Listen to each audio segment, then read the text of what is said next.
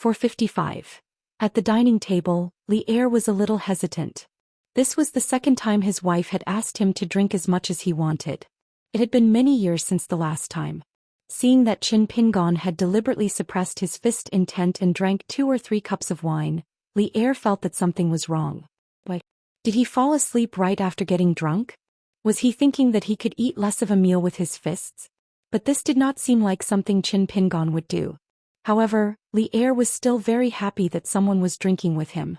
He put one leg on the bench, but when he lifted his leg and bent his back to pick up a piece of stir-fried pork with winter bamboo shoots, his wife glared at him and scolded him to act like an elder. Li Er was very conflicted and could only sit properly. He had never seen her so fussy before. He would occasionally drink a few cups of wine, but his wife did not care about these things.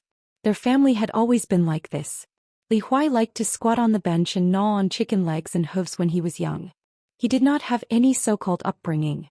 Women were not allowed to eat at the table. Li Er's family did not have such rules. Li Er glanced at the dish that was deliberately placed beside Qin Pingon's hand. He realized that his wife was glancing at him. Li Er understood that this dish of stir-fried pork with winter bamboo shoots had nothing to do with him. The meat dishes on the table were all with Qin Pingon. Li Er's table was filled with vegetables. Li Er took a sip of wine and smiled. Actually, this scene was not unfamiliar to him. During the years when Li Huai did not go out to study and travel, their family had always been like this. Li Huai stayed in the Great Sui Kingdom to study and learn. The 3 of them moved to the foot of Lion Peak in the North Continent.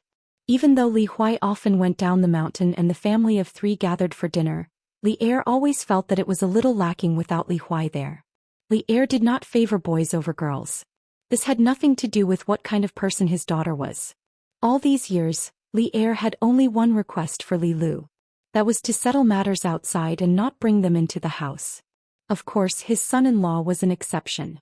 Qin Pingon was 70 to 80% drunk, but he was not so drunk that his teeth were chattering and he could walk without hindrance. He left the square table and the main room and went to Li Huai's room to rest. He took off his boots, lay down gently and closed his eyes.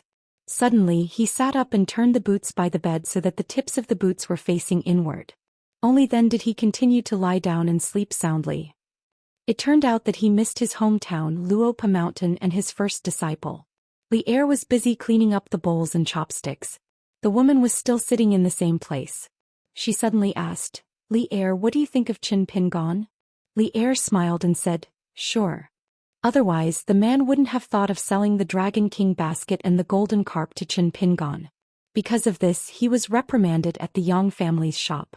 The woman whispered, "Do you think this child likes our daughter?" Li Er stopped what he was doing and said helplessly, "This is not a matter of whether he likes her or not. Qin Pingon already has someone he likes." The woman was disappointed. "Our daughter is not lucky." Li Er smiled and didn't say anything.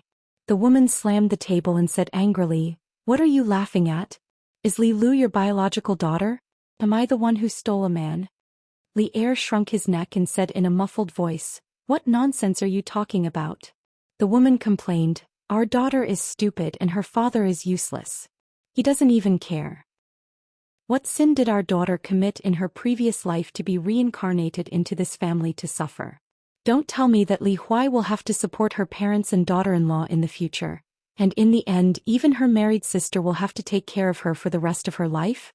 Li Er asked curiously, "Don't Dong Shuijing and Lin Shui, who studied in the same school as Li Huai, like our daughter since she was young? I didn't see you care so much before. And the scholar who walked with us last time, didn't you also think that he was not bad?" The woman shook her head. "That's not the same. I think Qin Pingon is the most like Mr. Qi from the school. I can't reason with him, but I'm very good at judging people." Li Er didn't say anything else. He nodded and continued to clean up the dishes. The last time his wife let him drink to his heart's content, it was Mr. Qi who came. The woman asked tentatively, "Does our daughter really have a chance?" Li Er felt a little guilty. The next round of punches would make Qin Pingon full. Even if he had a chance, he probably wouldn't have a chance. The next day at dawn, Qin Pingon got up and helped to carry water back. At the well, the neighbors asked and said that it was a distant relative of the Li family. Then Li Er took Qin Pingon out to Lion Peak and told the woman that they were going for a walk on the mountain. The woman was beaming with joy and couldn't close her mouth. She didn't say anything. Li'er was a little confused. He didn't know what was going on. Li'er took Qin Pingon straight to Lion Peak's ancestral hall. They chatted along the way. Li'er thanked Qin Pingon about Jing Dafeng guarding the door at Luopa Mountain. Qin Pingon said that it was nothing. Li'er said that with Zheng Dafeng's temper, if it was in the past, he would definitely not be willing to return to the Yang family's shop for the rest of his life. He would just eat and wait for death. His life would really be over. In the end, his master didn't treat Zheng Dafeng as a disciple even once. Zheng Dafeng also didn't dare to treat himself as a disciple for the rest of his life. In the current situation, although he was down and out, the master and disciple were already master and disciple. It was very different. Qin Pingon had always felt that this Uncle Li was the kind of person who understood life the best in the world. Now it seemed like that was indeed the case. The Lion Peak's mountain master Huang Kai was an old immortal master with an immortal aura. Among the nascent soul cultivators in the North Continent, Huang Kai was famous for being good at fighting. Li'er didn't exchange pleasantries and directly asked this famous old nascent soul cultivator to seal the mountain. Huang Kai didn't say anything else and immediately ordered Lion Peak to seal the mountain. He also didn't mention when the mountain would open. For an immortal mountain, sealing the mountain was a big deal. It was either a great enemy or the patriarch was in seclusion to break through the realm. Li'er handed the respectful Lion Peak's mountain master a piece of paper and asked Huang Kai to get the medicine according to what was written on the paper. Huang Kai still didn't ask anything. He just looked at the young outsider with a strange gaze. Qin Pingon said that the shop at the foot of the mountain was a little dark under the light. Now that he was interacting with an outsider, he immediately understood. However, he didn't explain much. Everything could wait until Li Lu returned to Lion Peak. Li'er brought Qin Pingon to the gate of an ancient mansion at the peak of Lion Peak. This was the place where the Lion Peak's founding patriarch cultivated in his early years. After he passed away, it was never opened again. After Li Lu returned to Lion Peak, the gate of the mansion was reopened. There was a different world inside, and even Huang Kai wasn't qualified to take half a step in. Qin Pingon stepped in and realized that it was a karst cave waterway. After passing through the mountain restriction at the gate of the mansion, there was a ferry. The water was dark green and there was a small boat docked at the shore. Li'er personally carried it forward. In the cave there was neither the sun nor the moon, nor the Immortal's fluorite or candlelight. It was still as bright as day. After the small boat traveled for more than 10 miles, the view suddenly opened up. In the distance there was a strange mirror as big as a lake. It was slightly lower than the surface of the lake. The water from all directions poured into it and disappeared. Li'er explained, "This mirror is the entrance to an ancient cave. Someone didn't like that cave, so they created this formation and have been watering it with water. This mirror is quite tough. Ordinary, vigorous fists of the 10 realms can't do anything. Even if I once used 80 fists of pure to shatter it for a moment, it would still be restored to its original state. It is said that only the last realm of the 10 realms, divine arrival, can completely break the mirror. I still need to polish my fist for a long time before I have a chance to enter the divine arrival realm. After that, I can be considered to have broken through the broken path of martial arts and embarked on a true path to heaven." Qin Pingon hesitated for a moment and couldn't help but say, "Such a precious immortal treasure, it would be a pity to completely shatter it." As for the 3 realms of the 10 realms of martial artist, he had heard of them and just remembered them. Li'er smiled and said, "Only when you can use your fists to break the mirror will you have the right to say whether it is a pity or not." Qin Pingon felt that until this moment the person standing beside him was no longer Li'er. Instead, it was a martial artist of the 10 realms. Li'er's figure was no longer beside him. Qin Pingon knew that something was wrong. As expected, without any warning, a sweep came from behind him. Qin Pingon's figure seemed to collapse, his fist intent retracted. He didn't care about any style and tried to leap forward. Unexpectedly, he was still swiftly kicked in the back of his waist. There was a series of cracking sounds like firecrackers.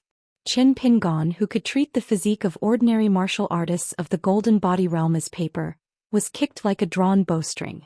After a bang, logically speaking, Qin Pingon should have been kicked dozens of feet away. But Li'er's fist was far faster than Qin Pingon's movement. Standing beside Qin Pingon, he punched downwards, smashing into the chest of the leaning back Qin Pingon. This punch caused Qin Pingon's back to fall to the ground. Li Er stretched out his leg, twisted his ankle and casually lifted Qin Pingon, who had smashed onto the back of his foot, onto the mirror. Qin Pingon, who only felt that a breath of pure Xianxia was about to collapse, fell heavily onto the mirror. He bounced a few times and suddenly slapped the mirror with his palm. He floated up and stood still, but he still couldn't help but vomit blood. Li Er was still standing on the small boat. The man in the boat didn't move at all. This man said slowly, "Be careful, I don't know the strength of my punches. Back then Song Jiangqiang and I were both at the peak of the 9th realm. In that fight in Liju Grotto Heaven, we fought to our heart's content and I almost accidentally killed him." Qin Pingon took a deep breath. Seeing that Li Er had no intention of immediately attacking, he gently rolled up his sleeves and lightly twisted the mirror with the tip of his foot. It was indeed abnormally solid. It was like being used to the mud roads of Clay Bottle Alley and then walking on the limestone streets of Fulu Street in Peach Leaf Alley. It was a feeling. What did this mean? It meant that taking a punch from Li Er was a kind of pain. Then crashing into the mirror would add fuel to the fire. It would be more disastrous than crashing into the walls of Luapa Mountain's bamboo building. Qin Pingon's figure swayed. He smiled bitterly and asked, "Uncle Li, do you always punch at the 9th realm?" Li Er shook his head and said, "Of course not." Without waiting for Qin Pingon to feel a little better, Li Er added, "And the 10th realm." Just based on the fact that this kid called him Uncle Li, he couldn't let Qin Pingon call him that for nothing. Li Er felt that he had to be honest. At the table after the meal, there was a huge commotion to talk about on the North Continent mountain recently. On the way back to the sect, the Cool Breeze sect's leader Xianxia inexplicably had a huge conflict with the infatuated Zhou Xian. The man and woman who were supposed to be a pair of immortal Dao companions, not only did not have any sincerity, it was unknown what Zhou Xian said, but Xianxia actually fought fiercely. In a secluded mountain in the Hualing dynasty, after both sides had demarcated the boundary, Xianxia and Zhou Xian fought until the mountains and rivers within a radius of 100 miles changed color. The spiritual energy within 1,000 miles of the mountains and rivers was incomparably chaotic. Zhou Xian was seriously injured and escaped far away. However, Xianxia directly killed his 2 personal maidservants, and the 2 young female golden core cultivators died. Xianxia also fought for the 2 swords, cough beads and talismans and brought them to the Cool Breeze sect. Then he casually threw the 2 treasures outside the mountain gate. The female sect leader spread the word that if Zhou Xian had the ability he could come and take them. If he didn't have the ability and courage he could let his master, Bai Chong, come and take the swords. After Zhou Xian returned to the mountain he went into seclusion to heal his injuries. It was rumored that the matter of ascending to the upper 5 realms would have to be delayed for at least 10 years. In this way, at least in terms of realms, once Lu Jinglong broke through and was able to withstand Li Kai and Dong Zhu's sword-seeking 3 times, Zhou Xian's cultivation base was not only slower than Lu Jinglong of the Taihui sword sect by 10 years. Zhou Xian, who was second only to Lin Su among the 10 young people in the northern continent, would also exchange seats with Lu Jinglong. Therefore, the number 1 sword immortal of the northern lands, Bai Chong, did not sit idly by. However, he did not rely on his identity as a sword immortal to go to the Cool Breeze sect to denounce Xianxia. Bai Chong only said 1 sentence: as long as he, Bai Chong, was in the northern continent, Xianxia could forget about ascending to the ascendant realm. The 2 sects, which were supposed to have a marriage alliance, became mortal enemies. Many fence-sitters, including the Qianglin sect, began to cut off contact with the Cool Breeze sect. Many of their business dealings were even more difficult. Many of the secular forces at the foot of the mountain, including the emperor of the Hualong dynasty's Han family, began to secretly regret. Many of the cultivators who originally planned to send to the Cool Breeze sect to cultivate, even if they were halfway there, returned home. Many of the immortal mountains around the Cool Breeze sect also began to intentionally or unintentionally alienate the Cool Breeze sect, whose foundation was not stable to begin with. They strictly ordered the cultivators of their own mountains not to have too much involvement with the Cool Breeze sect. One of the direct disciples of the Heavenly Lord Xieshur went to the Cool Breeze sect in an aggressive manner. In the end, Xiaoyang did not see the big picture. The 2 sides, who were originally close to each other, parted on bad terms. After that, the Cool Breeze sect became more and more isolated. There was no help in all directions. Allies were no longer allies. Those who were not allies even became potential hostile forces, causing trouble. No one thought that a new sect that had completely angered the great sword Immortal Bai Chong could stay in the northern continent for long. Meanwhile, the Cool Breeze sect was also in turmoil. Half of the consecrators and guests had cut ties with the Cool Breeze sect and sent secret letters. The chairs in the ancestral hall were reduced by as many as 5 in one night. Xiaoyang was also a strange person. He did not break those chairs. He only moved them out of the ancestral hall and placed them under the eaves outside the door. The Cool Breeze sect, which did not have many disciples to begin with, became even more deserted. Fortunately, the 9 in-name disciples that Xiaoyang had taken in during his travels in the northern continent were still considered stable. No one chose to betray the Cool Breeze sect. In the eyes of the outside world, it was because those fellows did not understand the meaning of the name Bai Chong. They also did not know that it was extremely dangerous to become enemies on the mountain and shed all pretense of cordiality. These 9 first-generation disciples after the establishment of the Cool Breeze sect were brought back to the mountain by Xiaoyang one after another. Most of them were ordinary people who had never cultivated before. Their ages were not too different. The oldest person was only in his 30s, and the youngest was only a child of 5 or 6 years old. Xiaoyang's way of taking in disciples was very strange. Aptitude was also important, but it was not the most important. It was fine as long as they could embark on the path of cultivation. It was more dependent on their own affinity. Today Xiaoyang left the small grotto heaven where she cultivated alone. The Cool Breeze sect occupied a place with good feng shui. However, they did not do much construction. They only opened up a small piece of land on the mountainside of the ancestral mountain. The huts were adjacent to each other and the 9 disciples lived there. Only the place used for teaching and dispelling doubts looked a little like a rich family's mansion. It was similar to the ancestral hall of the rich families at the foot of the mountain. It was used to worship the ancestors and also to invite teachers to teach the family disciples. When Xiaoyang took in disciples, she only taught them a Daoist chant that did not have any superiority or inferiority. Other than that, she did not care about it anymore. However, she invited an outsider to teach the disciples daily. This person was neither a consecrator nor a guest, but he had been teaching the 9 disciples here for several years. He did not restrict himself to analyzing the mysteries of the Daoist scriptures. He could teach all the knowledge of the 3 religions and 100 schools. Xiaoyang seemed to have a lot of trust in this Mr. Li. She was not worried that his teaching here would mislead the disciples and delay their cultivation. She was also not worried that the Cool Breeze sect, which she had said that she would not take in disciples for 100 years, would become a non-existent immortal sect. The 9 of them were still disciples in name for the time being. They were very respectful to this young Mr. Li. Xiaoyang came to the window of the lecture hall. That Master Li was talking about the poems and articles of the Confucian school. Previously, he talked about the merits of "the pond grows spring grass," and "the moon shines over the tall building." He lamented that these seemingly straightforward poems were the most powerful. They would make future generations of poets regret that they were born thousands of years later. Then he went on to talk about a wealthy family at the foot of a mountain or a sect on a mountain. He talked about the temperament of the sect's founder and how it would affect the family's style. Finally, he told the 9 of them what they should do if they were to become the sect's founder in the future. When someone saw their master appear, they wanted to stand up and bow. However, Xiaoyang stretched out her hand and pressed down twice, indicating that in the lecture hall, the teacher was the one with the highest authority. That young-looking Master Li threw out a question and let the 9 students think about it. Then he left the lecture hall and followed Xiaoyang. He said, "Sect leader He, you clearly don't have to do this. Forget it. As an outsider, I won't ask too much about the reason. However, I am sure that Bai Shang always keeps his word." Even if Xiaoyang was the direct disciple of the Taoist sect leader, they were still separated by a whole world. Moreover, if the sword immortals of the northern continent were to get angry, they would not care about these things. Bai Shang obviously did not care now. It was said that in the earliest days of the northern continent, there was once an ancient sword immortal and a student of the sage master.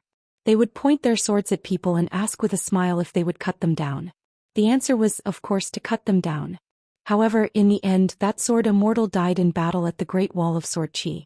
The Confucian sage founded the Darling Duck Academy in the northern continent.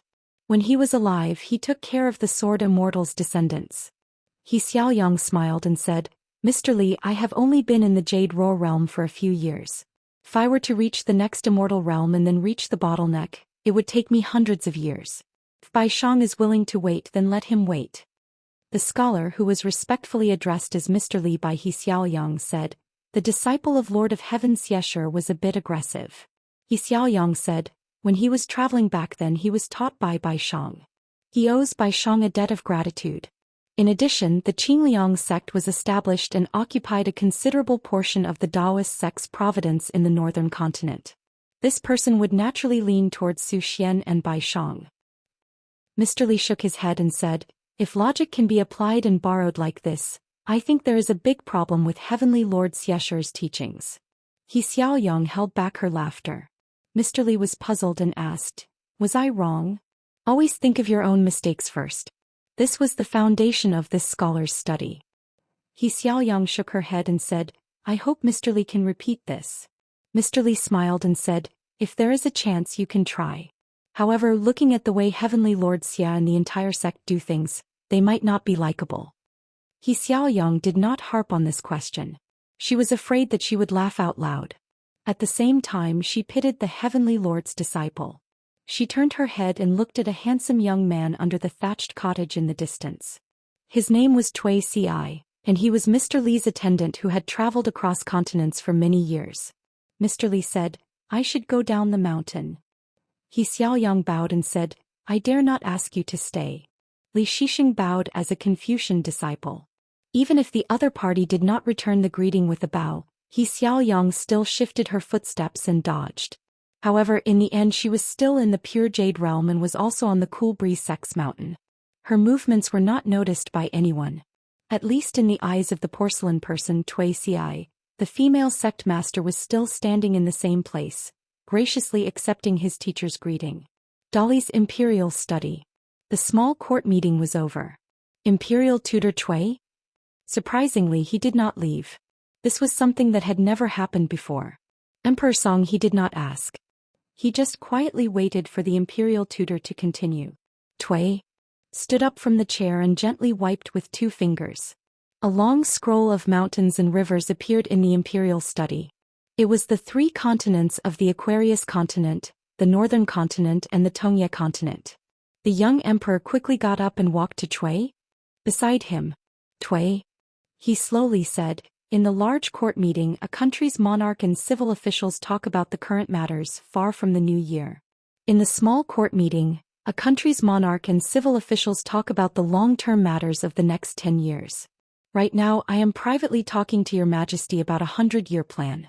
Your Majesty may be able to see part of the process, but you may not be able to see the final result with your own eyes. Song he said softly, just like how father could not see the hooves of the Dali iron cavalry stepping on the beach of Old Dragon City? Cui, he said bluntly, more or less. Song he was not disappointed. Instead he was filled with joy.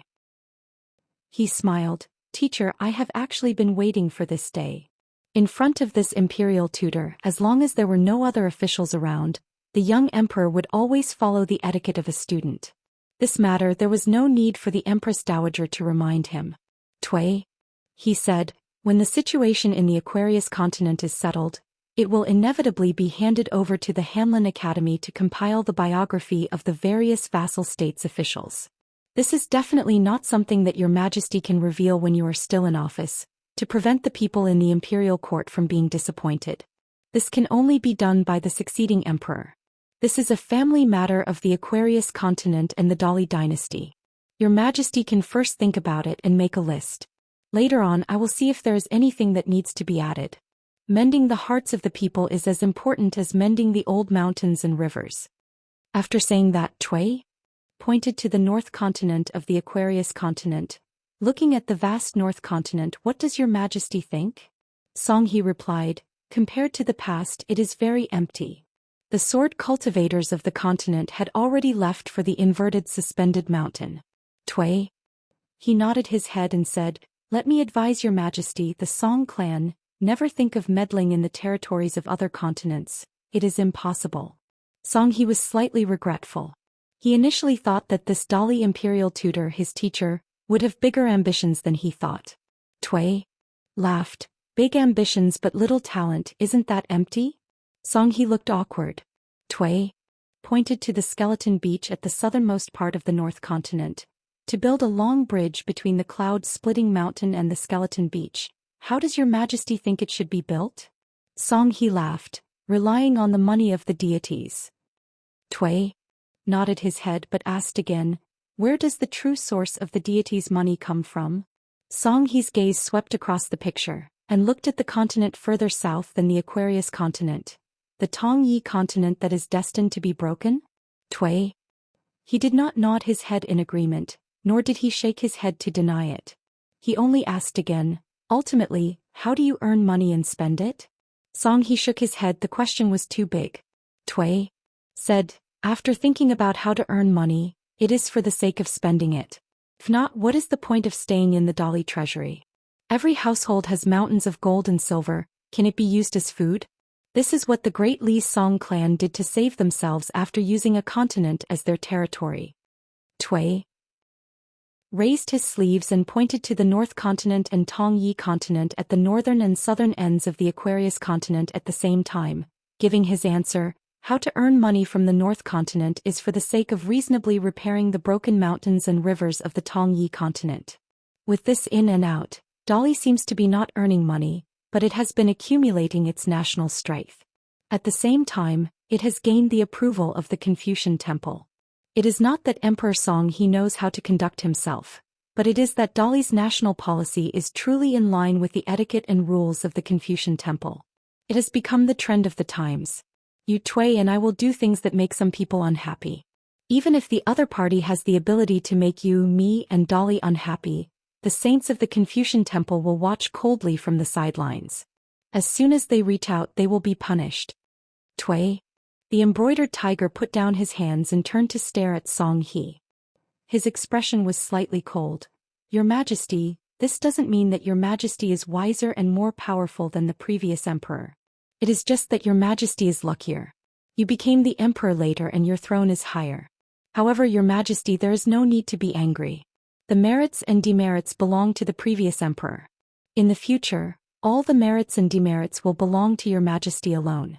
Your Majesty, there is no need to compete with a dead previous emperor. If you can't recognize this, I think I spoke too early to your Majesty today. Song He bowed and said, Your Majesty, I will remember your teachings. Tui said, erase some traces of the previous emperor's rule. The previous emperor is dead and the new emperor is enthroned. What's so difficult about that? Minister Guan and the other old foxes will only laugh at you for being a stingy emperor. In fact, you don't need to say or do anything. After a few more years, the civil and military officials, old and young, will naturally be so smart that no one will be able to see through them. When you become the emperor of the Song clan, your ambition is to rule a continent. The country is surrounded by oceans.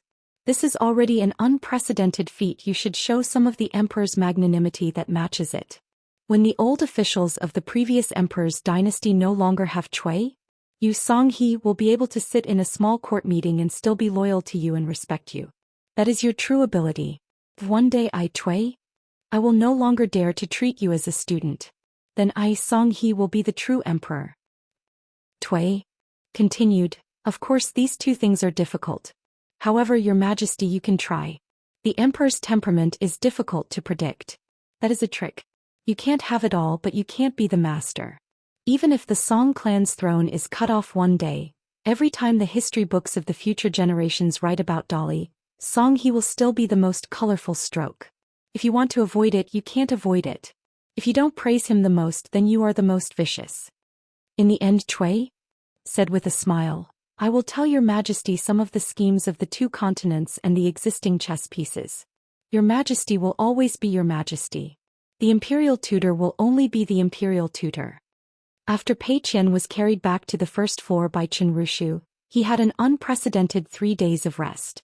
The key point was that he didn't have to lie in bed for 1 day and 1 night without being able to move.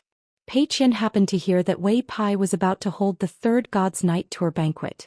This made Pei Qian, who had finished copying books, very happy. Zhou Xian said that this was called 3 days without a beating. Pei Qian was in a good mood and didn't argue with old chef.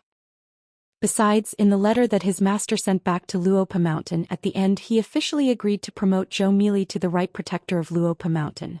After letting Pei Qian read the letter 17 or 18 times, he went to the second floor to practice for the first time. He puffed out his chest and stepped on the bamboo stairs step by step. He also shouted loudly for Old Man Cui to quickly open the door and punch him. At that time, Qin Lingjun, who was watching from the first floor, thought that Pei Qian might have been beaten silly or gone mad. At this time in Zhu Lian's courtyard, Wei Pai was playing chess with Xing Dafeng. Qin Rushu gently nibbled on melon seeds. Qin Lingjun had bet that Wei Pai would win, so he placed a handful of snow coins next to the Wei Pai brothers' chess jars. However, Zhu Lian kept nagging over there, saying that Wei Pai was now an immortal in the pure jade realm. His chess skills had skyrocketed, so Qin Lingjun should have a higher chance of winning.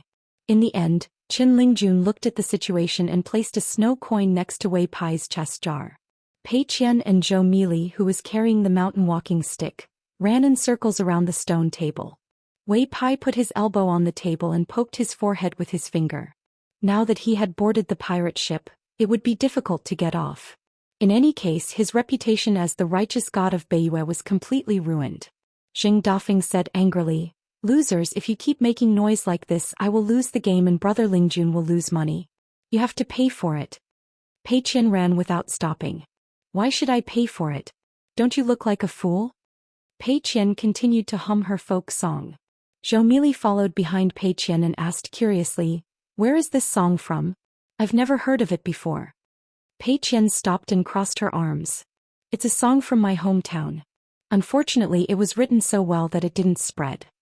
Zhou Mili felt that Pei Qian's words didn't make sense.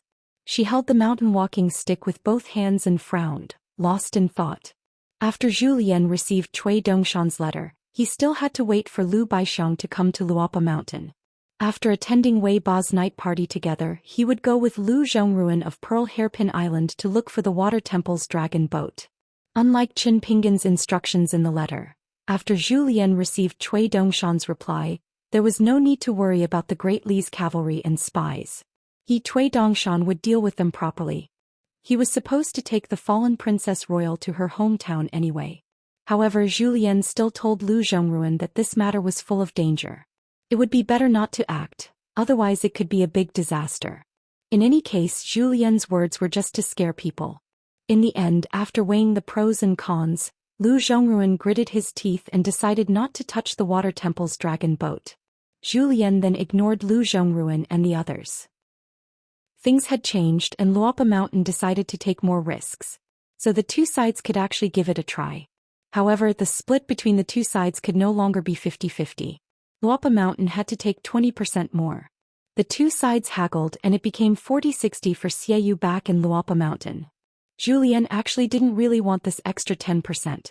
When he and Lu Baixiang accompanied Lu Zhongruan to search for treasure, he naturally had a reason to say that the mountain chieftain of Luopa Mountain, who was out on a long journey, had replied and warned him that Zhu Lian had to follow the original plan and split the profits 50-50. At that time it would seem that everything had returned to normal. Of course, Zhu Lian didn't do a lot of work for nothing. When the cloud-pinning mountain officially held the night party, Pei Qian and Zhou Mili didn't participate in the night party. Pei Qian was busy copying more books so that he wouldn't owe too much because of the boxing. Strangely, even Qin Lingjun didn't join in the fun this time. Instead, his brother Yujiang Shueishan made a special trip to Luopa Mountain afterwards to ask why Qin Lingjun didn't show up. After that, Zhu Lian and Lu Baixiang went down the mountain to do business. Lu Zhongruan, who accompanied them, was worried. He felt that the future was uncertain, and that fortune and misfortune were interdependent. After all, they were digging for treasure under the eyes of Dali's cavalry. Lu Baixiang's two disciples, Yuan Bao and Yuan Lai, stayed on Luopa Mountain. The two of them chatted with Xin Yuanji, who was brought up the mountain by Zhu Lian. 3 days of playing outside the bamboo building. Compared to 3 days later, the boxing practice in the bamboo building was a world of difference. Zhou Mili carried the mountain walking stick and guarded the path from the mansion to the bamboo building. She didn't allow any outsiders to visit the bamboo building. This was the chief steward Zhou Lian's orders. Zhou Mili didn't dare to leave her post without permission. However, as long as Qin Rushu finished his work, he would run over and eat melon seeds and pastries with Zhou Mili. When it was time to do something, Qin Rushu would leave. Zhou Mili obediently squatted in the area that Pei Qian had previously drawn for her. At first, Zhou Mili felt wronged. She felt that the circle drawn by Pei Qian was too small, which made her the right protector of Luopa Mountain not big enough. Pei Qian asked her if the door gods of the Riding Dragon Alley at the foot of the mountain were as small as a piece of paper. Was it as big as the circle under her feet? Let's see if those door gods will complain about it. Pei Qian finally asked with a straight face. Zhou Mili, aren't you a bit cocky as the right protector? Zhou Mili hurriedly shook her head. Zhou Mili squatted in the circle alone, moving along the non-existent line and circling the circle little by little. When the little girl in black with the mountain walking stick took 1 or 2 steps around, someone jumped out of the soil behind her. A little lotus person came out and trotted a few steps. On the second floor of the bamboo building, Cui Qing stepped on Pei Qian's forehead on the ground and twisted it hard. He lowered his head and asked, "Before practicing boxing today, you little trash dared to ask me when my boxing practice would end."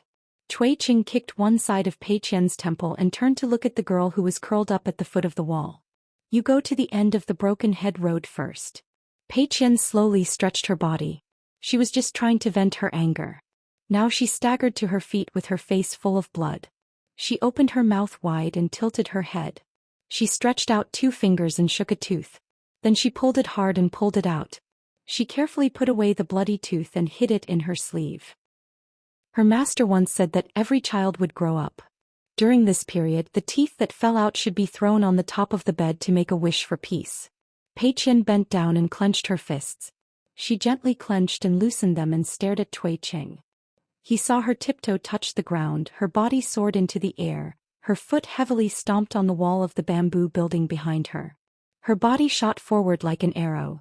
Midway she abruptly dropped down, twisted her ankle, slid several steps, deviating from a straight line.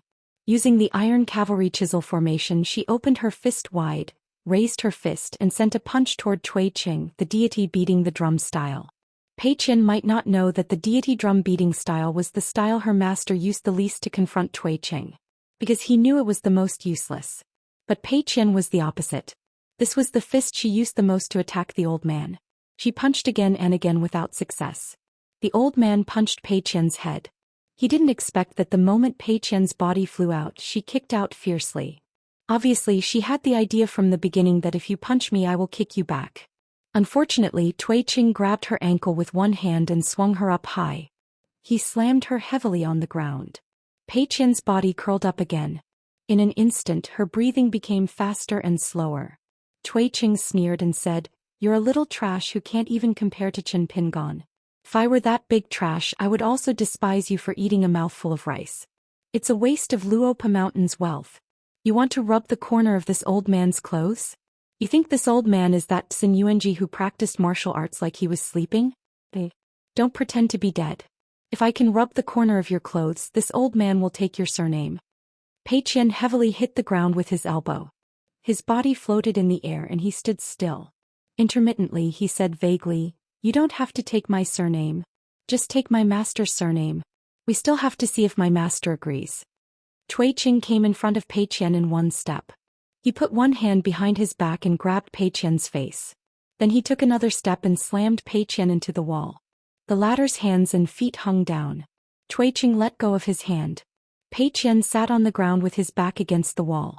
There was a big smear of blood on the wall above his head. Cui Qing sneered. "Qin Pingon is a waste who is afraid of death. Only he would raise a waste who is afraid of death like you. You and your master should hide in Mud Bottle Alley for the rest of your life, picking up chicken shit and dog shit every day. Qin Pingon is really blind to choose you, Pei Qian, as his first disciple. You are destined to hide behind him for the rest of your life. How can a pitiful worm like you deserve to be a disciple, and talk about opening the mountain?" Pei Qian's fingers moved slightly. Finally, he raised his head with difficulty and moved his lips slightly. As a result, the old man stepped on his forehead and bent over. "Little waste, what are you talking about? This old man begs you to speak louder. Are you saying that this old man is right? You and Qin Pingon should stay in Mud Bottle Alley for the rest of your life, picking up chicken shit and dog shit. What, you pick up chicken shit and dog shit with your walking stick and then let Qin Pingon put it in a dustpan? This is the best. You don't have to practice martial arts for too long. When Qin Pingon rolls back to Luopa Mountain, you and your master Big and Small Waist can stay in Mud Bottle Alley.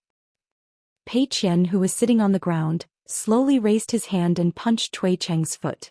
The old man retracted his foot.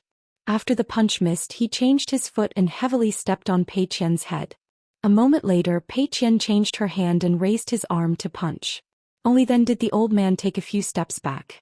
He clicked his tongue and said, "With this ability, it seems that you can go with that trash Qin Pingon to Fulu Street or Peachleaf Alley to clean the boots of those rich masters to make money. Once Qin Pingon cleans someone's boots, you as a disciple can smile and bow, greeting him with a welcome back."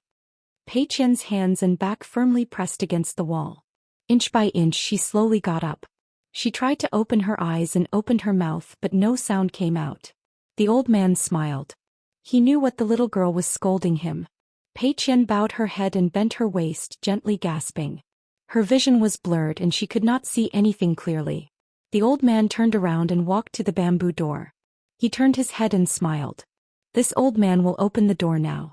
You can write to Qin Pingon and say that you, as his disciple, can finally share the burden of your master. Have you thought of a good idea to make money for your master?" In any case, Qin Pingon came from a peasant background. With such a good-for-nothing disciple like you, earning this kind of money, even if it's shabby, what can he do? I don't think so. In the twinkling of an eye, Cui Cheng stopped and narrowed his eyes. Pei Qian, who had almost fainted, subconsciously opened her eyes.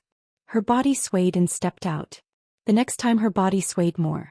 After a few steps, Pei Qian disappeared. She stepped out horizontally and suddenly stopped. She jumped up high and pounced on Cui Cheng, punching him in the head. Just like in the small town back then, there was a young man in straw sandals who flew across the stream like an eagle. Cui Cheng hesitated for a moment, but still turned his shoulder and dodged Pei Qian's punch. However, the old man did not punch this time. He just turned his head and saw the little girl squatting on the ground near the door. She had already fainted. She was probably blocking the way and not letting Cui Cheng open the door. Cui Cheng came to the little girl's side and sat down cross-legged. He reached out and gently pressed her little head. He nodded and smiled. "Very good." 456. On the road back to the north, Qin Pingon stopped his horse at the peak of an unknown mountain. Because he planned to find an immortal ferry nearby and take a ferry back to Longquan County in Dali, he took advantage of this last opportunity when the sun was high up in the sky to dry the bamboo slips that he had not taken out for a long time. There were bamboo slips from the green Immortal Mountain of the Chestun Mountain, ordinary green bamboo from the wild, and purple bamboo from the island in the Bookslip Lake. The mountains nearby rose and fell, but there was an ancient tea-horse path in the mountains. After entering the mountains, there were some merchants hurrying back and forth. Qin Pingon deliberately chose a small path at a fork in the road. He walked a few miles on the ridge road and came to the top of the mountain to dry the bamboo slips. After flipping through all the bamboo slips, Qin Pingon squatted at the side, lost in thought. When he thought of how much debt he owed, his head really hurt. Qin Pingon drank a mouthful of wine and kept comforting himself. After returning to Longquan County under the operation of Wei Pai, he was a big landlord. He had to show some magnanimity. What was a little debt? Qin Pingon rubbed his cheeks and felt that it was reasonable. Money was a worldly possession. A gentleman used money wisely. Qin Pingon slapped himself on the cheek. Did he really think that he was a child of wealth? Then Qin Pingon turned his head and looked. An old Confucian scholar that he had met on the way was standing in the distance, panting. When he saw him, he seemed to be afraid of meeting a madman and was about to turn around and go down the mountain.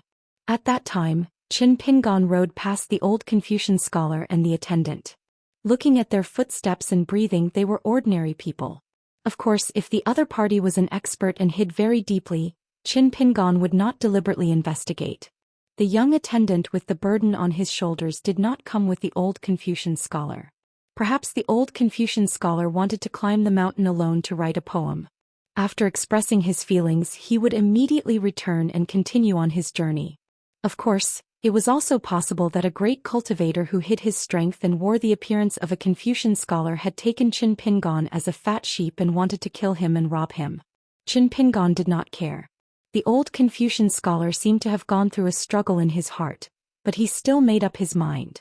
He came to a dozen steps away from Qin Pingon and bent over to look at the bamboo slips. After looking at them for a moment, he was relieved. He turned his head and asked with a smile, "Young man, are you going to study alone?" Qin Pingon thought for a moment and nodded with a smile. "I guess so.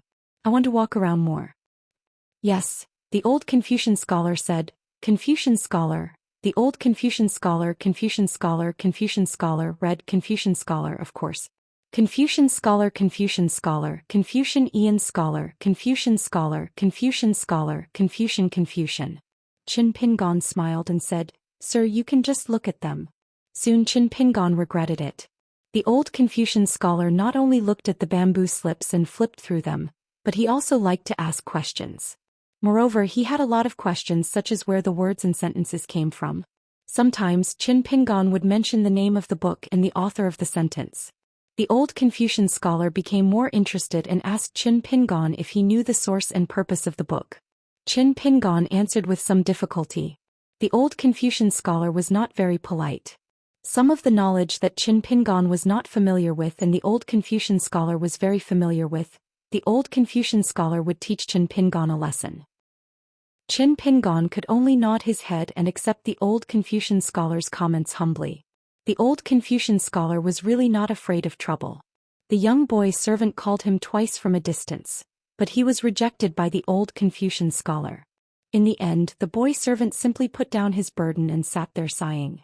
After more than 2 hours, the old Confucian scholar finally finished looking at the bamboo slips and asked questions. The old Confucian scholar suddenly smiled and asked, "Young man, I particularly like 20 of the bamboo slips. Can you part with them and give them to me?" Qin Pingon decisively shook his head. "No. I'm not familiar with this old Confucian scholar." Qin Pingon had just made up his mind that he would not be the child of wealth in the near future. The old Confucian scholar was a little anxious. "You have read so many books. How can you be so stingy? All the scholars in the world are one family. Giving a few bamboo slips is nothing." Qin Pingon smiled and said, "Unfortunately, the old Confucian scholar is a knowledgeable scholar. I'm not. Besides, don't do to others what you don't want to be done to you. This is also the truth in the books. The old Confucian scholar shouldn't force me to do something I don't want to do to you. Otherwise it won't be good." The old Confucian scholar pointed at Qin Pingon and said, "Good boy, you have read so many books. Forget it. Since you use the truth, don't do to others what you don't want to be done to you to pressure me. I can only pinch my nose and say, a gentleman doesn't take what others like, to comfort myself." Qin Pingon smiled and didn't say anything. The old Confucian scholar obviously didn't give up. Seeing that Qin Pingon didn't take the hint, he could only thicken his skin and ask, "You really don't want to give it to me? 20 bamboo slips are too much, 12 is fine too." Qin Pingon helplessly said, "Old Confucian scholar, I really can't give it to you. These bamboo slips and the content on them have a special meaning to me. I want to take them back home and treasure them well. Each bamboo slip is a moment of mental state. Every time I take it out and put it under the sun, it is a reflection." The old Confucian scholar said angrily, "That means you are a bookworm. If you really read the truth into your stomach, why would you need to look at the bamboo slips?" Qin Pingon was amused. Motherf asterisk cur, this old Confucian scholar's reasoning is one after another. In the end, doesn't he just want to take the 24 bamboo slips for free and take them into his pocket? Qin Pingon had long discovered that among the 45 bamboo slips that the old Confucian scholar loved the most of them were the green bamboo from Azure Immortal Mountain and the immortal purple bamboo from Purple Bamboo Island. Once Qin Pingon agreed, the old Confucian scholar directly took away the bamboo slips that were surrounded by spiritual energy. If he really liked the content on the bamboo slips, that would be fine. But if he was a cultivator with a bit of discerning eyes and coveted the spiritual bamboo itself, would Qin Pingon turn hostile and take back the bamboo slips? Seeing that Qin Pingon's attitude was very firm, the old Confucian scholar could only give up. He muttered and complained endlessly. Qin Pingon began to pack up the bamboo slips. Seeing this, the old Confucian scholar felt as if silver was slipping away from his hands one by one. His face was full of heartache. Seeing this, even Qin Pingon felt a little unbearable. The 24 bamboo slips were not negotiable, and the 12 bamboo slips were also out of the question. Otherwise, he would give out 6 bamboo slips as a token of goodwill. Otherwise, the old Confucian scholar had spent more than 2 hours here. Qin Pingon felt a little tired, and presumably this old Confucian scholar was not much better. Even if he coveted those bamboo slips and did not feel tired mentally, he was already so old. Squatting for half a day and nagging for half a day was also tiring. Moreover, the old Confucian scholar was really knowledgeable. His speech really could not be faked. It was just that he was a bit of a money grubber. On this point he was a kindred spirit. The old Confucian scholar had already used all means possible. He hurriedly, kindly advised Qin Pingon, "Young man, the sun is so hot. Don't be in a hurry to put them away. Take advantage of the good weather and sun them out. The bamboo slips are afraid of insects and water. If you are worried that the sun will set in the west before you start, you will not have enough time to pack up. Let me do it, I can help." Qin Pingon was somewhat convinced. He stopped what he was doing and asked with a smile, "Old Confucian scholar, may I ask a somewhat offensive question?" The old Confucian scholar shook his head and asked tentatively, "Then don't ask? We scholars are prideful." Qin Pingon asked, "Then do you still want to give away a few bamboo slips?" The old Confucian scholar said resolutely, "Ask away." Qin Pingon wiped his face. He felt that he had fallen into a trap. The old Confucian scholar secretly took out a green bamboo slip from the ground beside him and murmured, "Piled up soil into a mountain, the wind and rain rise. It's just that the engraving is not good. It's strong but weak. It's unbearable to look at. Why keep it to yourself? Why not give it away and let it be engraved again?" Qin Pingon said helplessly, "Old Confucian scholar, my ears are sharp. I can hear you." The old Confucian scholar was stunned. "I didn't say anything. How can you hear me? Young man, are you an immortal on the mountain? Can you hear my thoughts?" Qin Pingon looked at the old Confucian scholar's expression and eyes. He was very sincere. Qin Pingon felt that it was a little strange. Was he really just an old Confucian scholar passing by? However, this was not strange. In this area, the number of Confucian Academy cultivators was indeed small compared to the immortal masters on the mountain. Moreover, to be able to pass more than 2 hours without revealing any clues, even a gentleman from the academy would not be able to do that. Qin Pingon did not think that the sage of the Lakeview Academy would have the time to joke with him. The old Confucian scholar said regretfully, "I don't ask about the fickleness of human nature. If I don't touch the book, I will regret it." Qin Pingon pretended not to hear him. The old Confucian scholar said angrily, "Young man, where's your hearing from before?" Qin Pingon thought for a moment and looked up at the sky. "Old Confucian scholar, I admit defeat. You can go pick the bamboo slips yourself. I still have to hurry. However, remember which slips you pick. You don't have to tell me. I'm afraid I can't help but regret it." The old Confucian scholar asked, 24? Qin Pingon nodded. "It can be less but not more." The old Confucian scholar nodded and said with relief, "That's right. Young man, you should be more magnanimous. You should have done this long ago. Money can't buy an inch of time. Look, we've wasted so much time here. Isn't it more valuable than a few bamboo slips?" Qin Pingon nodded and said, Yes, yes, yes. Old Confucian scholar is right." Other than the bamboo slip in his hand, the old Confucian scholar began to stand up and pick the other bamboo slips he liked. He deliberately dawdled. Qin Pingon suddenly coughed.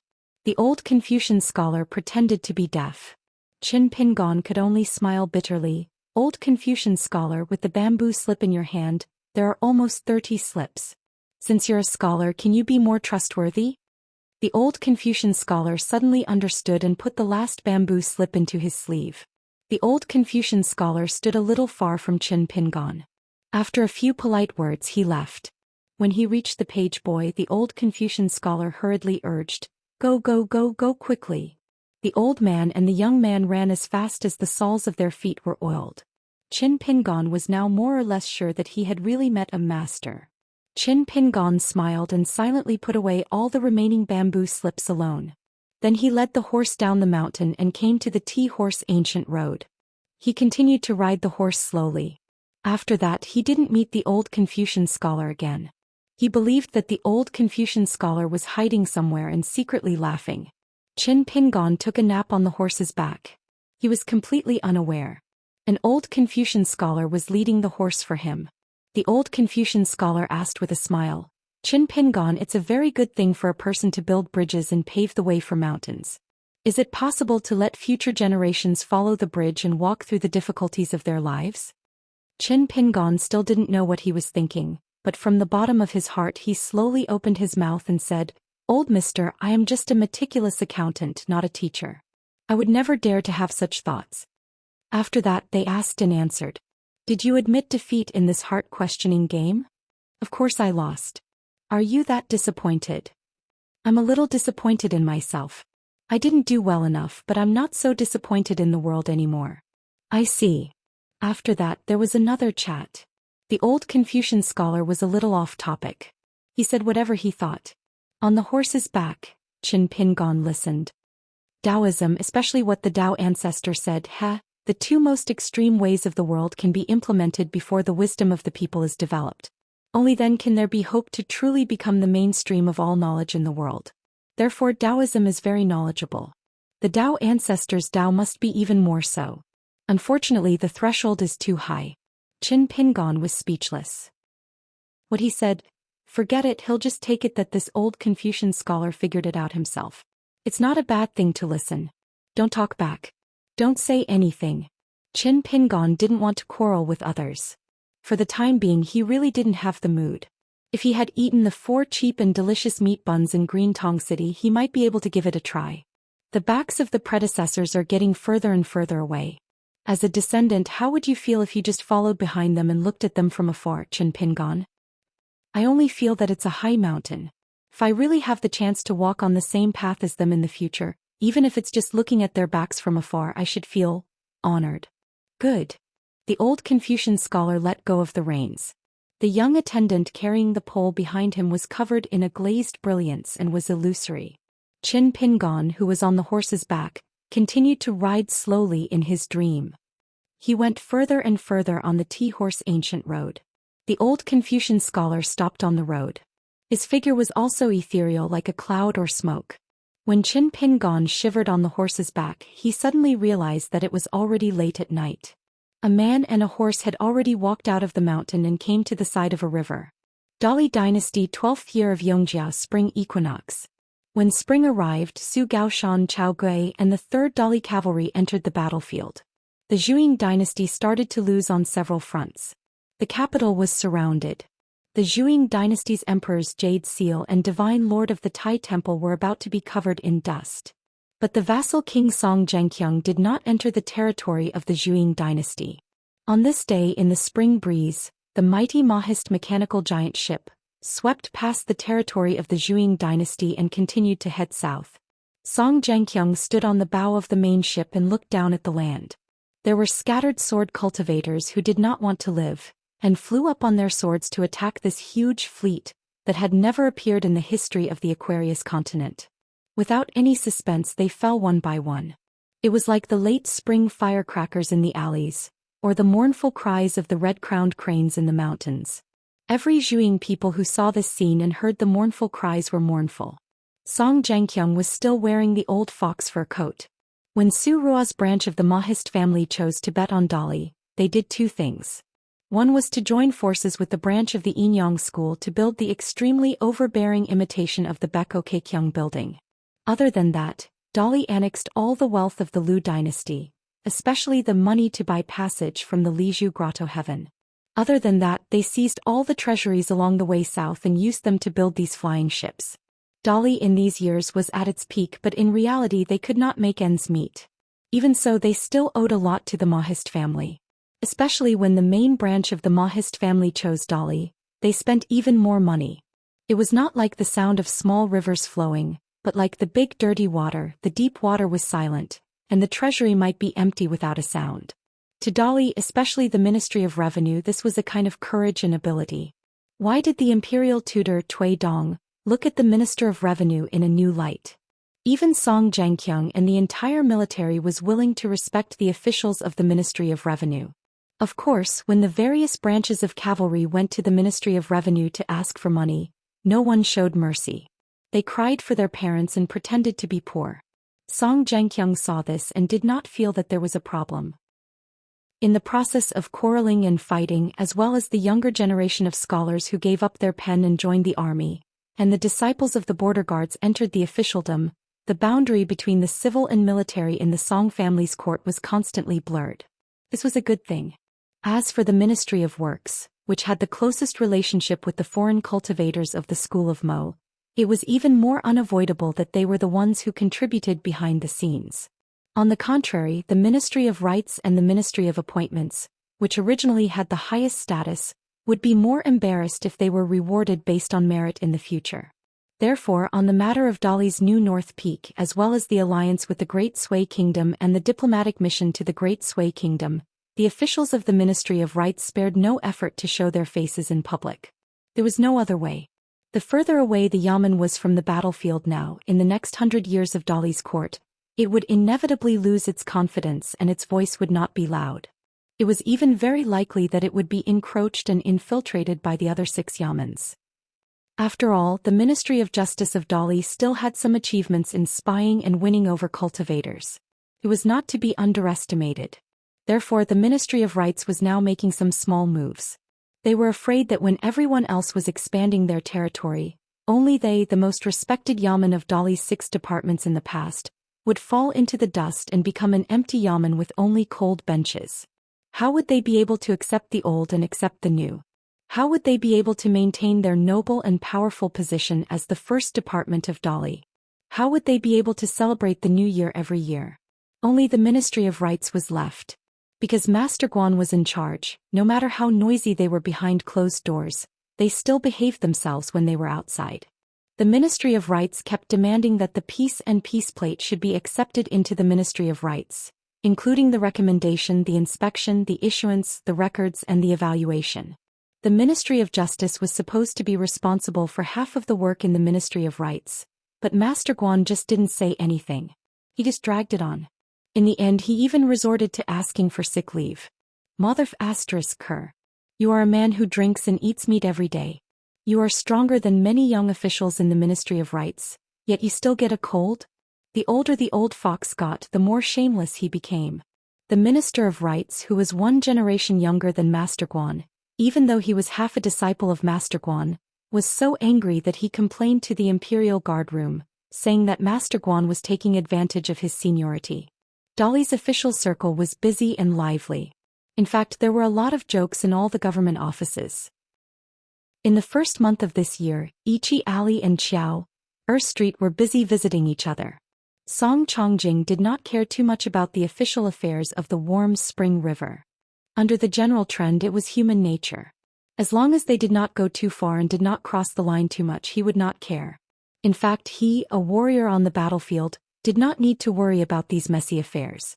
Song Jianqiang had to admit that Xiu, who was the reason why Dali's iron cavalry could march to the south so smoothly. There was a faint rainbow light on the ground. There was a young sword cultivator hiding in the mountains. He seemed to be aiming at Song Jianqiang, who was a barbarian from Dali. The sword light was like a white line, drawing an arc, aiming at Song Jianqiang. The spirit of the flying sword was full of grief and anger. Song Jianqiang waved his hand to tell the cultivators who were Earth Immortal Realm cultivators not to stop him. A weak flying sword of a level 6 sword cultivator couldn't even scratch an itch for a level 10 cultivator. Song Jianqiang casually made a fist and hit the flying sword back to the ground. It fell to the ground beside the young sword cultivator. The sword cultivator's face was pale, but he still tried to stand up straight. He looked at the man who was beyond his imagination. The flying boat flew across the sky. The young sword cultivator didn't have the strength to attack anymore, so he sat down on the ground. After that, the school of Mo's flying boat flew over the southern peak of the Zhuing dynasty. The thousands of sword cultivators who were prepared to die faced the enemy together with the venerated southern peak god. The flying swords of the dozens of sword boats in the ferry fell to the ground like rain. In the sky and on the ground, the 2 groups of flying swords collided like rain. The sword boats and flying swords of the school of Mo and the sword cultivators' flying swords were destroyed together. Occasionally the flying swords escaped the net, but they were destroyed by the nascent soul and earth immortal cultivators of Dali's territory and the recruited nascent soul and earth immortal cultivators who took out their magic weapons. Above the southern peak, there was a dazzling five-colored glaze, like the legendary paradise of the heavenly court. The golden avatar of the mountain deity wielded a giant sword of sword chi that was condensed from a secret technique unique to the imperial family. It slashed towards the ferry that Song Chongjing was on. In the end, it was shattered by Song Chongjing's punch. He then shattered the golden avatar of the Nanyue righteous deity with a punch. In the end, Song Chongjing stood on the roof of the Nanyue holy temple. The Nanyue righteous deity, who had temporarily lost his golden avatar, was about to use the accumulation of incense for 1,000 years to reconstruct his golden avatar and fight this person again. Song Zhangqiang said, "That's enough. Dali has no intention of killing all of you. Sword cultivators below the Earth Immortal level, go down the mountain and let bygones be bygones. Earth Immortal cultivators, those who are willing to surrender can follow me to the south. Those who are unwilling to surrender can stay on the southern peak mountain. I can guarantee that even if there are people who want to settle accounts later, they will not kill indiscriminately. Everyone will have a chance to spend money to avoid disaster. Moreover, I will ensure that you Earth Immortal sword cultivators have a foothold. As for your worldly possessions, they will most likely be used as Dali's military expenses." The southern peak mountain was silent. Song Chongjing sped forward, collapsing more than half of the main hall of southern peak with a loud rumble. He smashed an Earth Immortal sword cultivator who was trying to join forces with the rest of the great sword cultivators, pledging to fight the barbarians of Great Li to death. With just a single punch he destroyed the cultivator's body and gold core, leaving behind only his Een deity and prime nascent soul, which had weakened greatly. If a cultivator looked up from the foot of the mountain, he would be able to see that the majestic southern peak mountain and an immortal mansion near the peak had been reduced to ruins. Dust rose into the air and swirled around the peak like a large cloud of yellow mist. Song Zhangqiang returned to the temple on the peak of the mountain and nodded at the southern peak god who was standing in the square, indicating that the southern peak temple was tactful. Song Zhangqiang appreciated the southern peak temple's gesture. Song Zhangqiang rose from the ground and returned to the ferry. The god of the Zhou dynasty had a complicated look in his eyes. In the end he bowed to the invincible king of Dali. Many young sword cultivators only realized at this moment that the mountain formation had not been activated from the beginning to the end. This god was afraid of death, afraid that his great Tao would be cut off, and also afraid that the entire southern peak mountain and more than 1,000 sword cultivators would die tragically under his stubborn resistance. The reason for this ambush was naturally because the sword cultivators were willing to sacrifice themselves for their country. There were also many selfish plans. For example, the southern peak god agreed to the sword cultivators to climb the mountain in the hope that he could give an explanation to both the old and the new lord. This way he would not lose the title of southern peak god in the future and be reviled by countless people. Instead, because of today's battle, he would be able to win some praise from the people and save some trouble for Dali. He would try his best to get rid of the 5 mountain gods and at least keep the throne of Dali as the top mountain god in the future. In the chaotic world of the Aquarius continent, the Zhou dynasty had lost its momentum. He had to find a way out for himself. Song Zhangqiang returned to the bow of the boat and placed his hand on the railing that was slowly flowing with spirit chi. The name of Dali would soon be changed. Book Lake Pondwater City Fan Clan Residence. A guest came to visit and handed in a yellow name card, saying that he wanted to see General Guan Yiran. The gatekeeper did not dare to neglect. Currently there were 4 Dali people stationed in the 4 cities. Among them, Pondwater City's Guan Yiran had gradually risen in status in the past year, vaguely becoming the leader. The other 3 people often needed to come to Pondwater City to discuss matters, but Guan Yiran never needed to leave Pondwater City. These traces were enough to explain everything. Even the rumor that Guan Yiran was actually Su Gaoshan's son-in-law had spread out.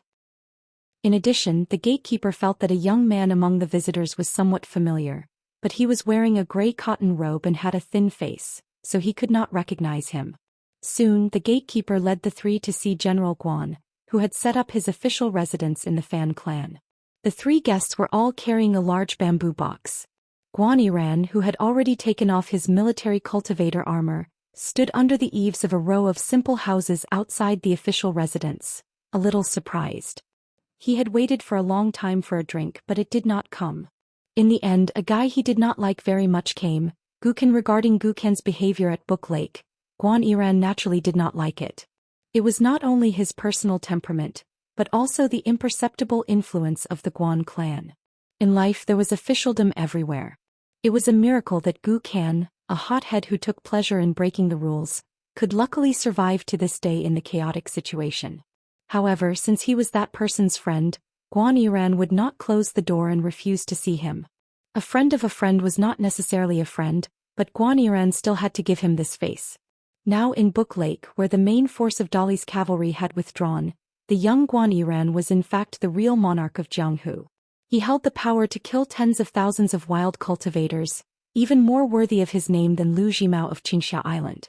The calm Gukan, the trembling Tsingyi, and the equally anxious Ma Duyi all paid their respects to Guan Yiran. Both sides walked forward almost at the same time and stood in the courtyard. Guan Yiran smiled and said, "You must be Gukan, what's the matter?" Gukan smiled and took out a jug of wine, the osmanthus wine from Old Dragon City. He handed it to Guan Yiran and said with a smile, "Qin Pingon wanted me to bring a jug of wine to General Guan, saying that I owe you." Guan Yiran did not refuse and took the jug of wine. He just laughed angrily and said, "The wine is here but the person is not. What's going on?"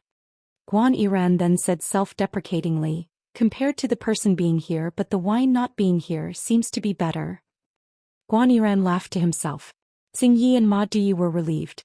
It seemed that this young and promising General Dali had a good relationship with Mr. Chen.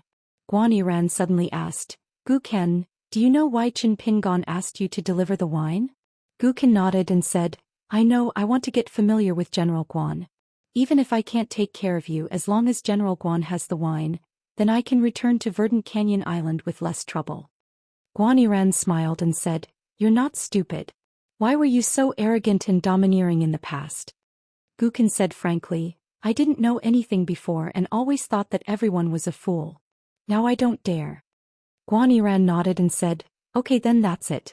In the future, if you have a small matter, you can ask me for help. If it's a big matter, don't come to this official office to look for trouble. I really have a mediocre impression of you." Gukan nodded and cupped his fist and said, "Gukan thanks General Guan first. If there is a small matter that needs General Guan's help, I dare not say anything else. But now that I am in debt, there are too many places to spend, but I will still bring a jug of wine." Guan Yiran glanced at Gukan and nodded without saying anything. "I'm busy with official business, so I won't entertain you." Gukan tactfully said goodbye and left. Tsingyi and Ma Duyi turned and walked out of the Fan family mansion. Walking on the street of Pond Water City, Ma Duyi complained, "He's young but he's putting on such airs." Gukan didn't mind and shook his head. "Being able to see us shows that he's not putting on airs enough. The two major events at the end of this year and the middle of next year will inevitably involve General Guan. Miss Ma, if you don't want to come to the official office here, you can go shopping with Tsingyi on Ape Whaling Street." Ma Duyi didn't refuse, but he still had some lingering fear. The official atmosphere here is too heavy, especially the two Dali door gods posted on the Fan family's gate. Their eyes are not good. I don't want to come here and suffer. Tsingyi nodded vigorously. "I also feel that their eyes are not very friendly. I can't help it. I'm a ghost cultivator. I'm already very surprised that they didn't stop me from entering." Gukan took them to rent a ferry that now belonged to the Dali government. Whether it was a cultivator or a high-ranking official who came to enjoy the scenery, they had to submit a customs certificate at the ferry and pass an inspection before they could enter and leave Slip Book Lake. This was the new rule. However, if one had a peace and quiet card issued by Dali, no matter if it was a high-grade or low-grade one, they didn't need to go through all this. The ferry would even provide a ferry for free. However, in such a large Slip Book Lake, there were only a few Earth Immortal cultivators who had this privilege. Lord Tian Hu of the White Scale Island, Yu Hui of the Green Gorge Island, and the Earth Immortal couple of Huangyan Island had never received this treatment until now. From this, it could be seen that even the lowest grade peace and quiet card was very valuable. Recently, two pieces of news spread throughout Slip Book Lake and shocked everyone. One was that it had little to do with the wild cultivators of Slip Book Lake, but it was too big. Emperor Dali had died of illness. The other was that it had something to do with tens of thousands of wild cultivators and thousands of islands. When this shocking truth came to light, Slipbook Lake finally realized why the situation of Slipbook Lake 2 years ago was so unpredictable. It turned out that the biggest immortal sect in Tongya Continent, Jade Grey Sect, had chosen Slipbook Lake as the location of the Aquarius Continent's next sect. Therefore, since the beginning of spring this year, news about Jade Grey Sect, big and small, had been flying around like a heavy snow. However, to Gukin these big events had nothing to do with him. Qin Pingon had handed over the Heavenly Grand Ritual and the opening of the Land and Water Dojo to Gukan. In addition to handing over all the account books to Gukin, Qin Pingon had written tens of thousands of words about the 2 major events and handed them over to Gukan. For this, Ma Di even joked that Mr. Qin was not a monk or Daoist. Qin Pingon and Gukan had discussed the money needed and decided to split it half and half. It was not a small sum of money. The little property that Gukan's mother had taken from Chunting Palace was far from enough. Gukan did not regard himself as an outsider and said that he would pay Qin Pingon on credit first. Before Qin Pingon left, he sat down with Gukan to calculate the debt. Gukan would need at least 2 years, including the Heavenly Grand Ritual and the Land and Water Dojo, plus Qin Pingon's previous experience in the Stone Hair Country and Mayu Country. Gukan could only pay off half of the debt. After that, Gukan would have to continue to travel around, and if there was a chance in the future, he would have to build an island in Slipbook Lake that was suitable for ghosts and otherworldly items to cultivate. The 3 of them took the ferry and slowly headed to Verdant Canyon Island. Gukan stood at the bow of the ferry with a bamboo box on his back. The young man who had worked hard to pay off his debt had been carrying the Yama Palace in hell for more than a year. It seemed lucky to be able to turn into ghosts and spirits after death, but in fact it was a kind of suffering. Whether it was ordinary people or cultivators, they were bound to have a deep obsession when they were alive, and they were reluctant to leave the human world. However, life and death were natural laws, and heaven and earth had its own rules to punish them. The flow of time, the 24 solar terms, the spring thunder, the midsummer yangqi, and all kinds of invisible astral wind that flowed between heaven and earth did no harm to ordinary people, but it was torture for ghosts and spirits. Besides, there were the morning bells and evening drums of ancient temples and Taoist temples, the incense of the 2 temples and the city god pavilion, the door gods posted in the market, the momentum of the battlefield, and so on, which would cause different degrees of harm to ordinary otherworldly items and spirits. Not to mention there were also the immortal Fuji who killed demons and accumulated merits. The cultivators in the mountains and lakes, especially those ghost cultivators and evil cultivators, were fond of capturing ghosts and spirits, stripping and reshaping their souls, and using insidious methods. There were endless ways to cultivate poisonous insects, secret methods, and all kinds of disasters. It was really better to be dead than alive.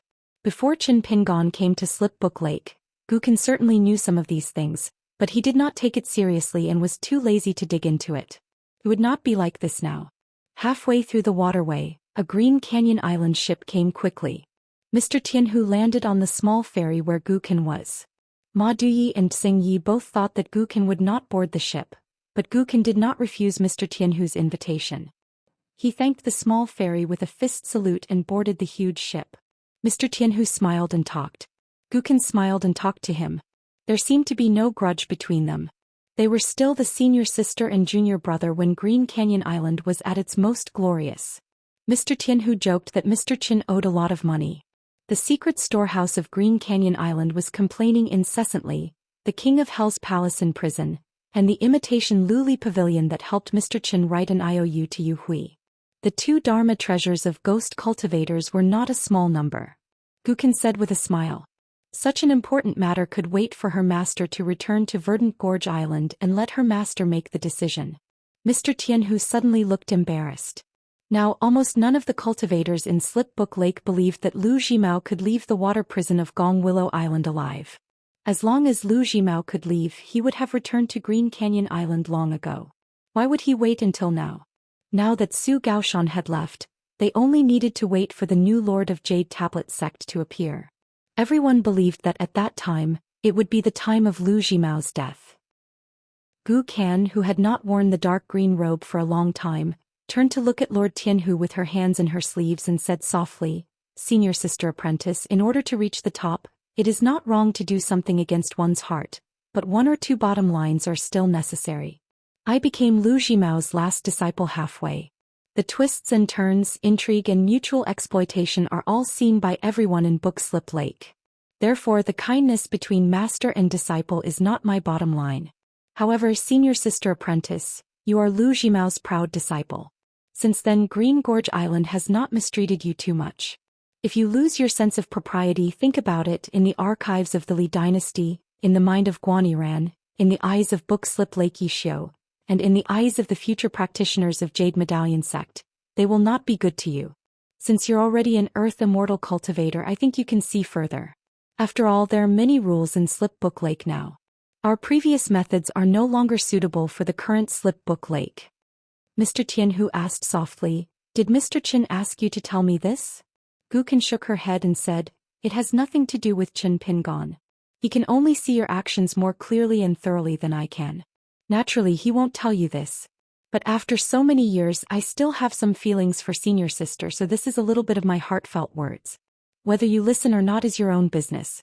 The poor don't join the table and the light don't persuade others.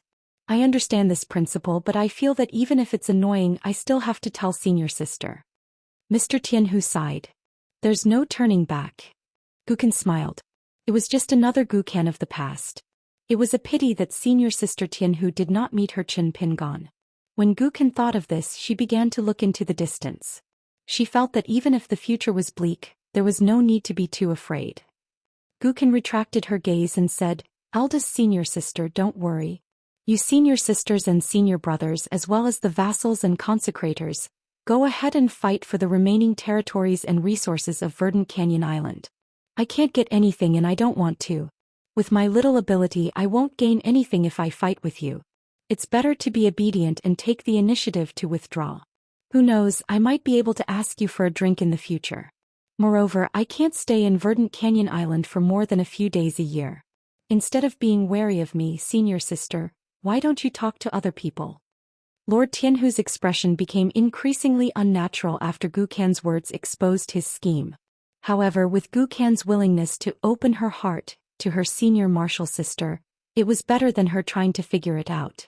It was not that Lord Tianhu believed all of Gukan's heartfelt words, but that Gukan needed to make a trip to the Fan family in Pondwater City to look for the amulet before entering Bookslip Lake. Also, after boarding the ship, she had to fight for a way out for herself with words that no one would believe. Lu Jimao might be able to leave Gong Willow Island safely. Only then would Lord Tianhu feel more at ease. Gukan, who had lost that Loach and Chin Pingon by her side, was really useless. When the ship docked at Verdant Canyon Island, Gukan did not say that she wanted to go to Chunting Mansion. She said that she could live in the house at the mountain gate and be neighbors with her friend Xing Yi. In the end, Ma Di took Chin Pingon's house for himself and drove Gukan to Xing Ye's house. Gukan did not care. After getting along with Ma Di day and night, Gukan did not hate the sharp-tongued but soft-hearted Ma Di. After getting along with him for a long time, she felt that he was quite good. Chin Pingon might have felt that he had said all the things he had said in his life at Calligraphy Lake.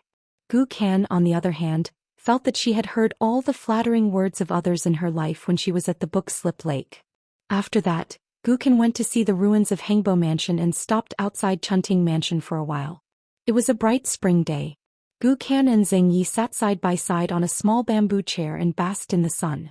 A tall and slender woman dressed in palace attire got off the boat and slowly walked over. She was Lu Zhongruan of Pearl Island. Gukan only knew that Chin Pingon felt a little guilty toward this island owner and said that he owed her some immortal money. Therefore, on this trip back to Calligraphy Lake, even if Lu Zhongruan did not come to Verdant Canyon Island, Gukan would have gone to Pearl Hairpin Island to talk to Lu Zhongruan about something, lest this charming island owner Lu mistakenly think that Chin Pingon ran away because of a debt. The current Lu Zhongruan was extraordinary. The strangest thing was that even though Lu Zhongruan had revealed her true cultivation of a gold core Earth Immortal, she was still able to kill her way out and get an entry-grade dolly piece plate under the covetous eyes of all the big island owners. This still caused a lot of speculation. For example, did Su Gaoshan take a fancy to Lu Zhongruan's beauty? Or did Guan Yiran, a young man with a high position and power, like beautiful women? After all, Lu Zhongruan used to be a princess that the sword immortal of the Zhuing kingdom yearned for day and night. Of course, Gukin knew very well that there was no such thing as a romantic affair. Because Qin Pingon had revealed some heavenly secrets, Lu Zhongruan, as the princess of a fallen dynasty, had exchanged a waterhall treasure that had not been discovered by the Zhuang kingdom for the protection of the peace plate. Not only did she manage to keep all her possessions on Pearl Hairpin Island, but she also rose to the top and became one of Dali's consecrated cultivators. As for whether Qin Pingon had pulled strings, he did not say. When Lu Zhongruan saw Gukin standing up to greet her, she smiled and asked, "When will Mr. Qin return to Calligraphy Lake?" Gukin shook her head and said, "I don't know yet, but it's unlikely in the near future." Lu Zhongruan's expression was normal. She nodded and was about to leave. Gukin stood up and followed island owner Lu, chatting with her about what Qin Pingon had told her. Lu Zhongruan did not comment, nor did she give a definite answer. She just left. Gukin returned to the small bamboo chair. Then a Zhou Xian mansion's ghost cultivator appeared at the ferry.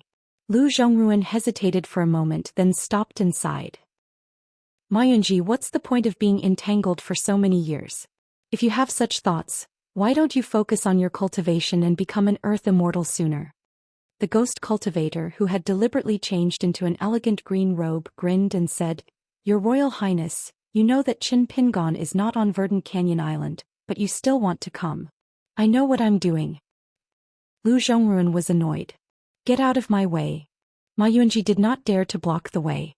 He obediently stepped aside and allowed Lu Zhongruan to walk straight to the Pearl Hairpin Island ferry. But he could not control his pair of dog eyes. He stole a few glances at the princess's back and thought, "She's really good at giving birth." Lu Zhongruan stopped and turned around. Mayunji said sternly, "Do you have a death wish?" Mayunji swallowed and said, "I'm just worried about your Royal Highness. After this incident, I don't think you've lost weight. Now I'm relieved."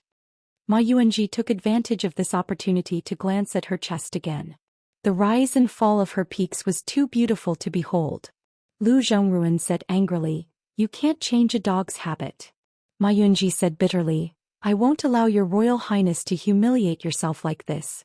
I won't complain even if your Royal Highness tramples me under your feet. But I won't allow your Royal Highness to talk about yourself like this. In my heart, your Royal Highness will always be the most beautiful and flawless woman in the world." Lu Zhongruan suddenly realized his slip of the tongue. He was so angry that he waved his sleeve and directly slapped the ghost cultivator out of the ferry.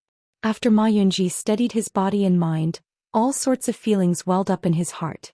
Hot tears filled his eyes as he wiped his face.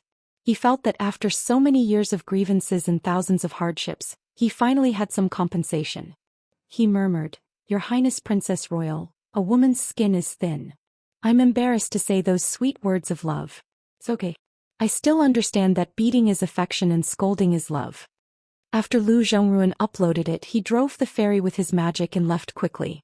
He was really annoyed by that brainless packman. Mayunji nodded and smiled brightly. He looked even more shifty. "Your Royal Highness, such shyness is rare. It seems that you're really going to open your heart to me. There's definitely a chance. Qin Pingon, just wait for the wedding banquet. You're really a good brother. If you didn't tell me that I have to think more about the meaning of a woman's words when dealing with her, how would I know that your Royal Highness has such good intentions? She wants me to become a gold core Earth Immortal as soon as possible. Isn't she hinting that I shouldn't fall behind her too much? Isn't she worried that I'll hold a grudge against your Royal Highness who is already a gold core? If your Royal Highness doesn't have feelings for me, why would she spend so much effort to talk to me? Qin Pingon, Mr. Qin, Brother Qin. You're really my great benefactor." After the ghost cultivator happily swaggered away, Xianxia's expression changed. Xingyi was a little uncertain about the relationship between the ghost cultivator and the island master of Pearl Hairpin Island. He asked in a low voice, "Senior ghost cultivator, did you misunderstand something?" Ma Di chewed on his melon seeds and said decisively, "If I were Island Master Lu, I'd kill him with a slap. I don't want to be taken advantage of by that pair of dog eyes the moment we meet." Gukin smiled and asked, "Do you think Island Master Lu likes Qin Pingon?" Xingyi thought about it and shook his head. "That's not very likely. She's so much older than our Mr. Qin and they don't interact often. Island Master Lu is a gold core cultivator with a firm Daoist heart. Even if Mr. Qin is very good, I don't think it's possible. Ma Diyi sneered. It's not strange that Lu Zhongruan likes Mr. Qin. However, our Mr. Qin won't like an old woman. Gu Kan, who was sitting on a small bamboo chair in the middle of the room, laughed. Ma Diyi threw a handful of melon seeds. Gu Kan dodged and all of them hit Xingye's head. That was not all. Xingye had to bend down to pick them up. After all, he had been with Mr. Qin for so long. It was difficult for him not to be a miser and stingy person. Gong Willow Island. In the water dungeon. A prisoner in plain white linen robes sat cross-legged in a rather spacious cell with a calm expression. Thankfully, the old sect master of the Jade sect, Sun Yuan, came personally and had a good chat with the Realm 11 Sword Immortal Tong Yi sect master. After the discussion, the Tong Yi sect did not pursue the matter further. The Jade sect must have given them compensation. The old cultivator's name was Zhou Fenglu, and he was also the person in charge of selecting the location of the Jade sect's lower sect. As for whether he was a pitiful pawn, the key was to see the final choice of the lord of the lower sect. Was it him who had worked hard and made great contributions, or the bastard Xianxia, who already had the blessed land of Cloud Cave in his hands? The reason why Zhou Fenglu did not directly kill this Lu Zhimao was because he wanted to obtain more credit, so that the small group of old fellows with high authority in the Jade sect who secretly supported him in his ascension could be persuaded to the group of stubborn old fellows in the ancestral hall who were inclined towards Xianxia. Of course, the Jade sect was not a monolithic block. Many of the old fellows had been displeased with the junior Xianxia who had been in the limelight for 1,000 years. This was Zhou Fenglu's opportunity. Once he became the first lord of the lower sect, he would be a first-rate official of the Jade sect. He would be able to directly occupy a seat in the ancestral hall of the Jade sect's main mountain. Moreover, his seat would be extremely close to the front, perhaps even sitting next to Xianxia. He believed that many of the old fellows in the Jade sect who were unwilling to see Xianxia's family dominate the sect would be happy to see this happen. Not only would they be able to ruthlessly suppress the Jiang clan's arrogance, they would also be able to discuss Xianxia. Zhou Fenglu's expression was displeased. Lu Zhimao, this is the 3rd time I've looked for you. Don't do things more than 3 times, do you understand? Lu Zhimao glanced at him from the corner of his eyes. We are wild cultivators that you ancestral hall masters look down on. Wild dogs are used to hunting for food, we can't be domestic dogs. Zhou Fenglu sneered.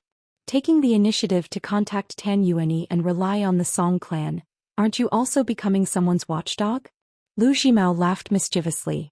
Working for Dolly is also like being raised free, it's better than being raised in captivity. Besides, what I hate the most in this life is your arrogant ancestral hall masters. Zhou Fenglu's expression was gloomy. Lu Zhimao, do you really think I don't dare to kill you? A nascent soul Earth Immortal is impressive in a corner like your Aquarius continent, but in our Tongyi continent, it's really nothing. The death of upper 5 realms cultivators is not a small number. Every 100 years, if a few nascent soul realm cultivators don't die, the Tongyi continent would feel embarrassed to greet the great cultivators of other continents. Can your Aquarius continent do it? Lu Zhimao laughed.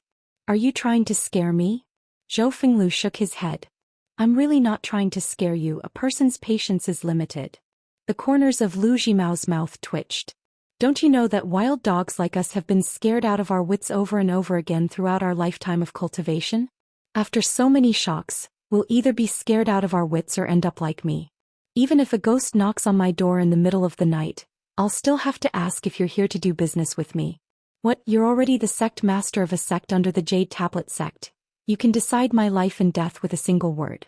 Taking a step back, even if you're the sect master, shouldn't you consider more carefully how to make the best use of a nascent soul realm wild cultivator? What if one day I suddenly become enlightened and agree to be your consecrator? Wouldn't you suffer a huge loss? You're imprisoning me in array formation. How many immortal coins can you spend? Can't you even calculate this debt? How can you still be the sect master? Lu Zhimao's acupuncture points were all bound by the water prison, especially the crucial acupuncture points that nurtured his natal item. They were all blocked by the water veins of Gonglu Island. He yawned. Do you really think that you bunch of outsiders can do whatever you want in the Aquarius continent? Just based on your patience, I feel that your sect master's throne will not be stable. You might even be worse than me, the ruler of the underworld of Calligraphy Lake. Before the chair is even warm, you have to quickly stand up and obediently give up your seat. Keep the goodies within the family. I really don't believe that the Jade sect is willing to give such a big piece of fat meat to half an outsider. Lu Zhimao actually started to lecture this old cultivator who had astonishing battle strength and treasures in his hands. It's not that I want to criticize you Jade Tablet Immortal Masters, but you guys, if you only talk about your tenacity, you might not be able to compare to us wild cultivators. Aren't you relying on those top-tier Dao techniques and sect inheritances to walk on the unobstructed path? Give those Dao techniques to us. Even if we start from the Earth Immortal realm, both sides will spend the same amount of time. Wild cultivators can guarantee that we will beat the shit out of you. You don't believe me? Then why don't you try? Since you've already betrayed Tongyi sect, what's the point of those broken ancestral hall rules? Why don't you impart the Tongyi sect's immortal techniques to the upper 5 realms to me? But do you dare? Lu Zhimao, who was in the prison, laughed without restraint. He laughed and talked wittily, showing the spirit of a hero. Of course there were some ruffians and scoundrels. Zhou Fenglu shook his head. Lu Zhimao, I hope that the next time we meet when you become the sect master of a lower sect, you can still speak so boldly. Lu Zhimao hurriedly said, don't worry, even if I become the sect master of a lower sect, we can still chat. We are wild cultivators, strength of character is nothing, we like to sail according to the wind. Zhou Fenglu remained silent and left the water prison. This nascent soul realm wild cultivator of Calligraphy Lake was really dog meat, he couldn't be killed or eaten. Zhou Fenglu made up his mind that as long as he became the sect master of a lower sect, he would kill Lu Zhimao on the same day and not talk nonsense with this wild cultivator. After Zhou Fenglu returned to his mansion, the real master of Gonglu Island, Lu Laoqing, walked to the bottom of the water prison. Along the way, the cultivators of Jade Gui sect pretended not to see him, they neither greeted nor stopped him. There were 3 basic water veins in Calligraphy Lake. The water fate was strong. The other water veins were many but thin, scattered and messy. They were divided by the remaining thousands of island forces. One of them was monopolized by Gonglu Island, and the water prison formation was based on it. This was also the key to easily suppress Lu Zhimao. Xianxia Island also stole more than half of the water veins. The Hengbo prefecture was the formation I, but unfortunately it had been destroyed. The water fate was scattered, and it benefited the group of Earth Immortal cultivators of the vassal islands, such as Lord Tianhu and Yuhui. The 3 big islands of Qingzhong, Tianlao and Grain Millet shared the last basic water vein of Calligraphy Lake. After Lu Laoqing reached the bottom of the water prison, he immediately isolated a small world. Lu Zhimao raised his head and frowned. He was not afraid of Zhou Fenglu, but he was still very wary of Lu Laoqing, the senior of Calligraphy Lake. This was because rogue cultivators were always the most familiar with dealing with rogue cultivators. Immortal Master Puji, on the other hand, was confused for a while. Lu Laoqing took out a scroll, shook it gently and opened it gently. From the scroll, a man with a face full of smiles walked out. He walked to the side of the prison, hands behind his back, bent over and squinted at Lu Zhimao and asked, I heard that you and Qin Pingon are enemies and friends, but it's unclear. Let's not talk about him, but according to Lu Laoqing, you both recognize each other as half of your confidant? This time it was Lu Zhimao's turn to be confused. He did not answer the question. You're Jiang Shangzhen of Jade Gui sect? The man smiled and said, you answer my question first, then I'll see if I should answer yours. First come, first served, we still have to follow the rules. Lu Zhimao glanced at Lu Laoqing. On Zhou Fenglu's side, Lu Zhimao had roughly known Zhou Fenglu's bottom line after the previous 2 exchanges, so he could delay it again and again. But facing this person who was most likely Jiang Shangzhen of Jade Gui sect, Lu Zhimao's mood was a little heavy for a moment. He did not dare to speak carelessly. After thinking, he nodded and said, Qin Pingon and I can never be friends for the rest of our lives, whether it's me ascending to the upper 5 realms, or him having the ability to arm wrestle with me in the future. We might have to fight. But for now, Qin Pingon and I are half of my confidant. You can say that we've even drunk together a few times. The man clapped his hands and laughed loudly. Just based on this point, little Lu, together with old Lu behind me, the 3 of us will be friends on the same grasshopper from today onwards. Lu Zhimao looked at Lu Laoqing again. The latter's expression and state of mind were still like an ancient well, not giving Lu Zhimao the slightest hint. The man smiled and said, you guessed right, I am that Jiang Shangzhen, the late lord of Jade Gui sect's lower sect. The man suddenly wiped his face and said miserably like a woman with hidden bitterness, "My heart is bitter. Zhou Fenglu, that shameless thing almost ruined my plans. If it wasn't for Li Fuyao being smart enough, even if I had to risk my life, I would have beaten that Zhou Fenglu to death, then carried that old thief's head and bowed to him as an apology. When I think of this, I want to run to Li Fuyao and kowtow to her a few times. What's the harm in acknowledging her as my godmother?" Jiang Shangzhen gently beat his chest, his face full of bitterness, and cursed loudly, "I, Jiang Shangzhen, didn't come to Book Lake to wipe my ass. The most important thing is to catch up with Chen Pingan. Now what's the point of holding arms? Zhou Fenglu, that old thing who can't do anything right, can't die. Didn't I just hold a few banquets at Tongye sect? Now that we're all on the same side, he still cheated me." Lu Zhimao was dumbfounded. Lu Laoqing's eyelids also trembled slightly. Obviously he had already experienced Jiang Shangzhen, who was slightly better than Lu Zhimao, who seemed to have been struck by lightning. Jiang Shangzhen suddenly restrained his words and smile. After a moment of silence he asked softly, "Lu Zhimao, I'll ask you a question on behalf of Zhou Fenglu. Are you willing to be a consecrator of Jade Gray sect?" Lu Zhimao was hesitant. In an instant he caught a glimpse of Lu Laoqing nodding slightly to him. Lu Zhimao took a deep breath and nodded slightly, "Yes." Then he found a green willow leaf which happened to be suspended between his eyebrows.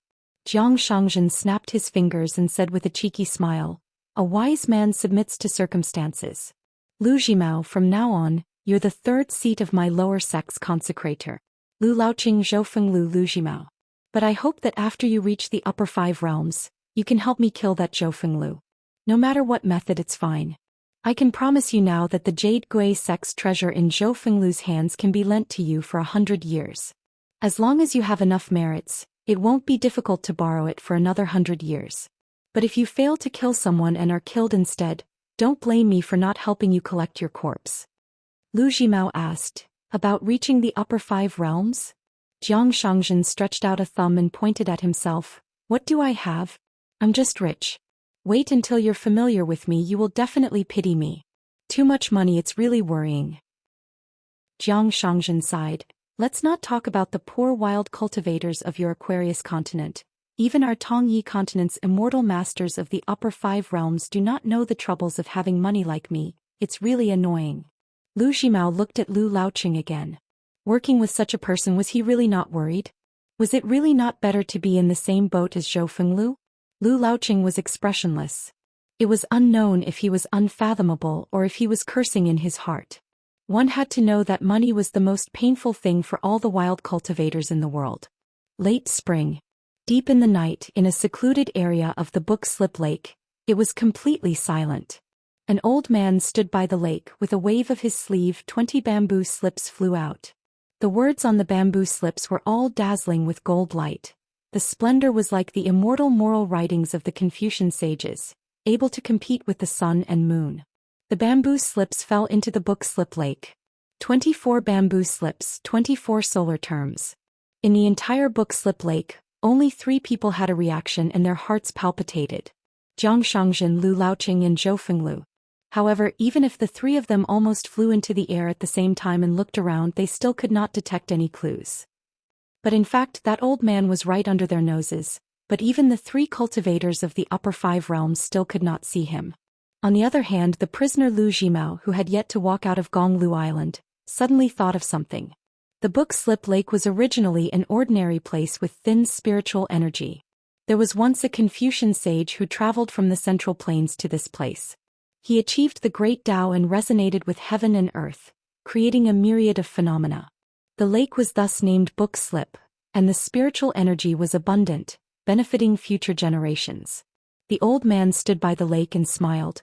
"The world thinks that this place is a cesspool, but some people say that you are heroes of heaven and earth, awe-inspiring for thousands of years. So what do you think?" The lake rippled and an ancient aura of righteousness emerged. The old man smiled. "I'm an old man, not asking you to be grateful to that young man. He doesn't need it. Scholars do things like this, not business. So, I just want you to sacrifice yourselves for righteousness. In the future, when you die again, don't let down this world that can still be saved." The old man smiled again. Of course, that young man also said that he is not a scholar for the time being, but just an accountant. So we can discuss what we should do next. At an immortal ferry in the middle of the Aquarius continent. At the beginning of summer this year, a young man in a green robe stopped his horse. At the age of 17 he went to the Book Slip Lake and spent New Year's Eve alone in a house at the mountain gate of the Verdant Gorge Island. After that, on New Year's Eve of the next year he sat around a stove with Xing Yi and Ma Duyi in an inn in the Stone Hair country. Another year he went to meet Xing Yi and Ma Duyi on the back of a horse. Amidst the bumpy ride he leisurely spent New Year's Eve alone. Another year he went to the mountains south of the Book Slip Lake. On the way back he finally had a full table of New Year's Eve dinner with Gu Qin, Xing Yi and Ma Duyi. This year, at this moment after leading the horse onto the ferry together, Qin Pingon touched the jade hairpin in his hair bun. It turned out that unknowingly he had already reached the age of 20, which the Confucians called the age of 20. Then on the 5th day of the 5th month, Qin Pingon originally planned to ask for a table of sumptuous dishes from the Immortal Fairy, but he changed his mind at the last minute. He still took out some dry food and wine, stood by the window and looked at the sea of clouds as a celebration for his birthday. He even took care of the ceremony as well. After all, there was only one person in the family and there were no elders or ancestral temples. There was no need to pay attention to so many complicated formalities. However, after swallowing the last mouthful of dry food and wine, Qin Pingon had just burped. He had already put away his sword and saber, but he suddenly felt that the sword Immortal on his back suddenly sank. It was as if an object that weighed a few kilograms had suddenly become thousands of kilograms. Qin Pingon staggered backward and fell to the ground with his sword. However, in the blink of an eye, the sword Immortal in the scabbard was still lifeless and did not move at all.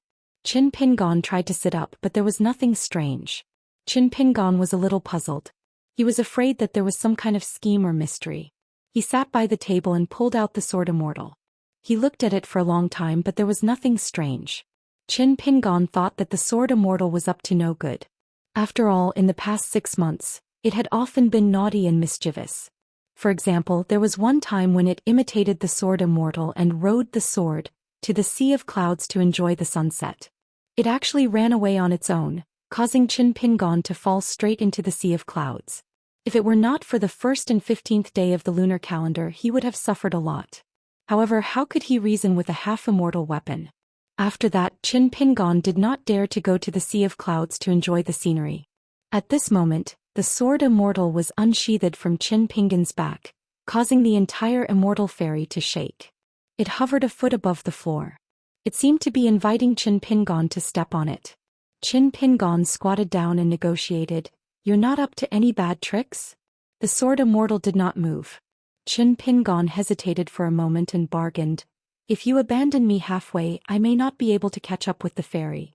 That Immortal money, will you compensate me?" The sword Immortal returned to the scabbard on Qin Pingon's back with a whoosh. It no longer paid attention to Qin Pingon. Qin Pingon rubbed his chin. When he thought of the 24 bamboo slips he had cheated from an old man on the mountain peak, he nodded and said, "I almost fell into a trap again. I didn't stay in Jianghu for nothing." 457. This celestial fairy would not go directly to Dali's Longquan County. After all, the bundle shop had already left Oxhorn Mountain and the ferry was almost completely abandoned. Nominally, it was temporarily requisitioned by Dali's military. However, it was not an important hub and there were few ferries. Most of them were Dali dignitaries who came to Longquan County for sightseeing. After all, there were many things waiting to be done in Longquan County.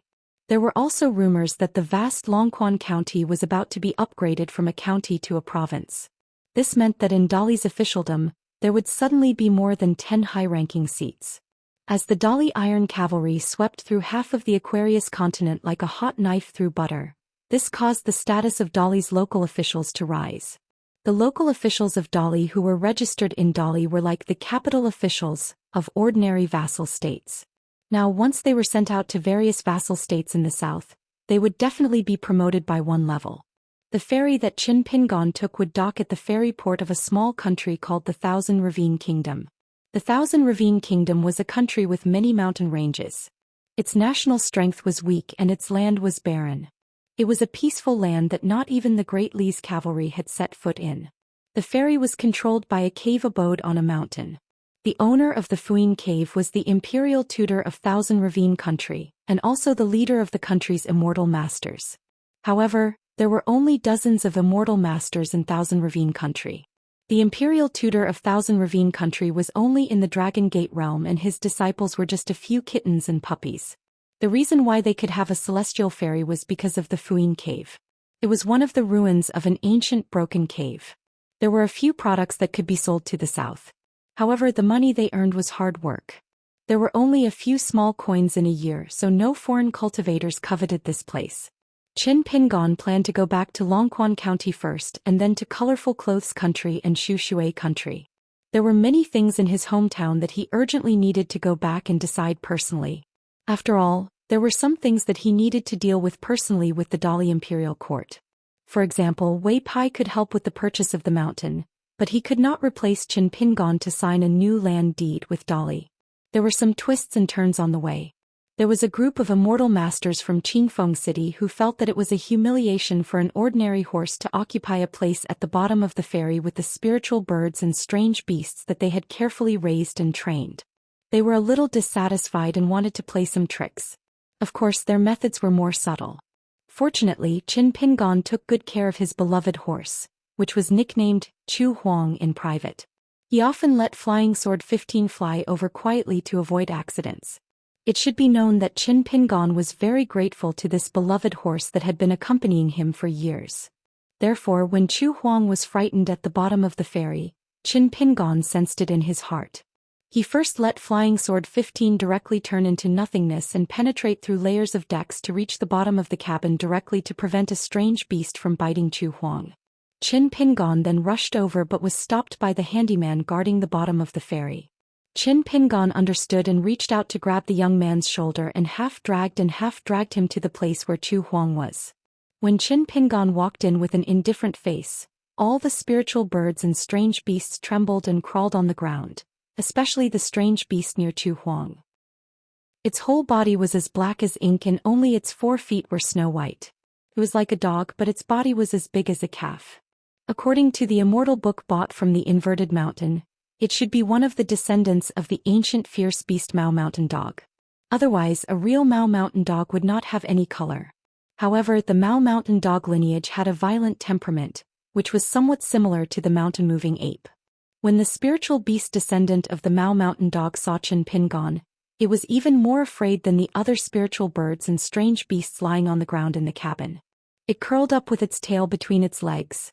Qin Pingon let go of the odd job worker's shoulder. The odd job worker rubbed his shoulder and said with a flattering smile, "This young master, it's most likely that your horse and the beast next door have bad tempers and had a conflict. This is a common occurrence on the ferry. I'll separate them now and move a nest for young master's beloved horse. There definitely won't be any more incidents." Qin Pingon glanced at the fence between Chu Huang and the descendant of the Mao Mountain Dog. There was nothing there. There should have been some low-grade talismans stuck between the fence of the cage. Once the spiritual birds and strange beasts crossed the line, the restriction would be triggered immediately so that the people on the ferry could mediate. However, most of the spiritual birds and beasts that could be brought onto the ferry by cultivators were intelligent and wouldn't cause trouble for their masters. Otherwise, they would have to pay to avoid disasters. This was also a violation of the Great Tao of cultivators. Once they got into a problem that couldn't be solved with money, it would be even more disastrous. However, in the eyes of the owner of the descendant of the Mao Mountain Dog, it was probably just a roadside trash that could lead a horse onto the ferry. So what if they provoked it? Qin Pingon extended his hand and stroked Chu Huang's head. It gently stepped on the ground, but it didn't seem too panicked. In the mountains to the south of the Book Slip Lake, Chu Huang had followed Qin Pingon and seen the world. Qin Pingon withdrew his hand and said with a smile, "Are you guys trying to ruin my great Tao?" The handyman on the ferry was stunned for a moment. He guessed that the owner of the horse would most likely denounce them, but he never thought that it would be so upfront. Could it be that they wanted to extort him? That's great. The young handyman was overjoyed and couldn't wait to fight with them. Anyway, no matter what his background was and no matter why he could make those beasts keep quiet out of fear, as long as he provoked the cultivators of Qingfeng City, he wouldn't have a good time. The group of immortals from Qingfeng City had always been the distinguished guests of this fairy, and they were very familiar with each other. Because of a certain kind of spiritual wood produced by the Fuyin Cave of Thousand Gully Kingdom, the fox demons of Fox Hill, which was like a vassal state of the dynasty, loved it. Therefore, this kind of spiritual wood that could moisturize fox skin was almost all bought by the immortals of Qingfeng City. Then they sold it to the Su family and made double the profit. As for why the Su family of Qingfeng City didn't make this trip in person, the people on the ferry were curious and asked about it. The cultivators of Qingfeng City laughed and said that the Su family didn't care about this little profit that others made from them. If they had the time, the disciples of the Su family who were good at making money would have earned more immortal money. The Su family of Qingfeng City owned a fox hill and was used to being the god of wealth who only needed to count money at home. A group of immortals in snow-white fox fur slowly walked into the bottom cabin, which was a little eye-catching. The fox fur of Qingfeng City could not only keep warm in winter and dispel the cold in summer, but also dispel the heat in summer. It was just one thick and one thin, but in summer wearing a fox fur, no matter how thin it was, would still look awkward. However, it was a kind of protective talisman for cultivators to walk under the mountain. The reputation of Qingfeng City was still not small in the northern region of the Aquarius continent. Especially now, the head of the Su family of Qingfeng City, it was said that he had a great opportunity. His Daoist companion had helped him obtain a precious treasure, the Black Pearl armor from the Black Pearl Grotto Heaven. The family also had a dolly peace token. The rise of the Su family of Qingfeng City was unstoppable. Without saying a word, Qin Pingon still loosened his fist posture. He was a sickly person, but in a few steps he came to the front of the group of cultivators and knocked them down with a punch. Among them there was a girl with a round face who rolled her eyes and fainted on the spot. In the end, only a handsome young man in the middle was left. His forehead was oozing sweat and his lips were moving slightly. He probably did not know whether to say something tough or soft. Qin Pingon stood in front of him with his hands in his sleeves and asked him some inside stories of Qingfeng City. After all, whether it was the Su family of Qingfeng City or the mountain-moving ape of Xingyang Mountain, they both had old scores in Qin Pingon's heart. Even if Qin Pingon walked through the book Slip Lake again, he would not turn over the old scores with them. When the young cultivator saw that the people close to him and his retinue had already fallen to the ground, he no longer cared about face or strength of character. He spilled the beans from a bamboo tube, spilling everything he knew without holding back. Qin Pingon asked in detail and the young cultivator answered seriously. It was like a teacher asking a student about his homework. After seeing this scene, the handyman guarding the bottom cabin of the ferry was a little absent-minded. What's going on? Isn't it said that the immortal cultivators from Qingfeng City are all resourceful? Qin Pingon turned his head and looked at the handyman who was calculating in his mind. At the same time he casually slapped the young cultivator behind him on the forehead. With a plop, the young cultivator fell straight back. This was called sharing difficulties. Qin Pingon looked at the panic-stricken handyman and asked, "Can you get immortal money by helping with this kind of business?" The young handyman shook his head and said in a trembling voice, No, I didn't even get a single piece of snow. I just wanted to curry favor and get familiar with these immortal masters. Maybe in the future they will casually give me some advice and I will have a way to make money." Qin Pingon asked, "Who came up with the idea?" The young handyman said without hesitation, "It's the idea of the immortal masters of Qingfeng City. I just wanted to help. Please forgive me." Qin Pingon lightly stomped his foot and the young man's body bounced and woke up in a daze. Qin Pingon smiled and said, "This brother on the ferry said that the idea of murdering my horse was yours.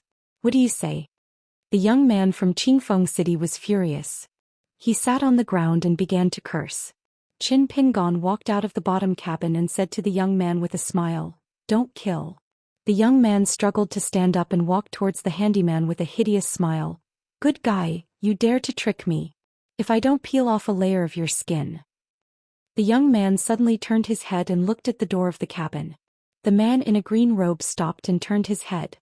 He quickly said with a smile, "Don't worry, I won't kill. I don't dare to kill. I just want to teach this bad seed a lesson." Qin Pingon walked out of the cabin. Evil people will be dealt with by evil people. It was hard to say who was more evil, the cultivator from Qingfeng City or the handyman. However, deep in Qin Pingon's heart he actually hated the handyman more. However, in the future he would not be able to do much to these weaklings. Instead, Qin Pingon had more chances to deal with the arrogant and domineering cultivators on the mountain.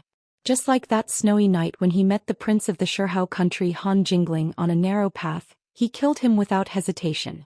In the future, not to mention the princes, if they really went to the lawless North Continent, even the emperor would be able to kill them. Qin Pingon came to the bow of the ferry. He held the railing and strolled slowly. Both Xingyang Mountain and Clear Breeze City were doing quite well. Especially the former. After Li Tuanjing, the strongest person below the upper 5 realms in the Aquarius continent, they were getting more and more powerful. The Wind Thunder Garden was destined to endure a long period of humiliation in the next 100 years. If the new garden master, the sword cultivator Huang He and Lu Baqiao, could not reach the nascent Soul realm quickly, they would be suppressed by Xingyang Mountain in the next few hundred years. As for the Su family of Qingfeng City, they had sold the mountain in Longquan County at a low price. It was obvious that they favored the Zhuing dynasty and Lakeview Academy. Now that the situation was clear, they quickly made up for it. According to the young cultivator, at the end of last year, they had established a relationship with the Yuan family of the Upper Pillar Nation. They were related by marriage to a branch family outside the main branch. The Su family's daughter married a son of the Yuan family in the capital city of Dali. The Su family of Qingfeng City also supported the Yuan family's son to control a cavalry. Everyone was busy, be it friend or foe. On the Great Path, everyone competed. When Qin Pingon thought of his situation, he laughed at himself.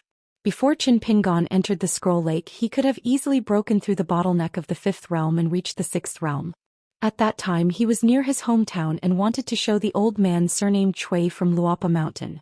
After the strongest 3rd realm cultivator was beaten out by you, he punched more than 1,000,000 times and finally had the strongest 5th realm cultivator in the world. He wanted the barefoot old man to be more reserved when he punched him in the future so that he would suffer less. Qin Pingon did not care much about the gift of martial arts fate. Even if there was another opportunity like the Cloud Sea Dragon in Old Dragon City, he should still be able to defeat it with one punch.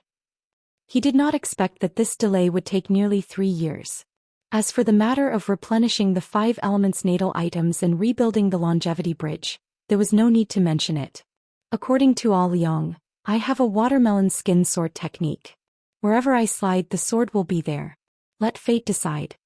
Qin Pingon smiled knowingly. Turning his head, Qin Pingon saw the group of cultivators from the Clear Breeze City who had come to offer their apologies. Qin Pingon did not pay them any heed, and after the other party had more or less ascertained that Qin Pingon had no intention of continuing to pursue the matter, they left resentfully. Then the owner of the ferry also came to apologize. He swore that he would definitely punish the troublemaker severely. Qin Pingon did not pay much attention to him. He only said that it was fine as long as he learned his lesson.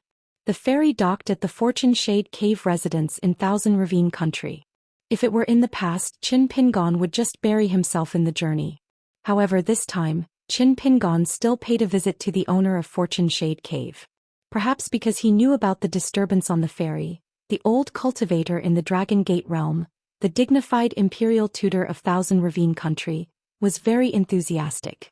Qin Pingon thickened his skin and asked about the rough inside story of the Blessed Enclave after it was destroyed. The old cultivator was not unfamiliar with it. After all, Fortune Shade Cave was still a little famous. Although it was only a little more than 10 miles wide, the treasures and immortal relics had long been dug out by the seniors. The cave's spiritual qi was not too abundant. Later, by chance, the old cultivator moved into this place. As a place of cultivation, he had a set of polite words to face all kinds of visitors. He spoke in detail what could be said and absolutely did not say anything that should not be said. When the old cultivator heard that Qin Pingon was from Dali, he became even more enthusiastic and insisted that Qin Pingon stay for a few days. Qin Pingon rejected him, so the old cultivator gave him a 9-grid treasure box as a parting gift. It was made from a few special products of Fortune Shade Cave and filled the 9 grids. In fact, it was not expensive. The market price in Thousand Ravine Country was about 20 pieces of snow coins. For a secular dynasty, it was naturally a sky-high price. However, in the eyes of the cultivators on the mountain, it was not a precious gift. After Qin Pingon accepted the small treasure box, He gave Fortune Shade Cave a bottle of Immortal's wine from Bee's Tail Crossing.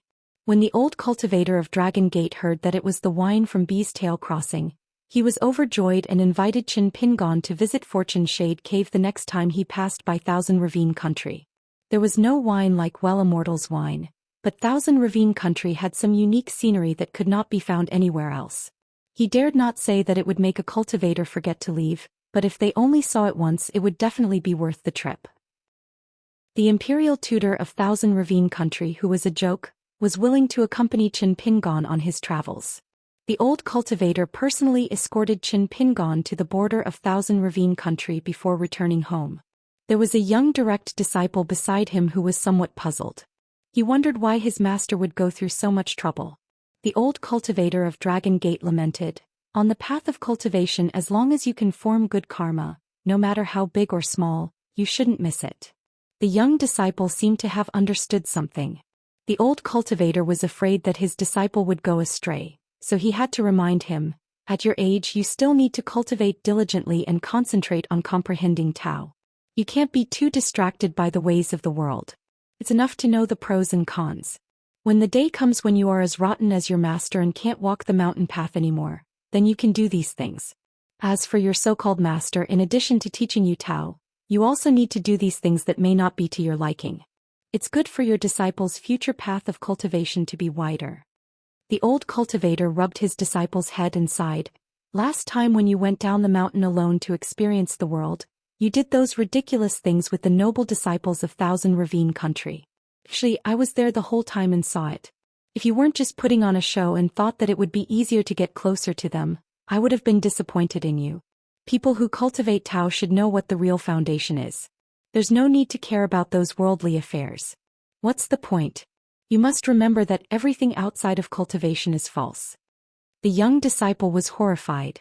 The old cultivator smiled. "I can use this opportunity to point out the confusion in your heart. It's not a waste of the 20 snowflakes you gave away." The young disciple bowed with his hands folded in front. "Master's kindness is great. I will definitely remember it." The mountain lord of Fortune Shade Cave stroked his beard and smiled. He brought along his proud disciple who had high hopes on him and walked on a small mountain ridge with a wide view. Qin Pingon carried his sword on his back and rode on his horse, continuing north from the northern border of Thousand Ravine Country. Of course, he could not have guessed that his previous visit to Fortune Shade Cave had allowed an old cultivator of the Dragon Gate realm to take the opportunity to enlighten a disciple of his. On a hot summer day with a slight breeze and a drizzle, Qin Pingon handed over his passport and successfully passed through the border pass of Dali. This time he chose a new path to return to Longquan County. He did not take the route between Red Candle Town and Chiduan Mountain.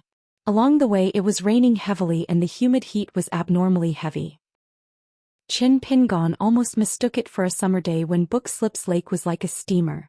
However, it was hot during the summer and cool after autumn. Crickets chirped endlessly at night. During this time, under an ancient pine on a mountain peak, the sun was setting in the west. He saw a bare-chested heroic scholar holding a feather fan. He was surrounded by beautiful maidservants and the sounds of birds chirping could be heard. Further away there were 2 old men breathing steadily. They were clearly cultivators. Qin Pingon led his horse past without looking sideways. After leaving the mountain peak, Qin Pingon felt rather sad. In the past, the scholars of Dali, even those who could enter Cliff Academy to study, still racked their brains to go to Lakeview Academy, the Great Sui Kingdom or the Lu Dynasty. In the end, Dali could not keep them. According to Cui Dongshan's words, in the literary world of Dali at that time, before the scholars quarreled or before they picked up their brushes, they would not mention the names of a few scholars of other countries, flip through the works of a few literary giants of other countries, or find a few relatives in the literary world of other countries. They would not have the face to open their mouths and write with confidence. He wondered what the current state of Dali's scholarly community was like. In reality, Qin Pingon was not interested in it either. As dusk approached, Qin Pingon finally passed through several relay stations to the east of Longquan, and then he entered the small town. The large wooden gate no longer existed, and the small town had already been surrounded by a stone wall. There were no guards or soldiers at the entrance, allowing people to enter and exit. Qin Pingon passed through the gate and discovered that Jing Dafeng's thatched cottage was still standing alone by the side of the road. Compared to the nearby neatly planned forest of shops, it seemed rather conspicuous. Probably because the price had not been negotiated, Jing Dafeng was not willing to move. A normal small town naturally would not dare to compete with the Longquan prefecture in the north and the town's county government like this. What did Jing Dafeng not dare to do? Qin Pingon was originally supposed to arrive at the small town after a week or so, but later on he hurried slightly faster, so he arrived quite a bit earlier. When he first entered the pass, he sent a letter to Luapa Mountain through the border relay station, telling them the approximate date of his return home. Qin Pingon did not first go to his ancestral home in Mud Bottle Alley. He led his horse across the stone bridge and went to his parents' grave. As before, he took out cotton bags filled with soil from various places and added soil to the grave. Not long after the Qingming festival, there were still some slightly faded red hanging papers on the grave, pressed down by flat stones. It seemed that girl Pei Qian had not forgotten his instructions. Along the way there were many unfamiliar faces, but it was not strange. Most of the local people in the small town had moved to the new county city of Longquan in the north of the mountains in the west. Almost everyone lived in brand new and bright big families. There was a pair of big stone lions standing at the door of every house to guard the door. At the very least, there were drum-hugging stones that cost a lot of money. It was not the least bit inferior to the Fulu Street and Peach Leaf Alley of the past. Those who stayed in the small town were mostly old people who were unwilling to move. They were still guarding the small alleys that were getting quieter and quieter. There were also many new neighbors who had bought houses but could not see each other all year round. Even if they did meet, they could not understand each other's language. In this way, Qin Pingon returned to the small town and walked to Mud Bottle Alley, which had not changed at all. It was just that this alley was now empty. The few remaining families had all moved to the new county city and sold their ancestral homes to outsiders. They received a large sum of money that they could not imagine even in their dreams. Even if they bought a big house in the county city, it was still enough for them to live comfortably for several lifetimes. Gu Kan's family's ancestral home was not sold, but his mother also settled down in the county city and bought one of the largest mansions in the county city. The courtyard was deep and there was a small bridge overflowing water. It was rich and imposing. Qin Pingon took out a bunch of keys from the Fengtsuan object and opened the courtyard door. He let Chu Huang loose the reins in the small courtyard and let it stay by itself. Qin Pingon opened the door. It was still the same. It was small and did not add anything big. He moved an old bench and sat by the table for a while. Qin Pingon stood up and walked out of the courtyard. He looked at the door gods and the spring festival couplets again. Then he stepped into the courtyard and looked at the word spring. Dusk was heavy. Qin Pingon sat by the table and lit a lantern. He wanted to sit for a while longer before going to Luapa Mountain to give them a surprise. However, after sitting for a while, Qin Pingon still did not get up. He just wanted to sit for a while longer. All the joys and sorrows of life started from here. No matter how many thousands of li he traveled, no matter how many years he traveled, he would only be truly at ease when he landed here. After his parents had passed away, Lu Xianyang would often lie on the bed here and talk nonsense about how he longed for the future. The little snotty bug would also often complain about how unreasonable the adults were. If one's parents were here, one would not travel far. If one's parents were no longer here, one would have even more reason to travel. In Red Candle Town, which was not very close to Longquan County, Pei Qian sat on a high roof with the azure-clothed child and the pink-dressed girl. They looked into the distance with eager eyes. The three of them were betting on who would see that figure first. On Luapa Mountain, the barefoot old man was resting with his eyes closed on the second floor. Zhu Lian began to admire the talisman characters on the bamboo buildings again and again. The female ghost, Shi Ro, was bored to death. She sat on a bamboo chair under the eaves. After arriving at Luapa Mountain, her hands and feet were tied everywhere. She felt uncomfortable all over. At the peak of Cloud Padding Mountain, the righteous god of Dali's northern peak, Wei Pai, and the old dragon of Huangting country stood side by side. One had a leisurely smile while the other had a solemn expression. They looked down at the small town in the distance. In a small alley, a speck of light could be vaguely seen. It shone brightly. For 58. There was no night ban in the small town. Qin Pingon left Mud Bottle Alley in the night and took a detour to the Yang family's shop with his horse. After knocking on the door, a sleepy teenager opened the door. He should be the old Yang's new disciple mentioned in Wei Pai's letter. Qin Pingon said apologetically, "Is your master asleep?" The teenager yawned and asked in return, "What do you think?" Qin Pingon was speechless. He was used to the deceit and haggling over words at Bookslip Lake. He was not used to it for a while. The teenager frowned and asked, "Why are you looking for my master? Is he sick?" Qin Pingon laughed involuntarily. After a moment of silence, he nodded and said, "He is indeed here to see a doctor." The teenager frowned and was a little conflicted. Under the moonlight, the young man in his sight had slightly sunken cheeks and looked haggard. He looked like a short-lived ghost. His accent was from his hometown, but he had never seen him before. It was just that his master did not like to show his face. It was estimated that he would not take the initiative to do business tonight. What's more, after such a huge commotion, the Yang family's shop's reputation and business weren't too good. They had made enemies with a bunch of neighbors and now they all liked to go to the medicine shop at Mooncake Alley to get medicine for treatment. He and his senior sister were bored out of their minds every day. His master was also a weirdo who had a grudge against money, and never cared that the Yang family's shop was deserted. His family members were all grumbling and last year they wanted him to change jobs and just work at the kiln and manufacturing department. His uncle had already opened up a channel for him, but he himself wasn't too willing. He felt that it was boring to have to deal with those officials and bow down every time he saw them. Since old Yang did not intend to show up, Qin Pingon thought about coming to the shop next time. Just as he was about to leave, a slender young woman walked out. Her skin was slightly tanned and she was relatively thin, but she should be a beauty. Qin Pingon knew this woman. She was one of old Yang's disciples and the senior sister of the teenager from Peach Leaf Alley. She used to be a kiln worker in Dragon Riding Alley. There were many rules when it came to kilns. For example, once the kiln fire was lit, women could not go near the dragon kilns that were shaped like crouching dragons. Qin Pingon was not sure how she became a kiln worker, but he guessed that she did some rough and tiring work. After all, the rules of her ancestors were there and almost everyone followed them. Compared to the rules of the ancestral hall that restrained cultivators outside, it seemed to be more effective. The woman's voice was hoarse and rough. She said slowly, "Master said that he can't help. From now on we can talk about old times but we can't do business." Qin Pingon nodded and said with a smile, "Tell your master that I'll come to visit again." The woman hesitated for a moment and glanced at the long sword on Qin Pingon's back. "Are you a pure warrior?" Qin Pingon asked. "You too?" The woman did not say anything. Qin Pingon asked, "Where does Xing Dafeng live now?" The woman continued to speak. "He likes to wander around the county town.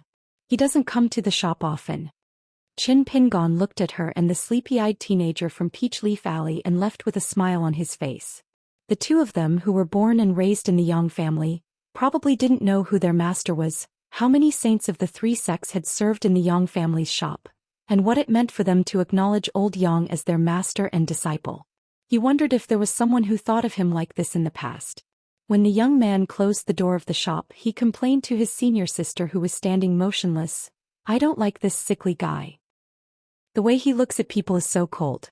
She had been too poor and hungry when she was young, and had endured too much hard work when she was young. As a result, the woman's figure was just as slender as a common girl's.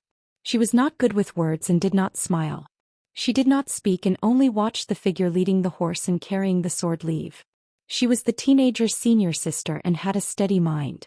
Thus, she had come into contact with some of her master's prowess early on. In less than 3 years she was now a pure warrior of the fourth realm.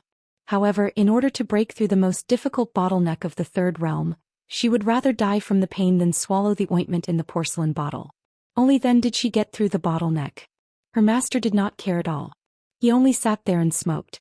He did not even look at her coldly because the old man did not even look at her. He only cared about his own daydream. After she struggled to sit up, covered in blood, she covered her face with her hands and cried tears of joy. One who survives a great disaster is bound to have good fortune later on. The old saying did not lie. The old man glanced at his disciple who had survived the disaster. He knocked on his pipe and finally spoke. "Your temperament and tenacity is only half of someone's. Is it worth being happy about? That person is only a few years older than you. He was also an apprentice of the dragon kiln. He was even worse than you. He had no one to rely on and relied on himself for everything. Breaking through 3 realms in 3 years, is that so amazing? With this, you want to snatch the remaining peak realm cultivators of the Aquarius continent? But I have a suggestion. The next time he disperses the martial fate, you hold the bowl and kneel on the ground to receive the things that he did not want. You can't even compare to him, and you dare to ask Xing Dafeng who Chao Ci is? You are young, but your skin is not thin. I have taken in a good disciple.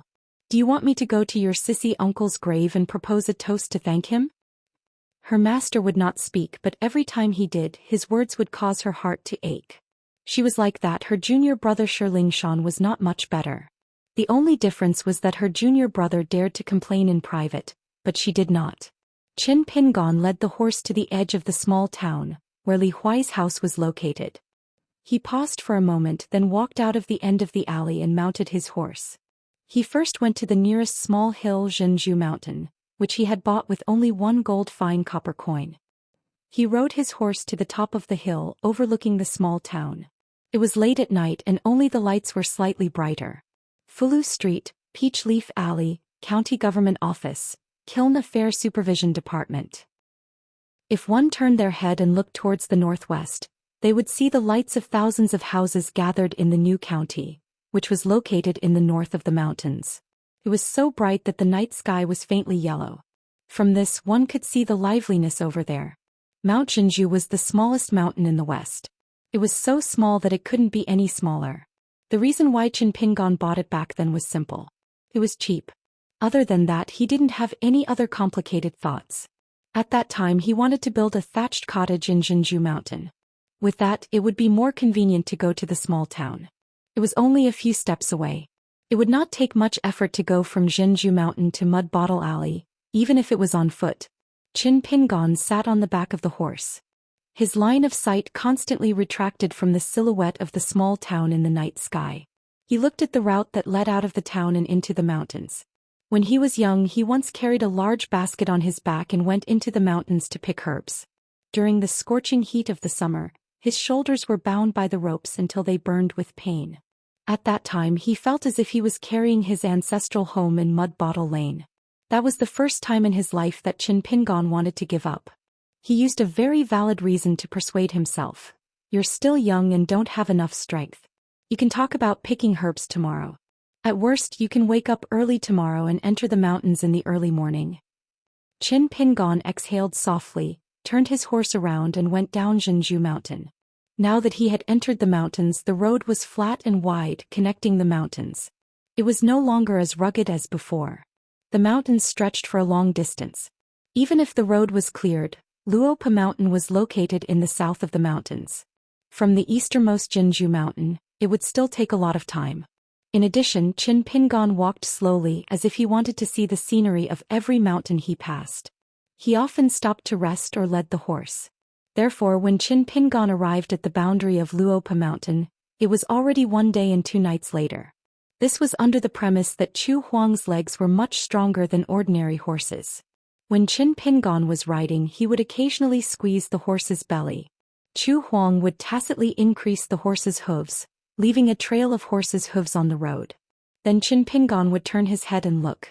These years he had often done this. He would find some boring things to do. It was not only to find joy in hardship but also to take a break from work. Most of the time the accountant was silent. In the eyes of Zhengyi, Ma Duyi and Guqin, he would do these strange things most of the time. He would squat on the ground and use stones to draw a chessboard. He would flip and study the few Go sets over and over again. He would also play a game of Gamoku with himself. 1 man and 1 horse entered the mountains and gradually went deeper. Wei Pai, who should be the first to know of Qin Pingon's whereabouts, did not show up at all. It was not only Longquan County. The Longxi River, Tiefu River, Xihua River, and even the Ghost Bride's mansion area that hung a plaque with beautiful water and high wind all belonged to the boundary of Beiyue. Wei Pai lived high up in Mt. Pailuan, overlooking all living things. In particular, those Qi refinement warriors could see everything clearly. However, although it was unexpected that Wei Pai did not show up early, it was reasonable. In the early years, the two of them did not have a deep relationship. At first they relied on alliance to maintain their relationship. Later on they gradually became friends. There was a sense of friendship between gentlemen. Wei Pai could bring Qin Pingan around Beiyue's territory based on his personal preferences and helped to stick a protective talisman of the Beiyue Mountain Temple on Qin Pingan. However, now that the two of them were deeply involved and were leaning toward an alliance, they had to talk about avoiding suspicion. Even if it was just on the surface, they had to do it. Otherwise, the Dali imperial court would probably be unhappy. Wei Pai was the first god of the 5 mountains that the imperial court respected.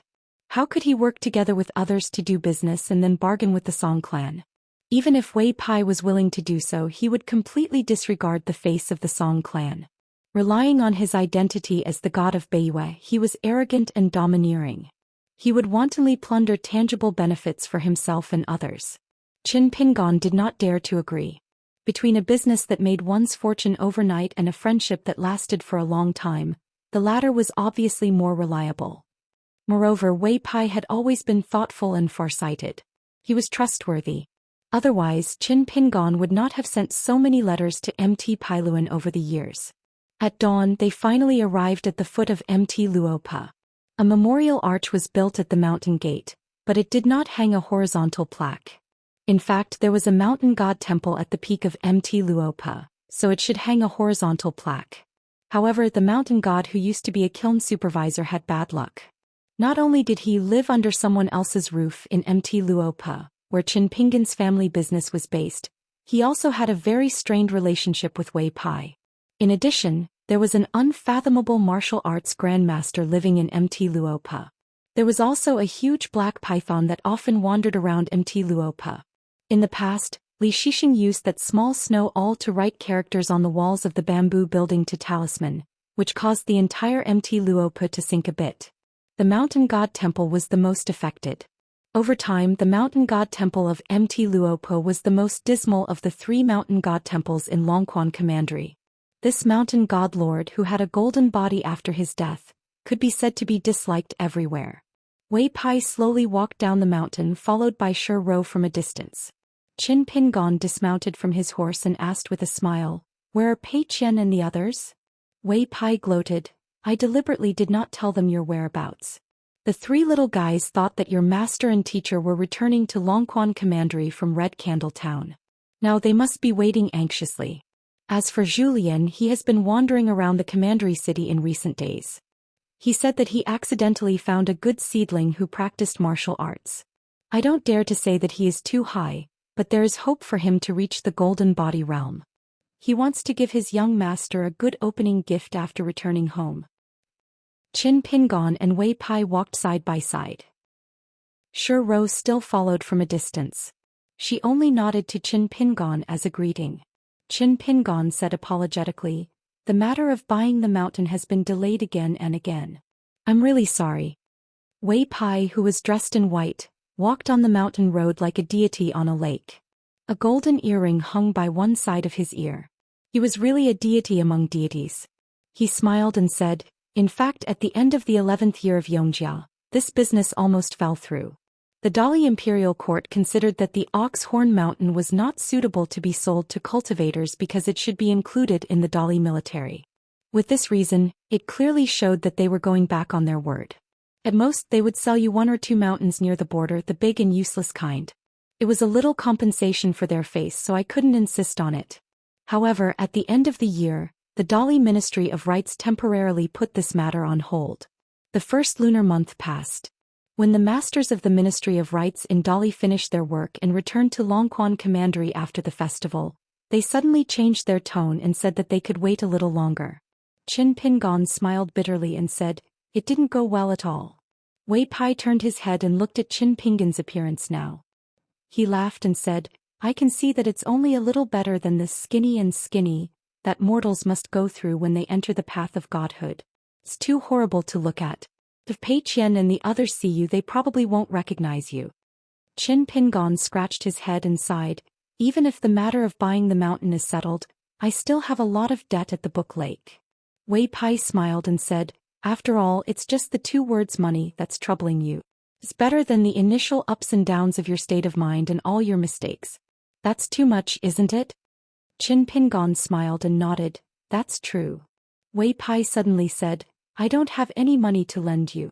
It's just an empty shell of the northern mountain deity. However, if you can swindle the deity's money, you can take it. If you earn money, you're capable. Qin Pingon rubbed his hands gently and said with a smile, How can I accept that? Wei Pai was stunned. From his tone, it didn't sound like the Qin Pingon of the past. It sounded like if he was careless, this guy would take advantage of the situation.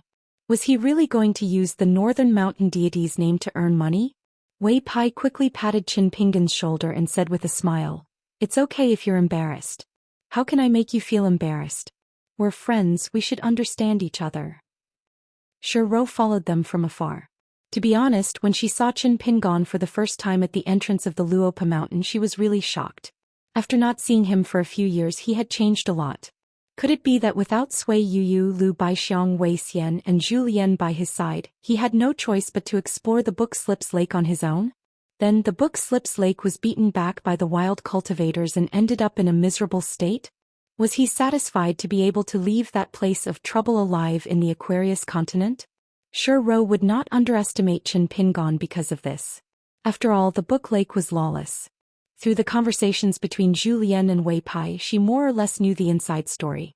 She knew that Qin Pingon, even if he had Zhu Lian by his side, was destined to not be able to fight his way out of the Book Lake with his fists. After all, Lu Jimao, the true monarch of the River Severing, was enough to make all the outsiders suffer, not to mention that Lu Laoqing had returned to the Book Lake. He was the only wild cultivator of the upper 5 realms in the Aquarius continent.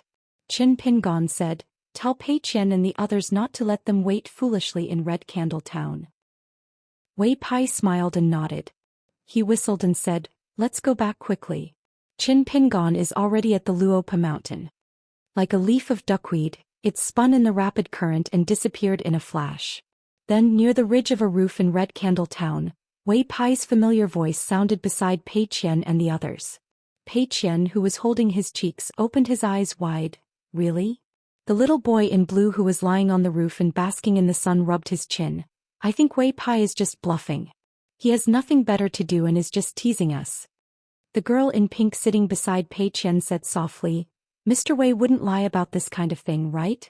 Pei Qian suddenly stood up and clenched his fists. My master really comes and goes like a ghost. He caught the 3 of us off guard without saying anything. Don't you think he's amazing? The girl in pink covered her mouth and laughed.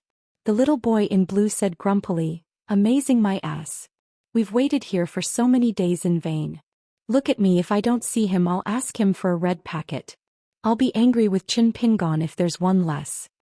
Pei Qian turned his head to look at the green-clothed little boy, one small hand pressing on the hilt of the sword and saber at his waist at the same time, and said earnestly, Friends are friends, but master is the most important.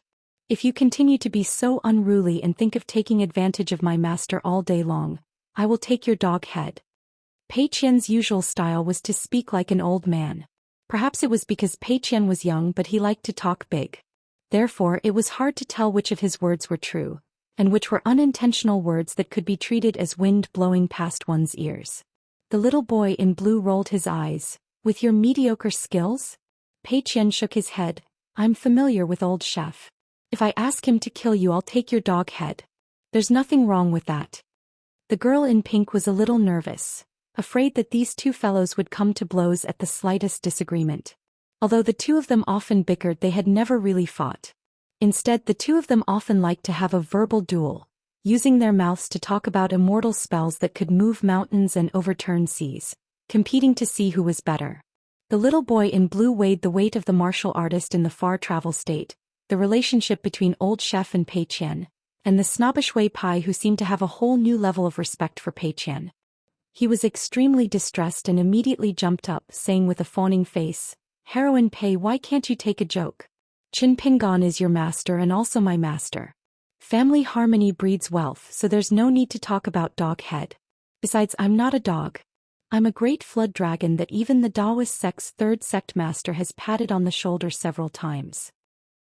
In our Dragon Pearl Grotto Heaven and Longquan County, who would dare? Just based on my heroic spirit, you should respect me more. In the future, don't say such hurtful words in anger. It's not good to be childish. Pei Qian said seriously, I'm not joking with you. We Jianghu people are true to our words. The little boy in blue smiled mischievously and said, I know, I know. The girl in pink heaved a sigh of relief.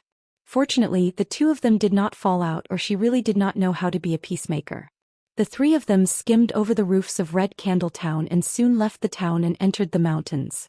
A black snake that was entrenched in an uninhabited place slithered out, crushing a deep mark on its abdomen.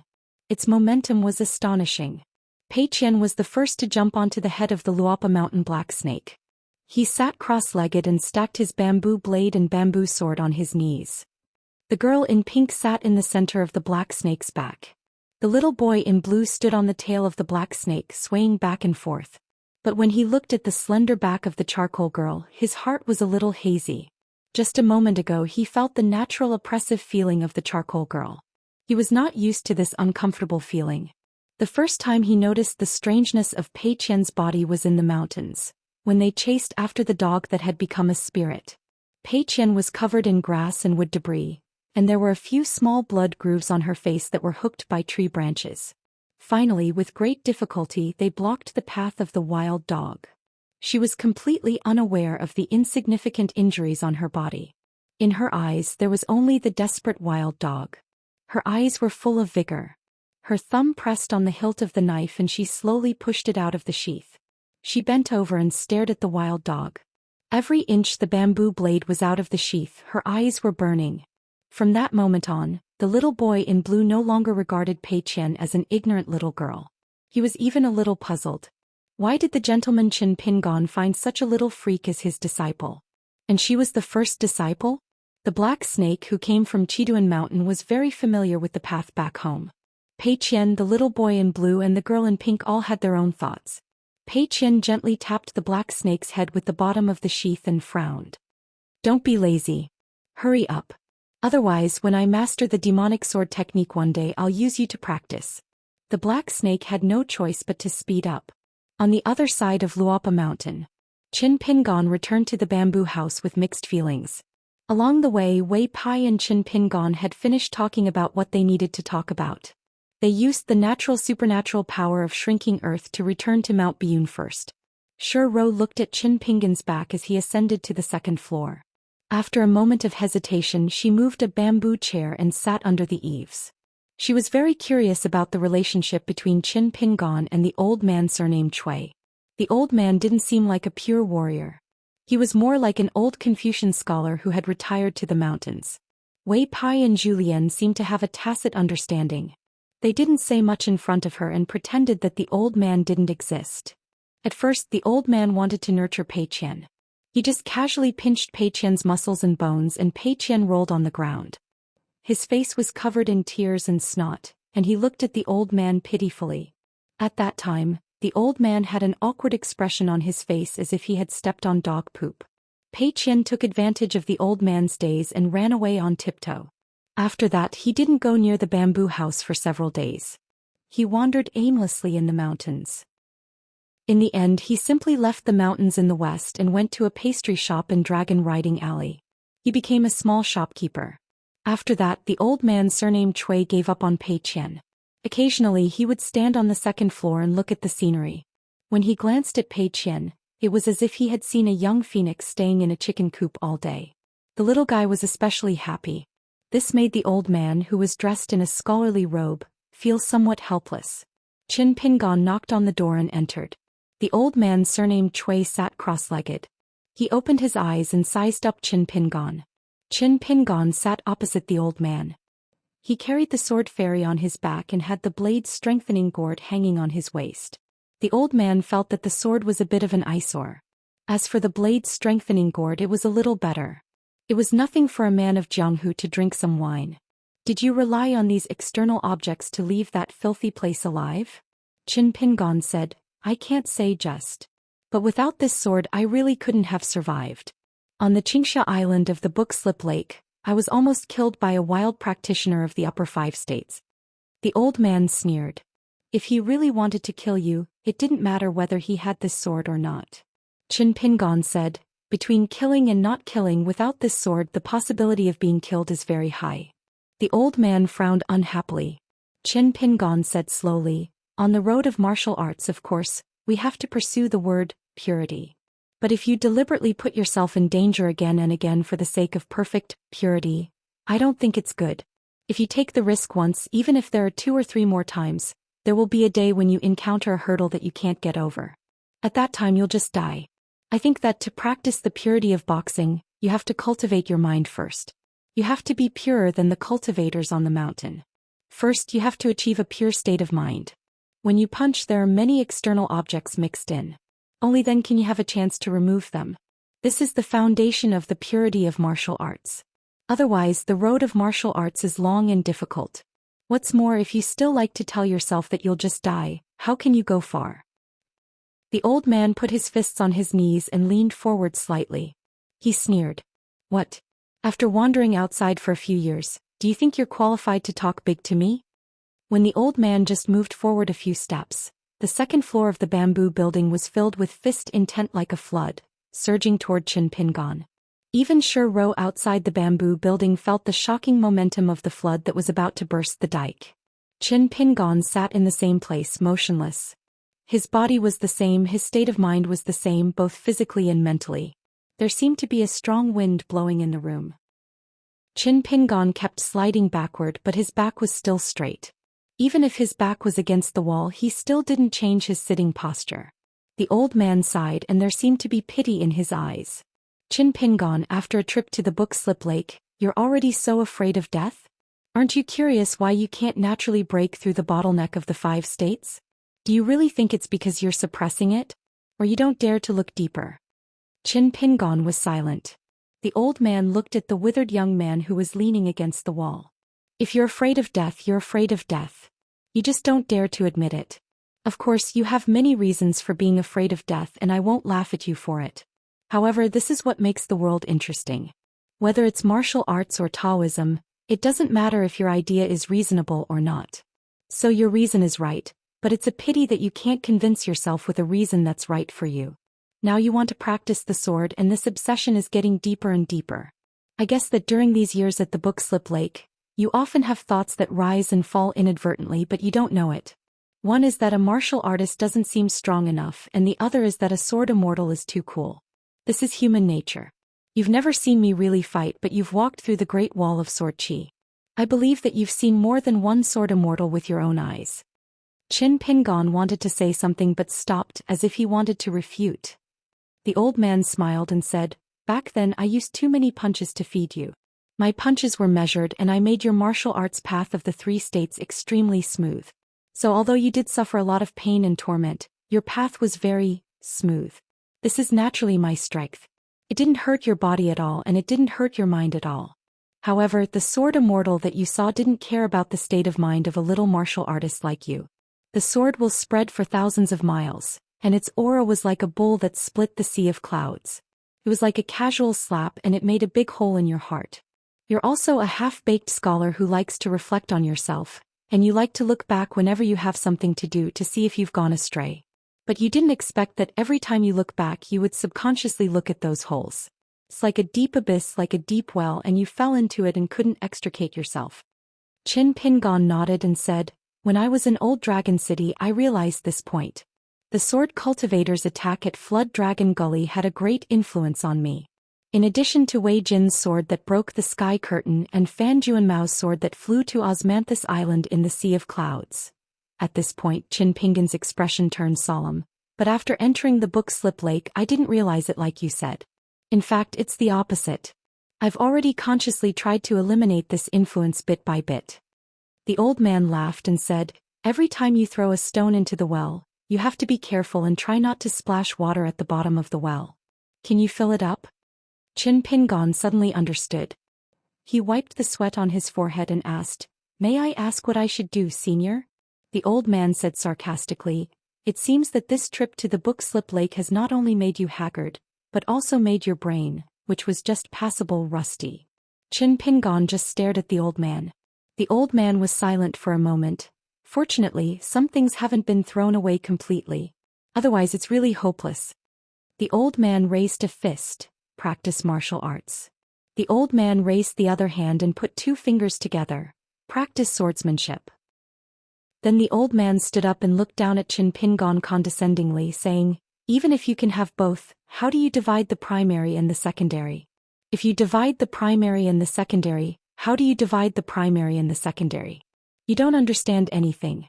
You're a mass of paste and muddle-headed all day long.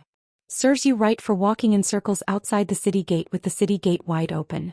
You're so proud of yourself, telling yourself that it's not that you can't break through the bottleneck, but that you're just unwilling to do so. Speaking of which, it's really easy for you to reach the 6th level. It's just like a person with feces all over his pants. When you enter the house, you mistakenly think that you can change into clean clothes. In fact, those feces are also brought into the house. They're not on your body, they're still in the house. Fortunately, you didn't break through by accident. Otherwise, you wouldn't have the nerve to come up to the 2nd floor with feces and urine all over your body to see me after reaching the 6th level from the 5th level." The old man lightly stomped his foot. Qin Pingon's back was blown tightly against the wall by the fierce wind. He had no choice but to use his elbows to support himself against the wall and try his best to not let the back of his head lean against the wall. A surge of pure Xianxia in his body roamed through his acupuncture points like a fire dragon. The old man narrowed his eyes and looked over. He still stood where he was, but he suddenly raised his foot and kicked in the direction of Qin Pingon's forehead. With a bang, the back of Qin Pingon's head crashed heavily against the wall. The pure Xianxia in his body also stopped advancing. It was like a heavy mountain, pressing down on the fire dragon until it could only crawl on the ground. The old man clicked his tongue and said, "Qin Pingon, have you really never thought about why you're still hanging on to your last breath after not practicing for 3 years? You have to know that fist intent can continue to temper itself even when you're not practicing, but can the bones of your body withstand it? Do you really think you're a martial artist at the Golden Body Realm? Have you never asked yourself?" Qin Pingon had difficulty breathing, his face twisted. He knew that he would have to suffer greatly when he returned to the bamboo tower, but he didn't expect it to be so straightforward. However, the old man's question made Qin Pingon's heart stop as if it was on the brink of death. His mind suddenly stopped, and he temporarily abandoned the suppression brought about by the old man's fist intent. He calmed his heart and gathered his Xianxia, concentrating on this question that he had vaguely thought about before. The old man raised his foot again and kicked Qin Pingon's abdomen where the wall was. A wisp of fist intent and Xianxia just happened to hit that extremely fine fire dragon Xianxia. Qin Pingon vaguely sensed that the fire dragon's head, tail and 4 claws were outside his heart's door. Suddenly, 3 strings of sounds like firecrackers and spring thunder burst out outside his heart's door. The old man said, "Obviously there's a practitioner who's secretly nourishing this pure Xianxia of yours with a very clever and unique method. If I'm not wrong, it must be a Daoist master who implanted 3 flame seeds in the head of the fire dragon. As a Daoist's heavenly palace inner yard, he used the method of fire refinement to help you open up the spine joints of this fire dragon inch by inch, so that you can have the chance to radiate with glory and splendor. You'll be 1 step ahead of the others, skipping the 6 states and building the foundation of the golden body realm in advance. The effect is like the golden jade skeleton pursued by Daoist. It's not too big of a deal, but it's ingenious and the timing is excellent. Tell me, who is it?" Qin Pingon's face was blank. Since the old man had already seen through the root of the problem, he no longer made things difficult for Qin Pingon. He restrained his momentum. Qin Pingon sat against the wall, sweating profusely. In the end, Qin Pingon had an epiphany.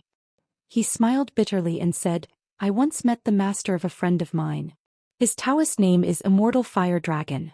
Now that I think about it, when we parted, that Taoist with a fire dragon embroidered on his robe did reach out his finger and point at me a few times." The barefoot old man frowned. "Why would this old immortal give you an opportunity for nothing?" On the path of cultivation, fortune and misfortune were interdependent. Qin Pingon wiped his sweat and said with a smile, "I just gave that friend a small seal personally carved by the great celestial master of Longhu Mountain." The old man nodded. "The cultivators at the top of the mountain don't want to owe anything. They're afraid of karma. Since you gave it to him and he returned it, it makes sense." Then the old man suddenly asked, "That's all?" Without waiting for Qin Pingon to say anything, the old man kicked out. Qin Pingon's head felt as if it was hit by a heavy hammer. He hit the wall and fainted. The old man didn't even give Qin Pingon a chance to curse. The old man sneered. "At such a young age you're so lethargic. You really deserve a beating. Another kick sent Qin Pingan's body crashing into the wall. After falling to the ground, he bounced a little. Just as he woke up a little because of the pain, he fainted again because of the pain. From the beginning to the end, the old man didn't deliberately hide his aura and words. Under the eaves of the bamboo building, the female ghost, Zhou, sat on a small emerald-green bamboo chair. She was uneasy. She swallowed her saliva and suddenly felt that compared to Qin Pingan, who was beaten to death as soon as he entered the building, she had really lived a fairy-like life in the past few years in Luopa Mountain. 459. Zhou suddenly stood up and looked up. On the second floor, the barefoot old man was holding Qin Pingan by the neck. He gently lifted him over the railing and casually threw him down. Zhou hurriedly caught him. The old man said, "This guy thinks too much and doesn't sleep enough. Let him sleep first. During this time, don't let anyone disturb him." Zhou hurriedly placed Qin Pingan on the bed on the first floor and quietly left. She closed the door and obediently sat on the bamboo chair at the entrance like a door god. The old man walked down the bamboo building and came to the edge of the cliff. Today the clouds were thick, blocking the view. The scenery was magnificent, like the wind shaking the waves. Standing at the top of Luopa Mountain was like standing in a swamp country. Slightly to the left, there was a mountain peak adjacent to Luopa Mountain. It stood alone above the sea of clouds, like an immortal walking on stilts. The old man casually waved his sleeve and easily scattered the sea of clouds. This scene made Zhou's eyelids tremble. She quickly looked down. If he were to slap her with his sleeve, he really didn't know if his soul would completely vanish into thin air. The Cui Dongshan she was most afraid of had visited Luopa Mountain on the second floor. Zhou had never seen Cui Dongshan in such a daze. The old man sat in the room and didn't walk out. Cui Dongshan sat in the corridor outside. He also didn't walk in, but he called the old man grandfather. From that moment on, Zhou knew how to deal with the old man. It was very simple. Try not to appear in the old man's sight. The old man stopped and looked into the distance. A huge black snake with golden lines on its belly and 4 claws rapidly climbed up the mountain from the mountain gate. As it approached the bamboo building, the black snake didn't dare to approach. Pei Qian knew that it followed the rules, so he didn't make things difficult for it. He floated to the ground, bent his body and ran forward. The girl in pink followed behind like a fluttering butterfly, extremely cute. The green-robed child appeared to be in low spirits. He slid down the black snake's tail and slowly hung behind the 2 fellows.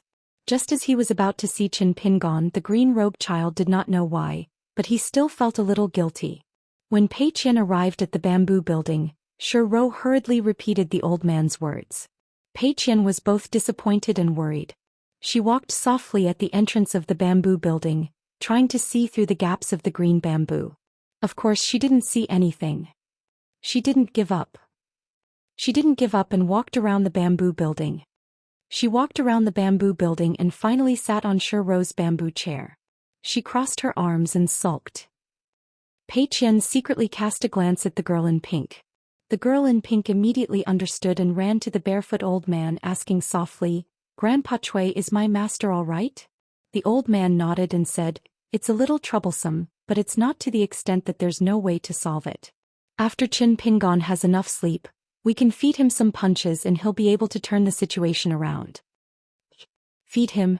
She knew what happened to her grandpa back then. It was truly tragic. The little boy in green who had been eavesdropping on the conversation had a sad look on his face. Poor grandpa. He jumped into a fire pit the moment he got home. No wonder he had to wander for 5 years before he was willing to come back. If it was him, he might not even dare to come back for 50 years. Qin Pingan slept for a full 2 days and 1 night before waking up. When he opened his eyes, he sat up like a carp and walked out of the house, only to find Pei Qian and Zhou Lian keeping watch outside the door. Each of them had a small bamboo chair. Pei Qian was leaning against the back of the chair, his legs stretched out. He was already sound asleep and was even drooling. To Charcoal, this was probably what it meant to be unable to do anything about life. Qin Pingan walked softly and squatted down. He looked at Pei Qian. After a while, she raised her arm and wiped her drool. Then she went back to sleep.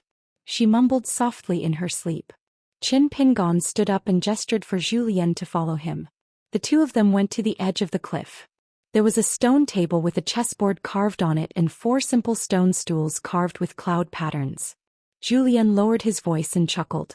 If Pei Qian saw you like this, she would be heartbroken. Qin Pingon sighed. It's already very good. Back then I prepared for the worst.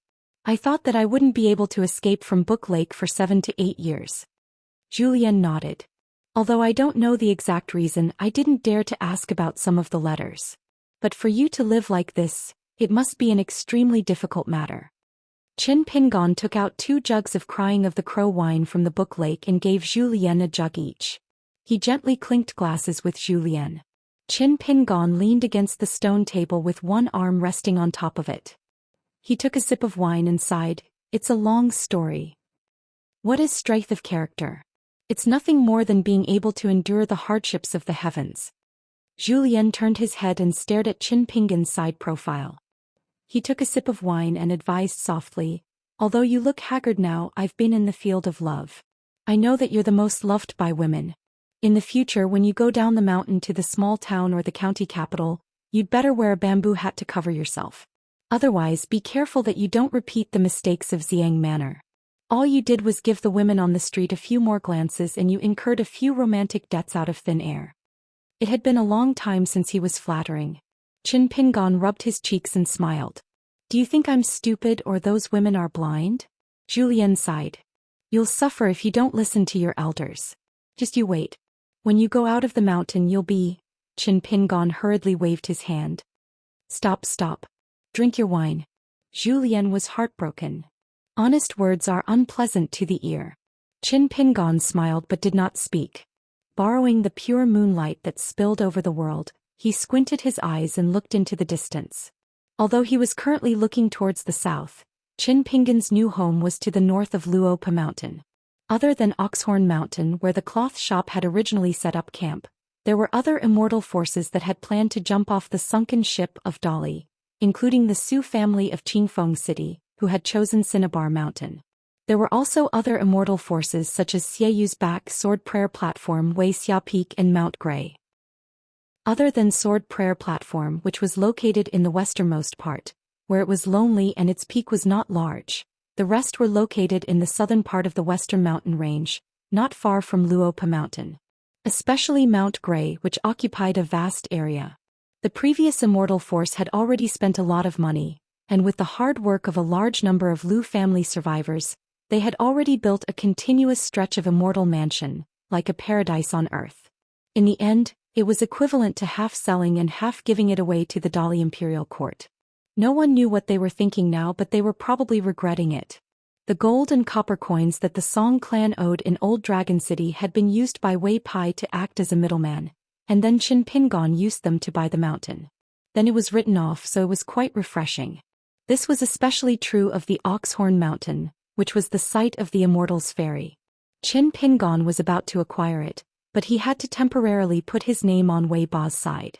Otherwise he wouldn't have a proper name and the benefits would be too great. Qin Pingon would also be envied by the nobles of the Great Li. However, in private, the source of the Oxhorn Mountain was the source of the Immortal's ferry. Qin Pingon and Wei Ba would split the profits 50-50. In the past he had helped Gu Kan's family fight for water in the fields countless times. He never thought that he would be able to guard such a fertile land, with an amazing harvest today. Qin Pingon collected his thoughts and asked, Zhou Xian, don't you often spar with Senior Cui? Zhou Xian smiled and shook his head. Senior's fists are extremely hard. He has already reached the end of the martial path that we martial artists dream of. Who doesn't admire him? It's just that I don't want to disturb Senior's peaceful cultivation. Zhou Xian leaned back and turned to look at the bamboo house. Senior, you don't mind what I said, right? There was silence. There was no response. Zhou Xian smiled and said, Senior, other than occasionally traveling the mountains with the mountain walking staff and sparring with the old masters of Linlu Academy in Mount Biyun, you're usually not willing to show your face. You're like a wandering cloud or a wild crane. Zhou Xian remembered something and said, I accidentally found a good seedling in the county capital. She is a young lady from a rich family who moved to Longquan from the capital of the Great Li. She is young, 13 years old, about the same age as our money loser. Although she has just started learning martial arts and started a little late, It is still not too late. I have already explained it clearly to her elders. Now I am just waiting for the young master to nod his head, and I will take her to Luopa Mountain. Now there are several new mansions in Luopa Mountain. Apart from our own residence, it is more than enough to receive people and things. Moreover, it is all paid by the Great Li. Qin Pingon nodded. Now that there were many people in Luopa Mountain, it was indeed necessary to build these residences. However, after signing an official contract with Dali's Ministry of Rights to buy these mountains, even if they were to exclude the few mountains rented to Ruanting, it would be no problem for each person to occupy a mountain. They were really rich and powerful. At that time, Qin Pingon would become the biggest landlord in Longquan, second only to Ruanting. He would occupy 30% of the western mountains. Other than the small and exquisite Jinju Mountain, any other mountain would have abundant spiritual energy, enough for a Jindan earthly immortal to cultivate. Qin Pingon asked curiously, if you're willing to bring her up the mountain, of course you can. But what's her status in Luopa Mountain? As your disciple? If she was Zhou Xian's first disciple in the world, Qin Pingon was really looking forward to her martial arts journey. Among the 4 people in the picture scroll of Lotus Flower Blessed Land, Zhou Xian's realm was the highest. He was a true martial artist of the remote travel realm. Although he took a shortcut, Qin Pingon felt deep in his heart that Zhou Xian's choice seemed to be eager for quick success, but it was actually the best choice. Zhou Xian shook his head and said, I'm not interested in being someone's master. Let her be a registered disciple of Luopa Mountain first. In the future, if anyone takes a fancy to her bone structure and aptitude, just take her away. What I'm doing is just to keep the goodies within the family. I want to add some liveliness to young master's Luopa Mountain. Otherwise it's full of ghosts and monsters. It doesn't seem right, and I feel that it's not good for feng shui. Speaking of which, if this was in Lotus Flower Blessed Land, a disciple with the girl's talent would be like someone I picked up on the side of the road when I went to the bookstore to buy books.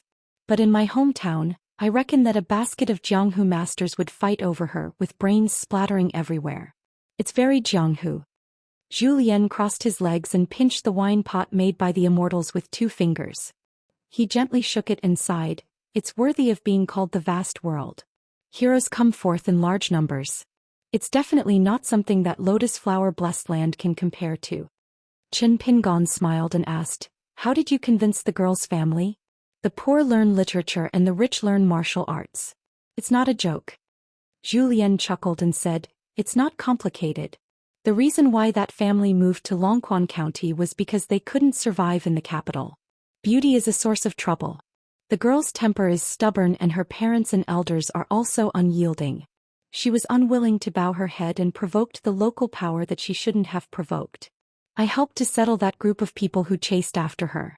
The girl is a family person who values relationships. There are already 2 scholars in the family and they don't need her to support the family. Now that she has implicated her elder brother and younger brother, she already feels very guilty. Thinking that she can rely on the immortal power in Longquan County, she agreed without a second word. Actually, what's the matter with learning martial arts and how much suffering one has to go through? She's also a simple and silly girl. However, since she's chosen by me, she naturally doesn't lack spiritual energy. Young master, when the time comes you'll know when you see her. She's similar to Sui Yu but not quite the same. Qin Pingon made a sound of acknowledgement.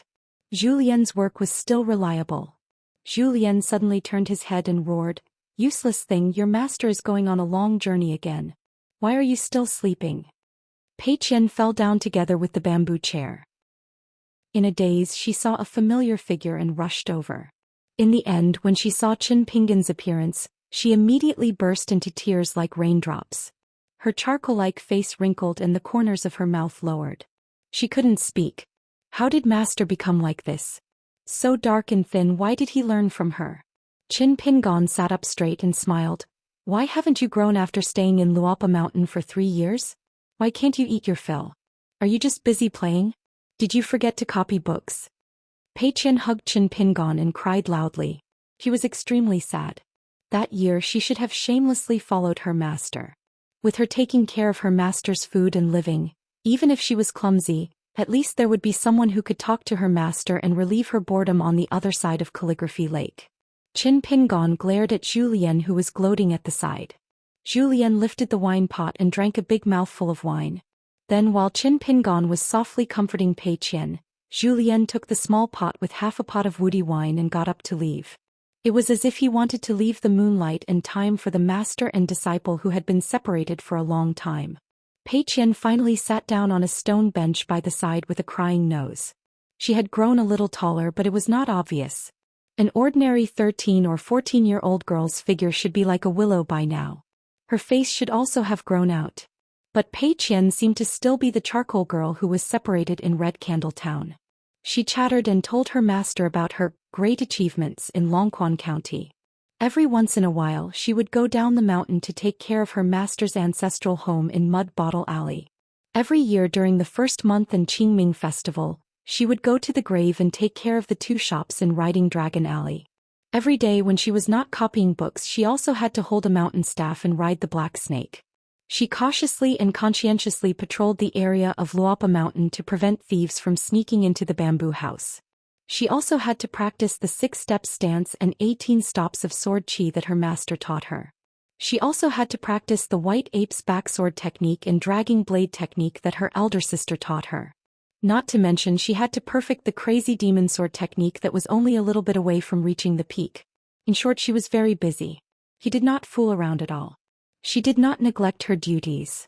As for small things like chasing dogs, fighting geese and kicking shuttlecock, she felt that there was no need to nag with her master. As her master's first disciple, these soul-stirring deeds and feats were her duty. There was no need to show them off. Qin Pingon patiently listened to Pei Qian's exaggerated words and asked with a smile, "Senior Cui didn't teach you anything?"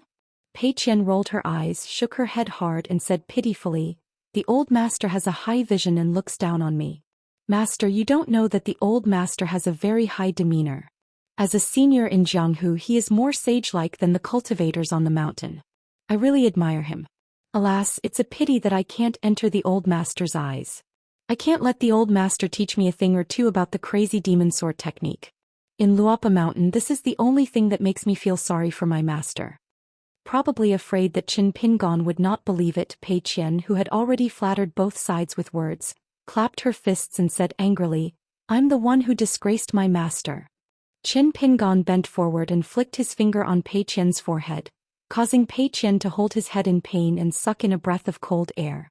Qin Pingon said with a smile, "If you can't bear the pain, just tell me the truth." "What high vision? Who are you trying to fool?" Pei Qian rubbed her slightly red forehead, widened her eyes and said with a stunned face, "Master, did you learn the mind-reading technique of the Immortals when you went out this time? Master, what's wrong with you? Why can you learn powerful skills no matter where you go? You still want me, the first disciple, to catch up with you? Can I only eat the dust behind you for the rest of my life?" Qin Pingon twisted the ear of this flatterer. "Oh, continue to make up stories. I'll see how long you can make up stories." Pei Qian grinned, but when she saw her master's face she was about to cry again. She didn't even have the mood to joke with her master and lowered her head. Qin Pingon sighed, patted her little head and said with a smile, "Let me tell you a piece of good news. Soon Mount Huimeng, Mount Cinnabar and the back of the fish will all be your masters. Also, I will take half of the Immortal Fairy on Mount Oxhorn. In the future you can righteously collect tolls from all kinds of people who come and go." Pei Qian was not in a good mood and said, "Oh." Qin Pingon covered his sleeves with his hands and continued to look at the night scene south of Mount Luapa. It was said that when the weather was clear, as long as one's eyesight was good enough, one could see the outline of Red Candle Town and Xihua River.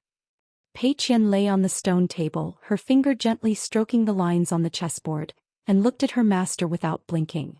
Both of them were speechless. After receiving the news from Zhou Xian, the little boy in green and the girl in pink rushed over from the newly built mansion. Qin Pingon turned his head and waved with a smile, asking them to take a seat. Together with Pei Qian they were just enough to fill the table. The girl in pink ran over quickly and bowed to Qin Pingon. She said respectfully, "Master." The little boy in green also followed suit and bowed. When he raised his head he smiled brightly. "Master, you're finally willing to come back. Why didn't you bring a few beautiful ladies with you?" The girl in pink glared at him. "Don't talk nonsense." The little boy in green picked his nose and sat on the stone stool opposite Qin Pingon. Imitating Pei Qian, he lay on the table and asked with a puzzled expression, "Master, are you wearing a leather mask when you travel the world? It's late at night and I'm timid. Looks old and scary. Hurry up and take it off." Qin Pingon smiled. "Does this mean you don't want the red packets?"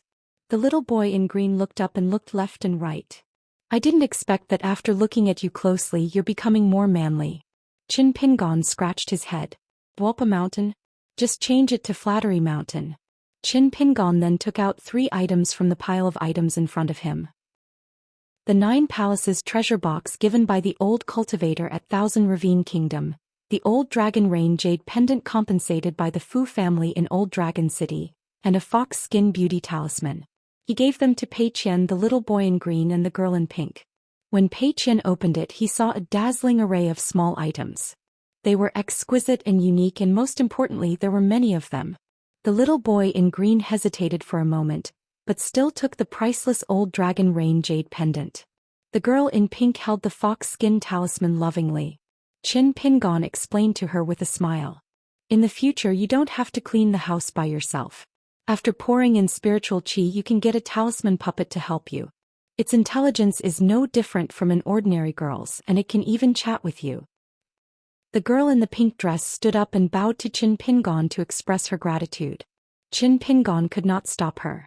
The little boy in green suddenly said, "Isn't it a little too expensive?" Qin Pingon joked, "Did the sun rise from the west?" The little boy in green sighed and thought for a moment. "I can't accept it. I just happened to hear about the rarity of this old Dragon City jade pendant. It's not like it's a snake gall stone that involves the great Tao. No matter how much you give me, I won't refuse it." The little boy in green placed the jade pendant on the table. Qin Pingon saw the determination in his eyes. He did not insist that he accept this gift, nor did he put it back into his sleeve. He picked up the woody wine and drank a mouthful. "I heard that your brother Yu River Water God came to our Longquan County?" The little boy in green drooped his head. "Isn't that so?" Qin Pingon said, "Don't think that you're stupid. It's your brother Water God who isn't smart enough. If he comes again in the future, do what you need to do. If you don't want to see him, just pick a place to go into seclusion. Let Pei Qian help you stop him. If you still want to see him, just continue to treat him with good wine. If you don't have money to buy wine, you can borrow money or wine from me." The little boy in green had a rather strange expression. "I thought you would advise me not to see him." Qin Pingon smiled. "We've been friends for several hundred years. It's a bit of a pity to part just like that. However, friends can continue to be friends. If there are some things that you can't help with, just tell them directly. If they're really friends, they'll understand." The little boy in green muttered, "In the Jianghu, it's not very heroic to tell your brothers that you can't do it." The moment the little boy in green finished saying this, he felt even more guilty. Qin Pingon smiled. "All right, as long as it's related to money, even if you still want to puff yourself up at your own cost with the water god brother, you can still insist that you can do it. It's all right. When the time comes, you can still come to me to borrow money.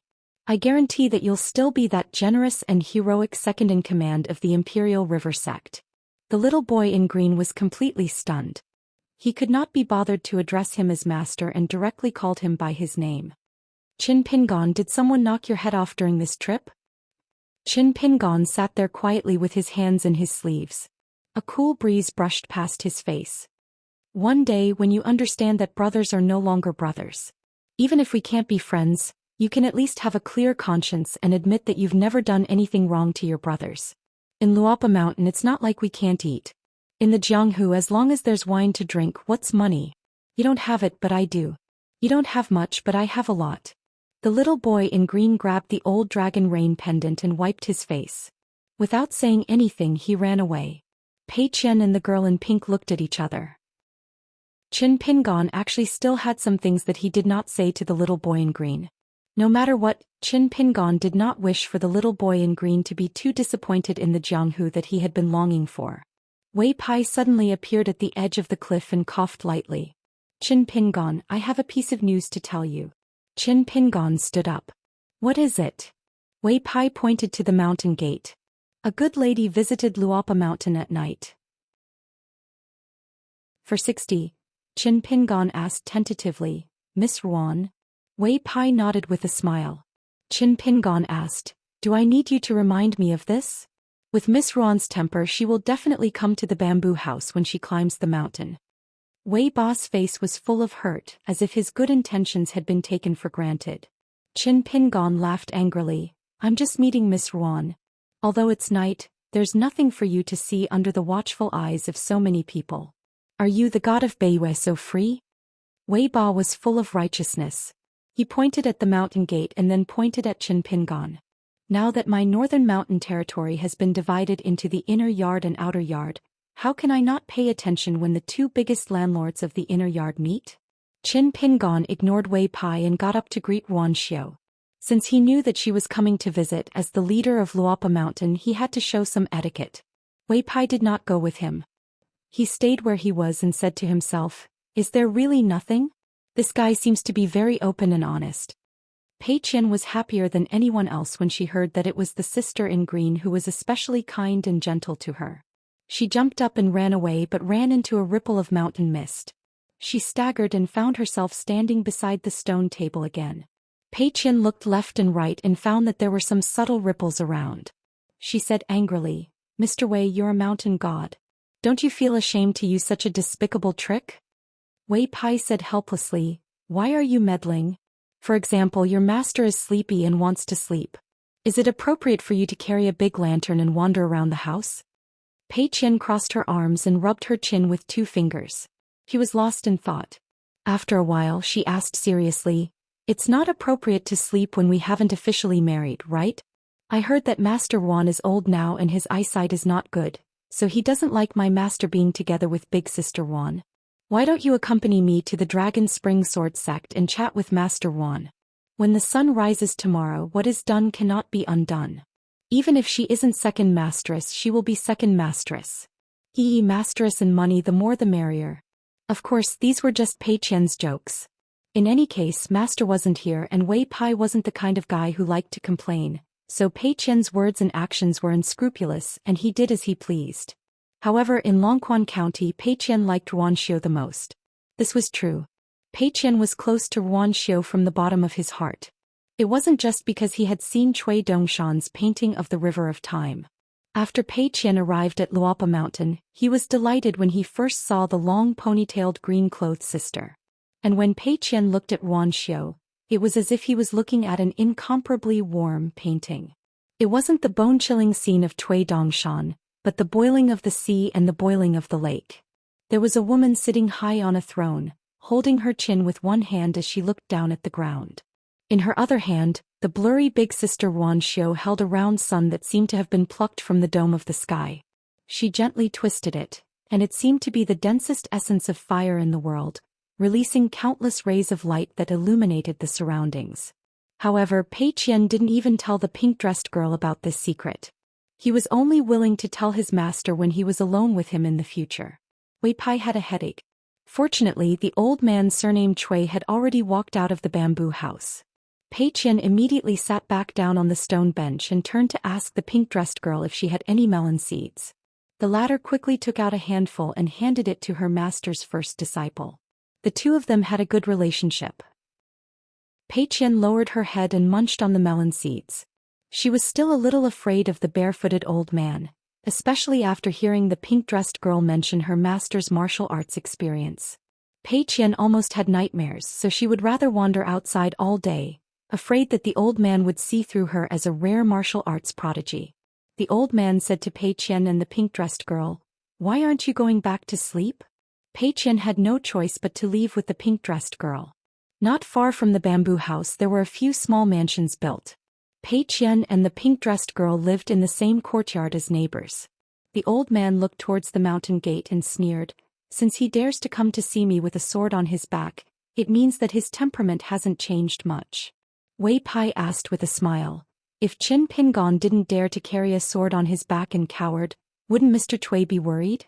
The old man laughed out loud. "Worried? It's just a matter of feeding him a few more punches and he'll turn back to that little brat.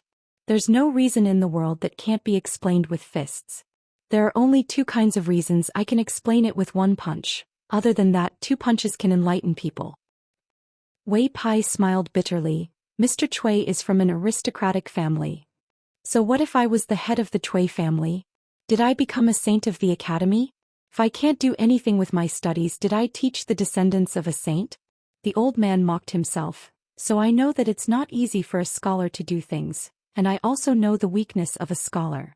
Wei Pai did not say anything else. The most eye-catching mountain god of the Aquarius continent stood at the edge of the cliff.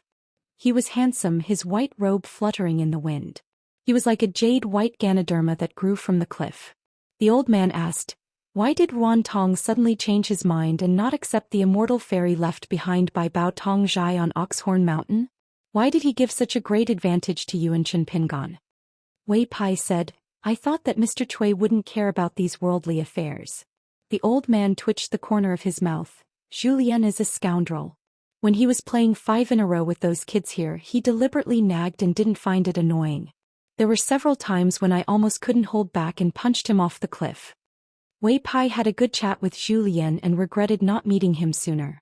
To what extent did Zhou Xian harm him? He was so powerful that Wei Pai sincerely thought that if he had known Zhou Xian for a few years, he could have untied the knot in his heart a few years earlier. He would not have brushed past her on the path of Chiduan Mountain for the last time and did not even dare to look at her. Instead, he should have left the Chiduan Mountain as soon as possible to find her. Even if it was destined that the two of them would not be able to be together forever, since he was the god of mountains and rivers and lived as long as the immortals, he should be closer to her in every lifetime. He should be able to see her joys and sorrows instead of hiding in the Chiduan Mountain and sighing year after year. As for why Zhou Xian was unwilling to learn from Mr. Cui, Wei Pai had never asked.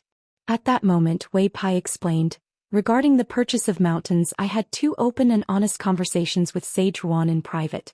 On the one hand, Sage Ruan rented Qin Pingan's mountains for hundreds of years. At that time it was naturally mutually beneficial. Qin Pingan only kept Luopa Mountain and Jinju Mountain so that they would not be in the limelight and would not be jealous of many cultivators from Dali's capital and other places. Sage Ruan could also expand the territory of the mountain. However, later on, Qin Pingan rose rapidly and had no worries about protecting himself. Sage Ruan felt a little guilty and felt that the contract that was originally made out of kindness was a loss for Qin Pingan. That was why he was willing to take back the ferry and sell it.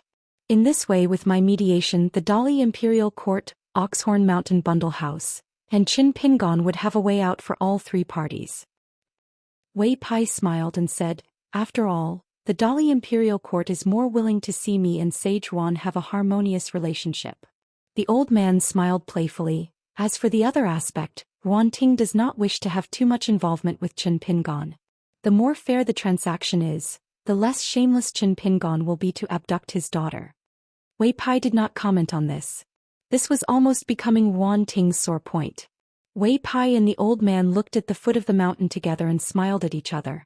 It was rare to see a sage who was in charge of a region fall to such a state. Wei Pai said, I'll go and ease Sage Ruan's mind. The old man nodded. If it's a family in the marketplace as a parent, it's fine. However, this blacksmith in the Wind Snow Temple has made me look at him in a new light. Wei Pai disappeared in a flash. In the northern mountains of Dali, Wei Pai was the master of mountains and rivers. He was even more legitimate than Sage Ruan Ting. Even if the other 4 mountains of Dali were confirmed in the future, Wei Pai would still be the one with the most vast territory among the 5 mountain gods of the entire Aquarius continent. Due to the geographical situation of the Aquarius continent, it was long in the north and narrow in the east and west. This meant that the east and west peaks would have an inherent disadvantage compared to the north and south peaks. Dali's roots were still in the north. Now the capital was the place where the Song clan prospered. Their ancestral properties were all in the north. This made the north peaks slightly higher than the south peaks. Therefore, even if the overall situation of the continent was settled, the Song clan would most likely not move to the south of the central Tsai Kingdom and Shishui Kingdom in one go because there was a Lakeview Academy there. The Song clan would not break off their own will and split the north and south. Therefore, when the hooves of the Dali cavalry stepped on the coast of the South Sea of Old Dragon City, the only mountain god who could wrestle with Wei Pai was Zhongyue. Halfway up Luopa Mountain, Qin Pingan and Ruan Xiu met. Ruan Xiu looked at the young man who stopped and waved. She blinked her eyes and walked forward quickly. Then the two of them climbed up the mountain side by side. There was no unfamiliarity between friends after not seeing each other for a long time. Qin Pingan smiled and said, I actually saw your attack at Book Slip Lake in Furong Mountain from afar when I was at Verdant Canyon Island. It was very imposing. Wan Xiu was slightly embarrassed and said softly, I went down the mountain to train with a bunch of dolly clingers to the south. Later I met Cui Dongshan who claimed to be your student and went to Meili Kingdom together. Qin Pingan nodded and said, Later I traveled to Meili Kingdom with my friends. I even saw the battlefield where you chased Zhu Ying's swordsman. It was at the Springflower River. Wan Xiu did not speak. What Springflower River? She had no impression of it at all. She had never bothered to remember these things. Even though she had seen many people and things during this trip to the south after leaving the Immortal's ferry and passing through the Stone-How Kingdom in a carriage, she still could not remember anything. On Mount Furong she had acted on her own and controlled the fire dragon to kill the young man with great martial arts luck. As compensation she had found 3 new candidates for the Li Klingmen on her way back to the north. She had a good relationship with them, but in the end she could not even remember the names of the 3 children. But she remembered a lot of the local delicacies in Green Tong City. Wan Xiu suddenly said, Not far to the north my father just bought a Golden Dragon Mountain. It's not far from Luapa Mountain and Grey Mist Mountain. My father plans to build a new sword furnace over there. The work on the top of the mountain is rushing through the night. Tonight I went over to take a stroll, and then I saw the strange phenomenon of your sea of clouds being scattered by someone. I was somewhat worried about Pei Qian so I came to take a look. Qin Pingan held back his laughter. But he did not say anything. Others did not know the depth of the martial arts of old Yang Cui, but God Wei Pai and Saint Wan Tong were definitely the most familiar with each other besides old Yang of the medicine shop. If Wan Tong knew, it usually meant that Wan Xiu would also know. Wan Xiu also laughed. Lying was indeed not her strong suit. Her father had never been deceived. He liked to expose people in front of him every time, but the person beside him would not expose him. Qin Pingan did not go to the bamboo building. Instead he took Wan Xiu all the way to the top. As the owner of Luapa Mountain, Qin Pingan had never been to the mountain temple at the top of the mountain. The 2 of them were just chatting about trivial things. For example, the results of the renovation of the Immortal tomb, the business of the 2 shops in Dragon Riding Alley, the nest of chickens that Qin Pingan asked her to take care of, and the dog. Near the mountain temple. Qin Pingan was about to speak. Wan Xiu stopped and turned to look into the distance. She smiled and said, I know what you want to say. Qin Pingan sat on the steps with a calm expression. The steps they were on were illuminated by the moonlight. There were ancient trees on both sides of the path. Above the stone steps, the moonlight was like a stream flowing down the slope. In the water there were intersecting algae, pine trees and cypresses. The scene was like a dream. Qin Pingan said calmly, It seems that no matter what I say it will be wrong. But if I don't say it, it will be even more wrong. It will be best if I think too much. When a man is liked by a woman, no one will be unhappy. This is human nature. Even if many men have a girl they like, they will deliberately get involved with other good girls. It is not good for me to say that these men are wrong. I believe that many men find joy in this and even think that it is a great thing. But this is not human nature for me, Qin Pingan. If I really do that, I will be letting Ning Yao and Miss Ruan down. But if I misunderstood Miss Ruan and thought too much, that would be for the best. But even if Miss Ruan is angry with me and we can't even be friends in the future, I still have to make things clear today. Miss Ruan, you have helped me a lot over the years and I remember it in my heart. To be honest, even if it is in front of Ning Yao, I will still tell her that Miss Ruan's kindness is something I am grateful for. One cannot forget one's roots. In another 10 or 100 years, as long as it is something that should not be forgotten, it should not be forgotten and it should be returned if it is possible. Of course I like Miss Ruan, but it is not love between a man and a woman. If it is the other way around, some of my words and actions in the past have caused Miss Ruan to misunderstand. The fault is not with you but with me, Qin Pingan. If this is the case, what should I do? These words were like the stones in the stream without any sharpness. But after all, it was a hard stone, not the intersecting algae floating in the air or the swimming fish in the water. Wan Xiu looked at the young man who was sad and guilty. She was also sad.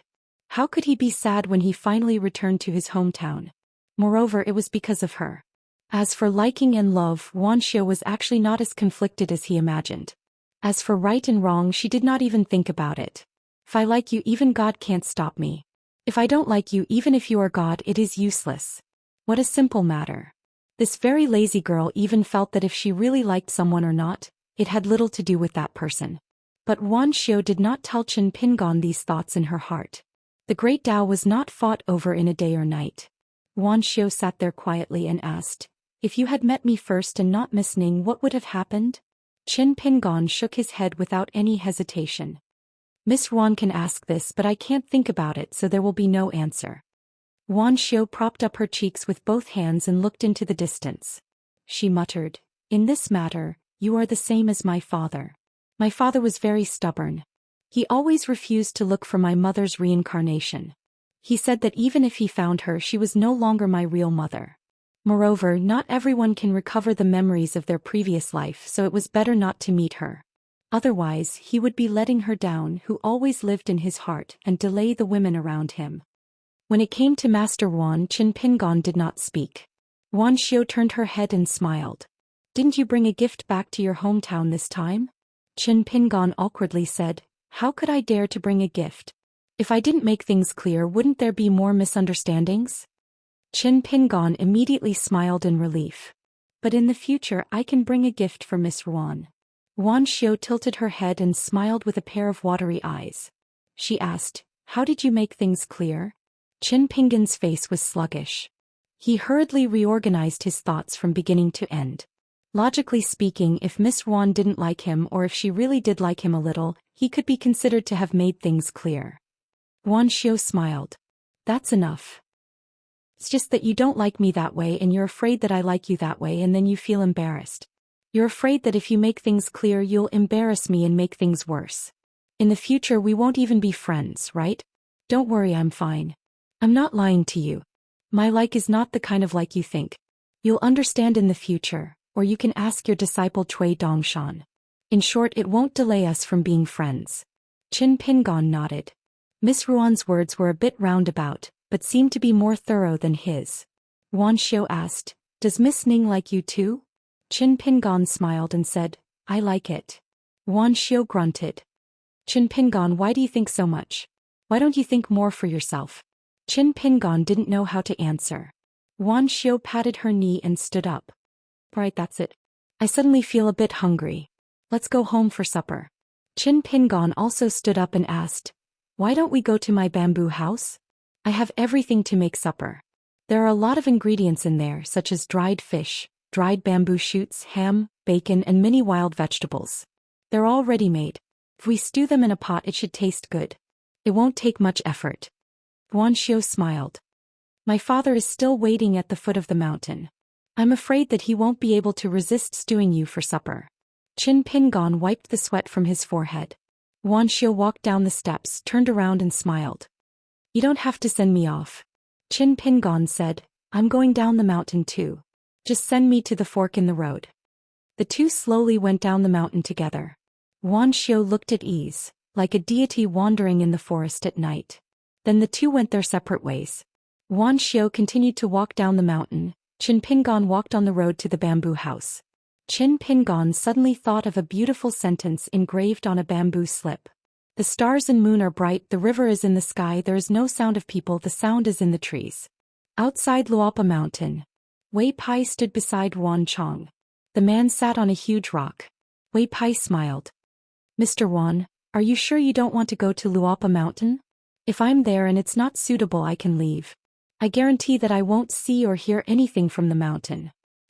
Wan Chong drank wine and shook his head. "I'm not that despicable. If I don't trust Chen Pingon, don't tell me I don't trust my own daughter?" Wei Pai was speechless. "Phew, Wan Chong really trusted him. Why did you come here secretly?" Wan Chong drank wine. Wei Bo stood to the side and accompanied him.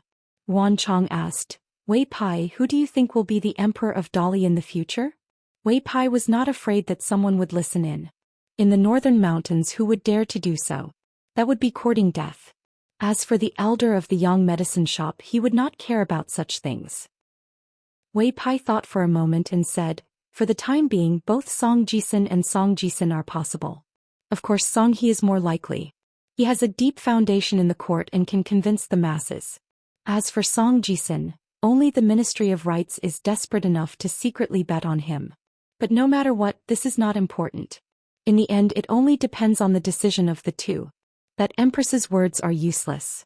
I think that Song Zhangqiang and Cui Dong will make unexpected choices in the end. Wan Chong said, Emperor Dali's departure is a bit coincidental. Wei Pai smiled but did not say anything. Wan Chong was Dali's top consecrator and the #1 swordsmith of the Aquarius continent that everyone wanted to curry favor with. His friends were all over the continent and his family was the Wind Snow Temple. The relationship between the two had never been broken. No one thought that Wan Chong's relationship with the Wind Snow Temple had been broken. Otherwise, the sword Immortal of the Wind Snow Temple would not have been on the stone cliff of the dragon beheading platform. Instead, Wan Chong would have simply abandoned the Wind Snow Temple and split it with the Martial Mountain. He Wei Ba was the god of mountains and rivers of the great Li Song clan. Therefore it would be better for him to speak less of such rebellious words. It was fine to talk about the two princes. It was also fine to talk about the vassal kings and the imperial tutor. However, Wei Pai's position as the god of the northern mountains was personally sealed by the former emperor of Dali. Wei Pai wanted to remember this favor. Therefore, regarding the matter of Song Yongchun's life and death, whether it was mentioned by Wan Chong or the old flood dragon of Huangting country, Wei Pai had always been silent. In the distance, the figure of a woman in green appeared. She did not seem to be walking fast, but her figure floated over like smoke. When Wan Xiu saw Wan Chong and Wei Pai, she first nodded to Wei Pai and then looked at her father. Father, what a coincidence. Are you also out for a walk? Wan Chong nodded and casually threw away the empty wine pot. Wei Pai tactfully took his leave. Wan Chong's lips moved slightly. In the end, he just took out a pot of wine from the nearby objects, opened the mud seal and began to drink. Wan Xiu smiled. Just now on Luopa Mountain I met Qin Pingon. Wan Chong's face was stiff. What a coincidence. As expected of father and daughter. Wan Xiu picked and then told her father about the conversation between the two. The general meaning was the same, but Wan Xiu changed some of the wording slightly. Wan Chong took a big gulp of wine and wiped his mouth. He said in a low voice, Qin Pingon is blind? What's wrong with my daughter that he doesn't like her? Who lent him the dog guts to dare not like her? Wan Xiu smiled and narrowed her eyes. Wan Chong was unusually angry. He took another big gulp of wine and was silent for a moment. However, this kid is still a kind person. He's not like many men who eat in their mouth but always think about what's in the pot. I can't find any fault with Qin Pingon on this point. Wan Chong suddenly said suspiciously, Xiu, could it be that this kid has become more and more cunning after 5 years in Jianghu and is deliberately retreating in order to advance? So that I won't be on guard against him? Wan Xiu's eyes were somewhat disdainful. She looked at her father and didn't speak. Wan Chong said resentfully, that kid shouldn't be so wicked. Wan Chong asked curiously, Xiu, aren't you unhappy at all? Xiu, tell me the truth. Do you like Qin Pingon or not? I'll ask you this once and never ask again, so you're not allowed to lie. Wan Xiu smiled and raised her hands, shaking them vigorously. I don't. Wan Chong was skeptical. If father fights with Qin Pingon, who will you help? Wan Xiu said confidently, of course I'll help father. Wan Chong was somewhat gratified. He suddenly turned his head. Wan Xiu's face was sincere without any flaws. Go home early. Wan Chong was slightly relieved. He rose from the ground and turned into a rainbow. Wan Xiu was still leisurely walking through the mountain forest. Finally, she came to the side of a stream. She squatted there and scooped up some water. There was a bright moon in the water, fragmentary and round. At Luopa Mountain's bamboo tower, Qin Pingon was about to sit alone at the stone table when Old Man Cui reached out and grabbed him, pulling him into a room on the second floor. Then the old man kicked him in the stomach and sent him crashing into the wall. Qin Pingon supported himself with one hand and flipped over. Just as he was about to land and stabilize himself, the old man's fist energy landed on his forehead. The bamboo tower shook and rumbled. It was obvious how powerful the punch was. Qin Pingon, who was beaten up for no reason, wiped the blood from the corner of his mouth with the back of his hand and cursed. Then he said angrily, fight a level 5 against a level 5 if you dare. The old man sneered and said, sure, we'll exchange it with the level 5 true gods drumming style. Qin Pingon charged forward with the six-step stance. The old man did not move at all. He even put one hand behind his back and casually extended the other palm forward, indicating to Qin Pingon to punch first. Qin Pingon's sixth step landed heavily on the ground. His momentum was like a rainbow. Then without warning he turned and rushed out of the bamboo door on the second floor that was still open. With a soft shout, the sword Immortal flew out of its scabbard. Stepping on the sword, it soared into the sky and disappeared into the distance. Qin Pingon could accept punching. However, tonight the old man had obviously taken the wrong medicine. It was as if he was using him as a punching bag. This would not do. The barefoot old man did not immediately punch him down. He clicked his tongue and said, "You're quite a slippery person. Why are you so stubborn when it comes to love? At such a young age you've already lost everything? This is outrageous." The old man silently deduced in his heart for a moment. He stepped onto the railing outside the house and punched out. It was the Great Cloud Swamp style. Qin Pingon, who thought he had escaped a disaster, had planned to admire the moon in the sky tonight. Otherwise he would not be able to survive. He did not expect to be punched down to the mortal realm by the old man together with his sword. He was then gently pressed down by the old man's palm. It was as if a strong wind was pouring down from the sky like a waterfall. Qin Pingon, who wanted to continue riding on the sword, was slapped into the forest. Qin Pingon fell into a stream, creating a huge splash. The stream was not deep.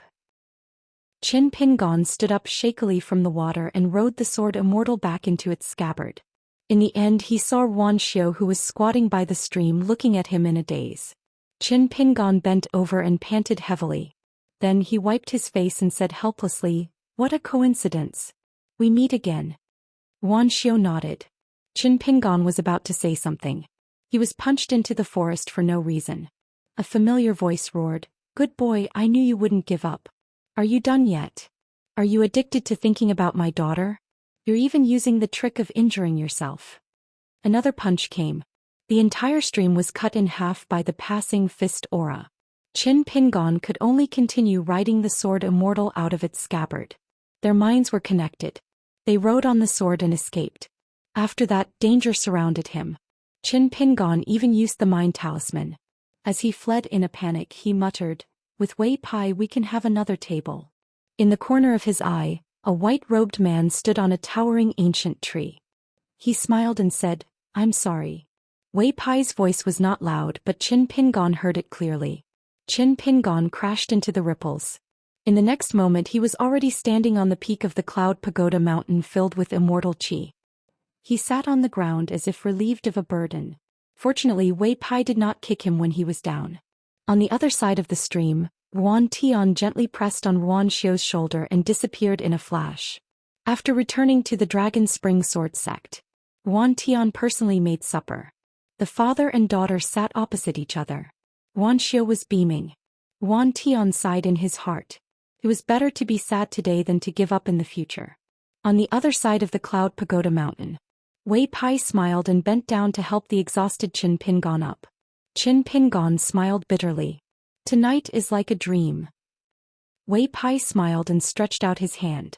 A moment later, a green sparrow that was roaming the sea of clouds on the peak of the Cloud Pagoda mountain at night suddenly fell into the hands of this deity. Wei Pai held the green sparrow with one hand and waved his other hand gently. A white cloud cushion appeared behind Qin Pingon. Qin Pingon sat cross-legged on the cushion. Wei Pai raised his hand slightly and the sparrow flew into the distance and returned to the sea of clouds. Wei Pai said softly, "Qin Pingon, according to the contents of the letters you sent to the Cloud Pagoda Mountain and Cui Dongshan's chat at the Cloud Pagoda Mountain last time, I found a clue from them. It's a strange thing that you might not have noticed yourself." Qin Pingon asked, "How is it strange?" Ever since he learned Go from Cui Dongshan, especially when he went to the book Slip Lake, reviewing games was one of Qin Pingon's daily homework. Wei Ba raised his eyes and looked into the distance. The sea of clouds couldn't block the sight of a mountain god at all. The Dragon Whisker River and Tiefu River were connected together, and even further away were the Embroidery River and Jade Liquid River in Red Candle Town. Wei Ba said slowly, "The chance that Yuan Xiu obtained in Black Pearl Grotto Heaven is the fire dragon coiling around the bracelet, right?" Qin Pingon nodded. This was the obvious truth. Wei Pai said again, Ever since Mr. Qi gave you the seal of mountain and water, the seal of mountain was destroyed in the battle of the flood dragon ditch. Only the seal of water was left. First, you met a ghost in the wedding dress in the mansion with high water by the embroidery river. Then, in the Tongya continent you met the goddess of the buried river. In the Qinghuan country before you went to the lion garden, it was said that you inscribed on the inner wall of a water god temple.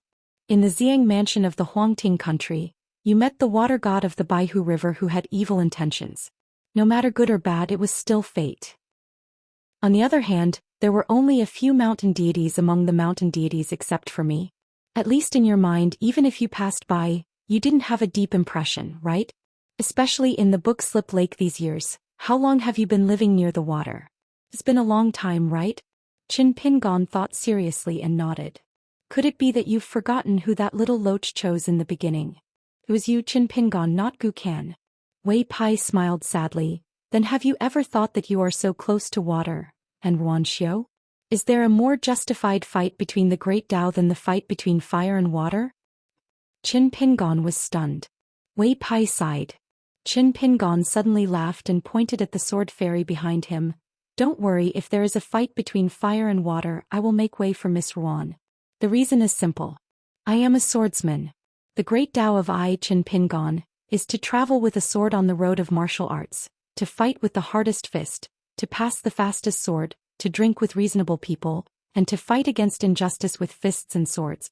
The young man, who was almost skinny, had never been so energetic in the past few years. I hope that one day when I, Qin Pingon, stand somewhere, the reason will be there. 461. Wei Bo raised his head to look at the sky. The full moon hung high in the sky. It was only after he became the mountain god of holy water country that he learned that in another world, there would be a spectacle of 3 moons competing for glory. Until now, Wei Pai could not imagine how many rules of great Tao would be produced in that world because of the 2 moons. Qin Pingon took off the blade's strengthening gourd and drank the wine. He wanted to find a place with deep roots and rich water in Luapa Mountain to bury the wine that was stored in the square-inch item and the near-hand item. After careful calculation, there were quite a lot of types of wine. There was osmanthus wine brewed by Lady Gui of Old Dragon City, well wine brewed by the Fairy of Betail Crossing, crow-crying wine from Book Slip Lake, and waterflower wine from Bio Mansion gifted by the goddess of the buried river. There was still more than half a jar left, but it should be in Bio Water Palace now. The Old Dragon coveted wine given by Wu Yi of Xiang Mansion and the yellow vine wine produced in Xianxia Island's hometown, also known as table wine. Qin Pingon had drunk it before. It was mellow and easy to drink. Back then, when he thought of Pei Qian and the girl in pink who could drink a few cups during festivals, he bought a batch of old cellar wine during his travels. Anyway, it was wine from the market and was not expensive. Walking in the Jianghu, accompanied by books and swords, wine and horses, he would not be lonely. The trip to the North Continent, which had already been delayed for 3 years, could not be delayed any longer. By the end of the year he would first go to the Colorful Robes Nation and the Comb Nation to meet some old friends. Then he would take a cross-continent ferry to the famous continent where swordsmen were as common as clouds and fists were the most important. Wei Ba retracted his gaze and looked past the Luapa Mountain and the Chestun Mountain, all the way to the Red Candle Town in the south. As a mountain god he could see the map of the territory clearly. As long as he wanted, he could see the water deity temple in the Red Candle Town and even every pedestrian on the street. Now, with the prosperity of Longquan County, Red Candle Town, which was a water transportation hub, became more prosperous as the place where the 3 rivers of Xihua River, Yuye River and Chongdan River converged. The moon could not be seen when young, called a white jade plate. Immortals droop their feet and osmanthus trees twirl around. This was a fragment of a poem passed down from Gushu. Later on, it became a folk song in Red Candle Town. Regardless of age, all the boatmen loved to sing this song. Although he was now the North Peak god of Dali, the lowly status of all the boatmen in Red Candle Town's Pushui Bay could not be changed, except for the woman who was already cultivating in Eternal Spring Palace. For generations, the descendants of the 5 families of Divine Water Country could not get rid of their lowly status. They were nailed to Pushui Bay by the iron law of not being allowed to go ashore. Wei Pai had taken care of the 5 families of Pushui Bay for so many years, but after his meteoric rise he had never intended to plead with Dali. After Wei Pai became the mountain god of Dali, he had done a lot of big things. Changing the boatman's status in Pushui Bay, not to mention the final success or failure, was just a small matter of greeting the Ministry of Revenue of Dali and the capital musical house. The result depended on whether the Minister of Rites and the imperial tutor Tui Dong nodded or not. However, Wei Pai did not open his mouth. Wei Pai was silent for a long time and said with a smile, "Qin Pingon, since you have said heroic words, should we talk about some common affairs?" Previously, when Wei Ba had gone to welcome Qin Pingon at the mountain gate of Luopa Mountain, the two of them had chatted while climbing the mountain. As Luopa Mountain had a mountain deity temple overseeing it, it was obviously a nail of the Great Li imperial court. Moreover, the Great Li Song clan did not conceal anything at all. This was a kind of silent attitude. If Wei Pai isolated a small world, it was inevitable that there would be suspicion of 300 tales of silver here. According to the upright nature of the god of Mount Song, who was a loyal minister in life and a heroic spirit in death, he would inevitably record this and send it to the Ministry of Rites. It was better to avoid trouble. Qin Pingon had already prepared a draft for this. He asked, "If the signing of the land deed with Dali Imperial Court goes smoothly, which mountain is better to be the ancestral mountain of the ancestral hall?" Luopa Mountain has the best foundation, but after all, it is too remote and is located in the southernmost part. Moreover, I am a layman when it comes to geography. I now have 2 sets of formations and the rank should be very high. One is a sword formation suitable for attacking and repelling the enemy, and the other is a mountain guarding formation, suitable for defense. Once it takes root in the mountain, it is extremely difficult to move. Should I put the 2 mountain guarding formations on the same mountain from the beginning, or should I coordinate them in the north and south and set them separately? But there is still a problem. For the 2 big formations, I have the formation map now and I have enough immortal money, but I still lack the 2 big central things, so even if I can build it in the near future, it will be an empty frame. Wei Pai did not treat Qin Pingon as an outsider and without any scruples asked directly, "How high is the rank? Is there a saying?" Qin Pingon smiled and said, "In addition to the jade tablet that Jing Dafeng gave me, I actually have a parasol leaf from the Tongyi sect, which is also a nearby item. It is just that when I received this item I was reminded, so I have never opened it in these years. In addition to the large amount of Guyu money that the Tongyi sect took out, the most important thing is that there are 2 sets of precious formation maps for the mountain guarding formation. One is an imitation of the offensive sword formation of the Tongyi sect, and the other is an imitation of the mountain guarding formation of the Fu Ming sect. The Guyu money is enough to build the 2 formations and maintain the operation of the 2 formations for 100 years. Qin Pingon said with a wry smile, "It's just the central objects that support the operation of the 2 big formations, the 9 superior swords and the 5 golden puppets. I need to find them by chance or buy them with immortal money. I guess even if I'm lucky enough to meet someone who sells these 2 kinds of things, the price will be sky high. The Guyu money in the parasol leaves may be empty. Even if I build 2 complete mountain guarding formations, they won't be able to operate. Maybe I'll have to sell everything I have and tear down the east wall to repair the west wall, so that the big formations won't be idle. When I think of this, I feel distressed. It really forces me to go to those broken blessed enclave to look for opportunities, or learn from those wild cultivators in the mountains and lakes to explore." After Qin Pingon finished speaking, he looked at Wei Pai. Wei Pai nodded and said, "There won't be any snooping." Qin Pingon then took out the yellowed parasol leaf. It looked ordinary, but if a cultivator looked carefully he could find that a small parasol leaf was actually full of mysteries and phenomena. Qin Pingon handed it to Wei Pai and said softly, "The reason why I don't dare to open it is that there are still 2 pieces of glazed golden body that fell into the Tongyi sect after Du Mao failed to ascend. One is as small as a thumb and the other is as big as a child's fist. Compared with the other glazed golden bodies that fell into the territories of Tongyi and Baoping continents, they are considered small. Once I open it, it is equivalent to revealing the secrets of heaven, and it may attract the covetous of the cultivators of the upper 5 realms." Wei Pai pinched the parasol leaf with 2 fingers, raised it high, squinted his eyes and sighed, "Fortunately you didn't open it. The glazed golden body of the Ascendant Realm cultivator is too valuable. Not to mention others, even I covet it. The aura is rich. Look, even the veins of this parasol leaf have been soaked for a few years, and it has exuded a golden jade color from the inside to the outside. If it is opened, how can it be? You have to know that many Inyang cultivators rely on deducing the secrets of heaven and selling them to great cultivators to earn money. So, you resisted the temptation and didn't look at it, avoiding countless unexpected troubles. Wei Pai admired the parasol leaf for a moment, then handed it back to Qin Pingon and explained, "This parasol leaf is very likely to be a fallen leaf on the root of the Tongyi continent. It is said that a tall tree attracts the wind, but that ancient parasol tree that no one knows where it is almost never leaves. It is evergreen for thousands of years and gathered the luck of a continent. So, every fallen leaf and every broken branch is extremely precious. Every time a branch and leaf falls, it is a great opportunity for the cultivator of a continent who catches it. Somehow they can get the protection of the Tongyi continent. This is the so-called blessing and virtue of the world. You saw the small bamboo garden that I carefully cultivated in the Chiduan mountain. Do you still remember?" Qin Pingon nodded and smiled. Of course he remembered.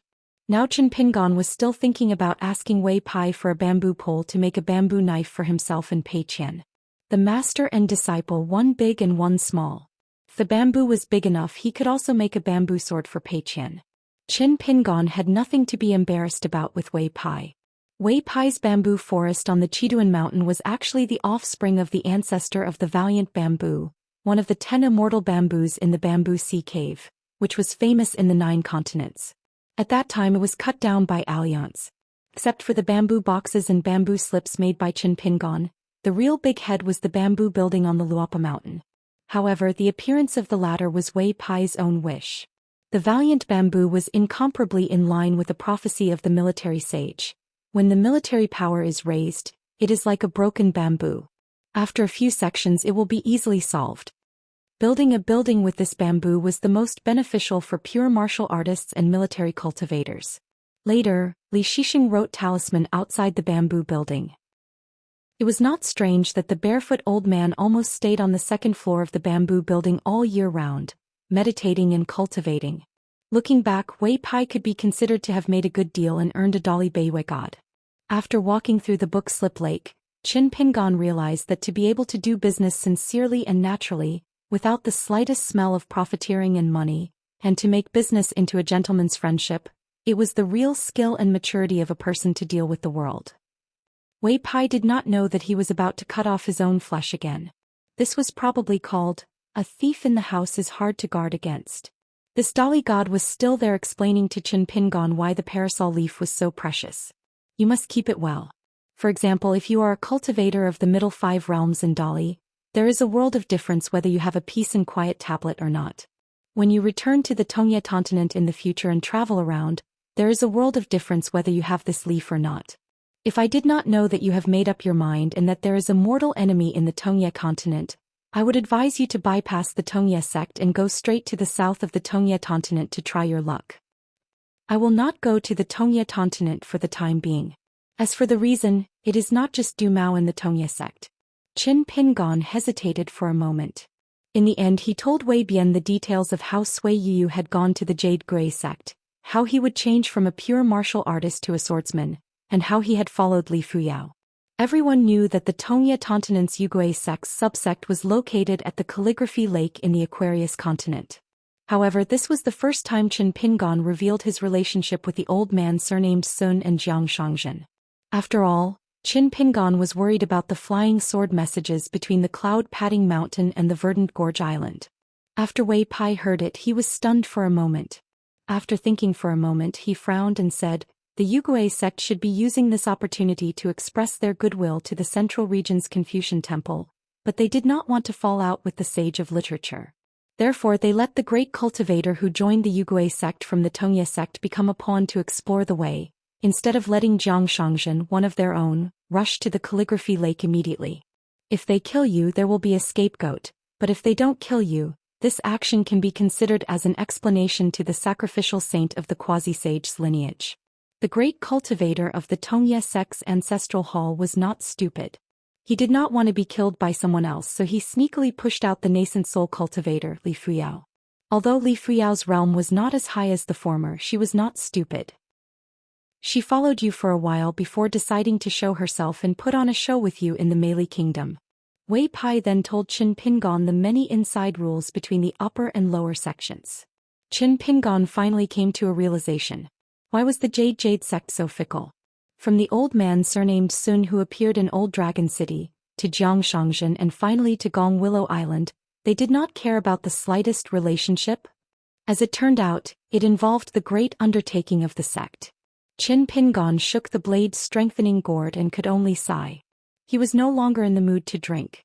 He did not know the respective roles of the old man surnamed Sun and Xianxia in this scheme. What was it?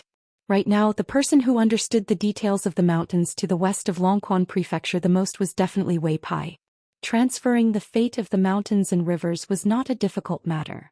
But back to Qin Pingon's original question, where to build the two great mountain protection formations and when to break ground. Wei Pai's expression was not relaxed.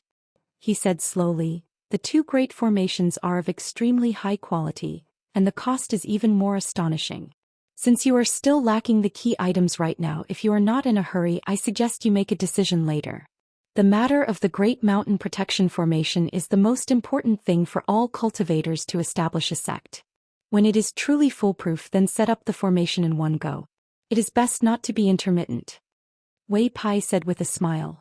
In any case, now that I am in Longquan Prefecture, you don't have to worry about those mountains of yours for the time being. If it really doesn't work, then there is also St. Juan. Qin Pingon felt a headache. After joking, Wei Pai continued to talk about serious matters. It is not easy to find a Mahist master who is proficient in formations and mechanisms in other places in the Aquarius continent, but we happen to have a lot of them in Dali. This matter can be prepared earlier so that when the time comes, you will not be in a hurry. Ordinary Mahist cultivators really do not dare to take over these two great formations. You have to decide on the candidates as soon as possible and then make up time instead of setting a date first and then looking for people. So you can find a chance to contact that hero Su Ruo. This person is behind the scenes in Dali and he is extremely important. Even I can't see through his depth. You don't have to worry about this matter. I will help you to greet him or else you may not be able to find Su Ruo. Wei Pai was probably worried that Qin Pingon would be too hasty and must set up the Great Formation before going to the North Continent so that he could travel with ease. He patiently reminded him, the path of cultivation is long and there are many opportunities to be fought for. Some good things can only be done by waiting. Don't think that time in the world is so slow just because the trip to the Scroll Lake was incomparably torturous and every day felt like a year. Qin Pingon nodded. I understand this. Wei Pai smiled and said, that's good. I thought that I would have to persuade you more. Qin Pingon said helplessly, to be honest, I really want to have a decent mountain top. It's extravagant and imposing. Even if I'm not on the mountain top, I can feel at ease even if I'm thousands of miles away. That's something that makes me happy just thinking about it. But since you have said so, I can only hold it in and take it slow. Qin Pingon suddenly laughed and fastened the blade-strengthening gourd to his waist. Mountain God Wei, do you have any extra valiant bamboo? Just one pole will do. Wei Pai smiled and asked, is this considered extortion? Qin Pingon said resentfully, I will give you as much as you need. I will owe Mountain Splitting Cloud according to the market price. I am thinking that I have just returned and will soon leave Longquan County. I feel a little sorry for Pei Qian, so I will make 2 bamboo swords for her as a parting gift so that she will not cry. Wei Pai gave him a thumbs up. Helping you contact Su Ruo is one thing. He then extended his index finger. Shamelessly asking for a valiant bamboo is the second thing. Wei Pai finally gave him the middle finger. Say it. Make up 3 yuan. I do have some. Qin Pingon laughed and said, I only have a bag of adamantine copper coins left. I must keep it for Picture Scroll and the others. As long as I throw the adamantine copper coins into my robe, its rank can be increased. Someone said that it is best to increase the rank of a half-immortal weapon in one go. It will definitely not be a loss. Even if I become a golden body warrior in the future, wearing it will be a burden. I can just sell it for a sky-high price. But according to what the Li dynasty is saying now, all the gold and copper coins on credit will be written off after the mountains are sold to me. I was thinking that Wei Shan, the mystic prodigy, would do more work and at least squeeze out a few bags of gold and copper coins for me. If that doesn't work, I'll just take it that I owe the Li dynasty a debt. Wei Pai smiled brightly and asked, "Young hero Chen, may I ask if you have accidentally left your face in some corner of Jianghu? Did you forget to pick it up and bring it back to Longquan County?" Qin Pingon said with a righteous face, "Look at what you are saying. Hurting my feelings is secondary. The key is that you don't have the demeanor of an immortal at all. This is unacceptable." Wei Pai reached out and rubbed the space between his eyebrows. "Qin Pingon, you are actually Mr. Zhu and Pei Qian's flatterer, aren't you?" Qin Pingon waited quietly for him to continue. Wei Pai thought for a moment. "The bamboo pole is fine. I will give it to you as a gift. Just treat it as a meeting gift from me to that little girl.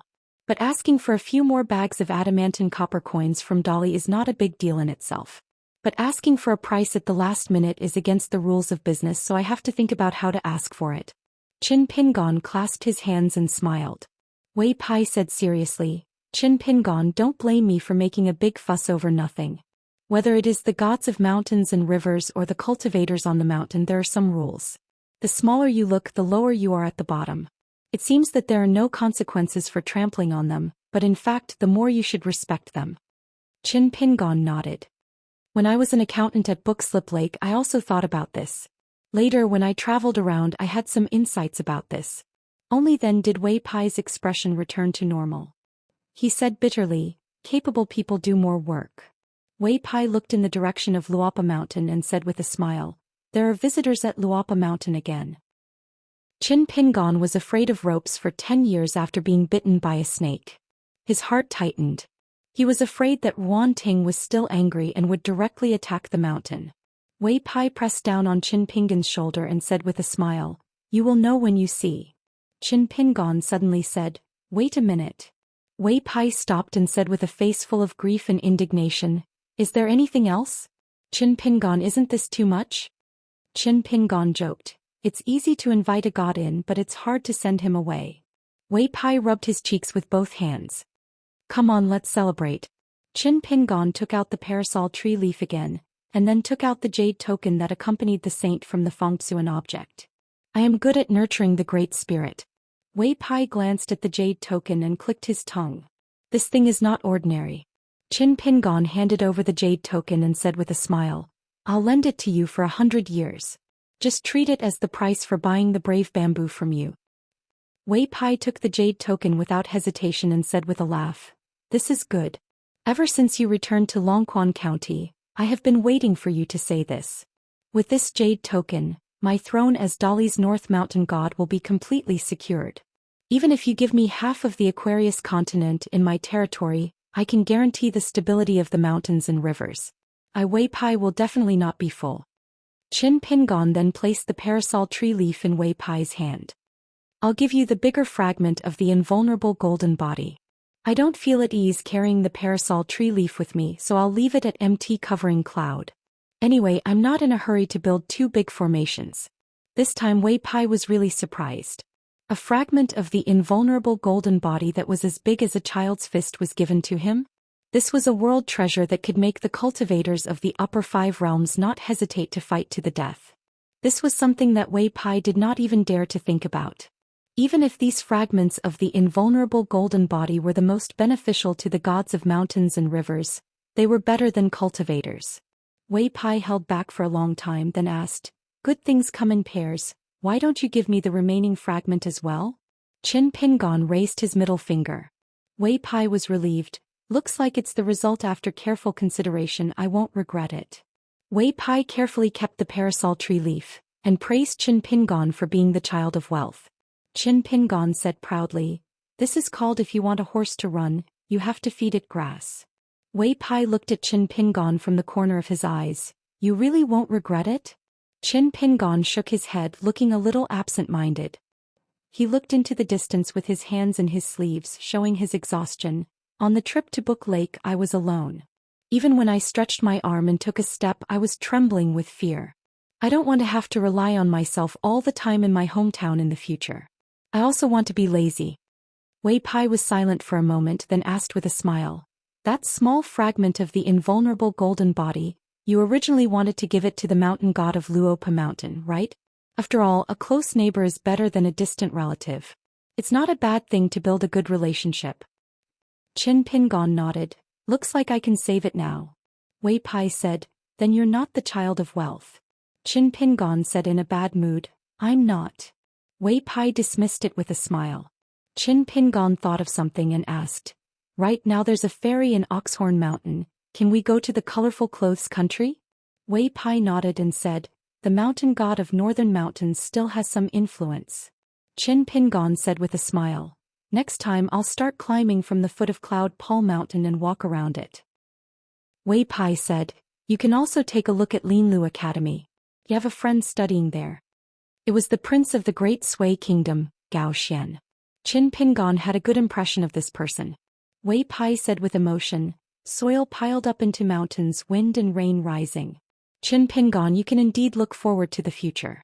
Within the mountains, Luopa Mountain, Mount Huimeng, the sword-worshipping platform and many other places, there will be Elder Cui Dongshan, Peiqian Julian and many other cultivators. Within Dali, Wei Pai, Su Ruo, Jing Dafeng, Gao Xian and many other allies will be there. Qin Pingon smiled knowingly. After many trials and tribulations in life, there was always a light at the end of the tunnel. Wei Pai pressed on Qin Pingon's shoulder again. Don't let the guests wait too long. He gave a light push. Qin Pingon had already disappeared from Cloud Pall Mountain. Wei Pai stayed alone at the peak of the mountain.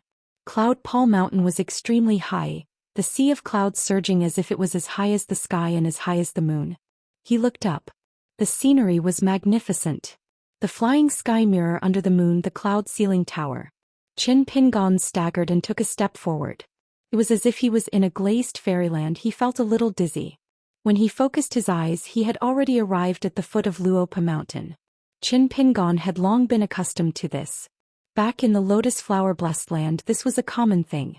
This was one of the waiting water. The water was the river of time. The earth immortal cultivators or the mountain deities' earth shrinking divine ability, this kind of competition with the river of time was the most subtle kind. It was the earth shrinking divine ability of the present age. It was said that compared to the ancient immortals and gods shifting mountains and seas, it was too inferior. There was an ancient text that once said, earth shrinking yellow springs, ascending to the heavenly palace, how carefree it was. These were all unintentional words of Cui Dongshan in the early years. As for Cui Dong's so-called shifting mountains of 3 mountains and crossing seas of 4 seas, Qin Pingon did not think much of it at that time. Later, after he bought the Immortal Book of Inverted Mountains, he realized that there was no such thing as 3 mountains and 4 seas in the vast world. Later on, he met Cui Dongshan again in the southeast of Aquarius continent. When the two were playing chess, Qin Pingon casually asked about this. Cui Dongshan laughed and said that it was old history and did not continue the topic. Qin Pingon saw a hunchback man with a green foxtail in his mouth. That guy also saw Qin Pingon. The hunchback clicked his tongue and said, not bad, shifting mountains and shrinking earth. Why? Do you find that golden head an eyesore, so you decided to become the mountain deity of Luopa Mountain yourself? Qin Pingon said helplessly, this is Wei Pai's divine ability, I don't have this ability. Qin Pingon's body relaxed. Naturally, he covered his sleeves with his hands. Let's walk. Jing Dafeng glanced at Qin Pingon. He had not seen him for a few years. He had lost a few kilograms. His height should have grown, but his back and shoulders were bent. He did not look tall. Jing Dafeng exclaimed, seems like after leaving Old Dragon City, Sui Yu's skills have improved. Qin Pingon was confused. What do you mean?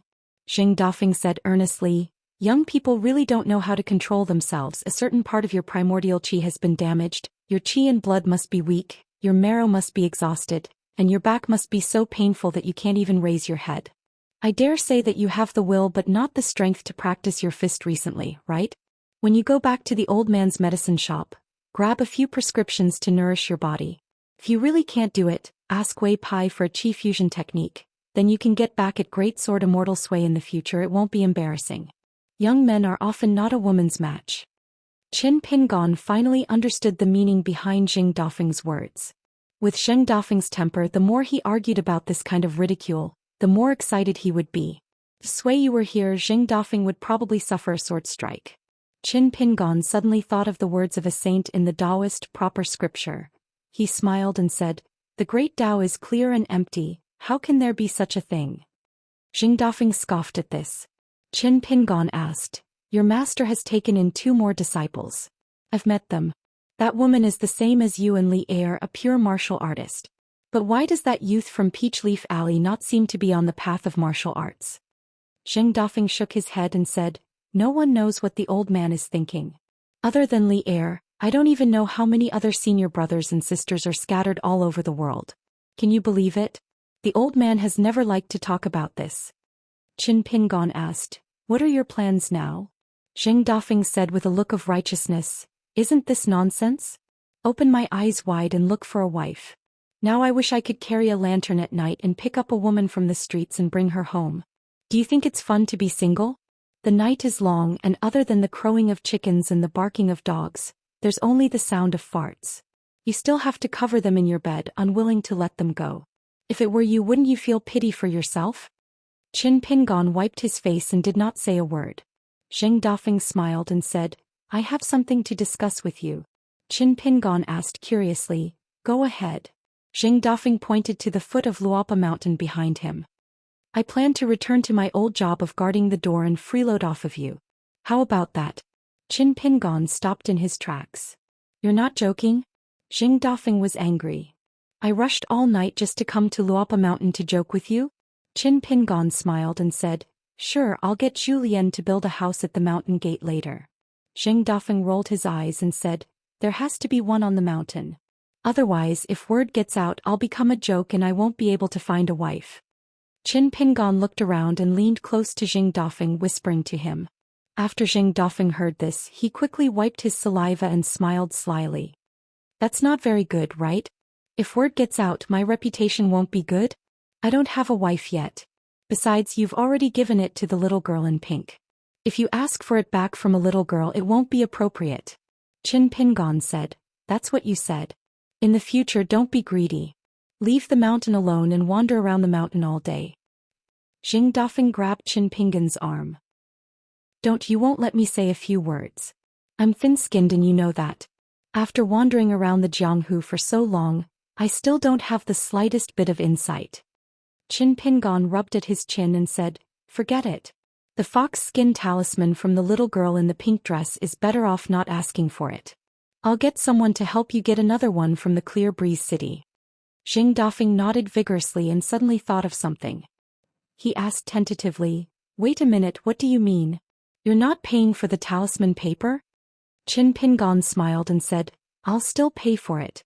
Just treat it as paying for you to guard the mountain gate. Zheng Dafeng was anxious. Qin Pingon withdrew his joking expression.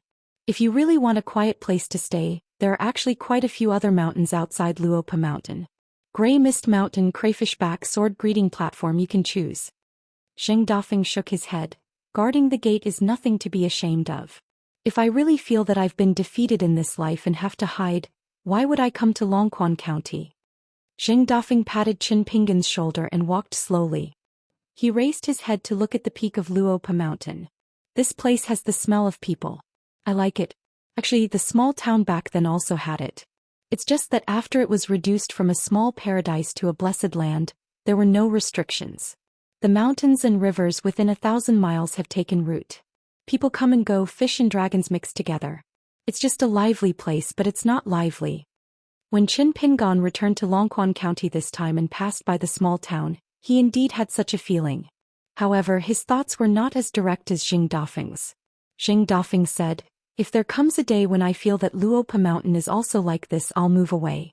At that time, don't blame me for not telling you. Qin Pingon thought for a moment. Why don't you tell me before you move? Zheng Dafeng did not comment. He suddenly stretched out his hand and patted Qin Pingon's back. Don't deliberately bend over. Are you tired? I, Zheng Dafeng, am a hunchback. So what? I'm handsome. Qin Pingon squeezed but still could not laugh. Zheng Dafeng stayed in Zhou Lian's courtyard that night. As long as he gave them 2 pots of wine and a few dishes, they would probably be able to chat for the entire night. When he thought of Zhou Lian and Zheng Dafeng's request to guard the gate of Luopa Mountain, Qin Pingon felt more at ease. Zhou Lian would probably run to the foot of the mountain. Once the 2 of them started drinking and chatting, Zheng Dafeng would probably be able to talk about how he was one of the 4 divine generals of the Heavenly Court. Qin Pingon returned to the bamboo building. The old man surnamed Chui stood on the second floor. The corners of his mouth twitched as he turned and walked into the house. Qin Pingan's scalp went numb. He still went up to the second floor. The old man sat cross-legged in the house and teased, "You're not going to thank me for sending you off and letting you see the charming scenery of a beauty under the moon for nothing?" Qin Pingan sat opposite him and said with a straight face, "I really can't say words that go against my conscience." The old man nodded. "It's understandable. I haven't beaten you for a few years. Your skin is itchy and your guts are fat." Qin Pingan knew that something was wrong. The old man sneered. "Still running? Aren't you afraid that I'll punch you straight to Spiritual Grace Mountain? And let Wan Ting smash you back to Luopa Mountain with a hammer?" Qin Pingan's forehead was covered in sweat. The old man took out a letter from his sleeve and tossed it to Qin Pingan. "Your student left it for you." Qin Pingan reached out to catch the letter. The old man's fist had already arrived. Even though Qin Pingan had actually sensed it, he was still caught off guard. With a bang he flew out and hit the wall. The old man sneered. Strange. A martial artist at the peak of the fifth realm is not as agile as a martial artist at the third realm back then. No wonder you can only follow behind others and eat their dust. Qin Pingan put the letter away, took off the sword Immortal on his back and took off his boots. His body was stooped. It seemed that his fist stance was loose and his fist intent was restrained. In fact, his muscles and bones were suddenly stretched. His joints were like firecrackers, so much so that the green robe on his body shook and the dust around him scattered. If Zhou Xian was here, he would definitely be shocked. Then he would start to flatter him and say that the pupil had surpassed the master. Because in these years, the only fist stance that Qin Pingan had practiced, even if he didn't want to, was Zhou Lian's original ape form. The essence of it was that when the gate of heaven opens, spring thunder explodes. Although Qin Pingan had not perfected it, he was already extremely similar to Zhou Lian, who had been practicing it for decades. Then Qin Pingan used his ape form fist intent to strike a stance that he had learned from the imperial tutor of the Lotus Blossom Blessed Land. The stance of his fist was the Iron Horse Chisel formation. "Come. If you have the ability, then use the fifth realm to kill me." The barefoot old man slowly stood up. The bamboo building shook. The thick spiritual energy in the surroundings was actually scattered a lot. A green-robed figure suddenly arrived. A knee smashed towards the old man's head. The old man casually stretched out a hand and pressed down on Qin Pingan's knee. With a casual push, he threw Qin Pingan out. The old man still slowly stood up. During this process, his speed did not increase or decrease. He just stood there, calm and composed. After being thrown out, Qin Pingan did not look embarrassed. Instead, his toes lightly touched the wall of the bamboo building and he floated to the ground. He frowned and said, "Sixth realm?" The old man obviously disdained to answer such a childish question. The old man thought for a moment. Then he did the same as Qin Pingan.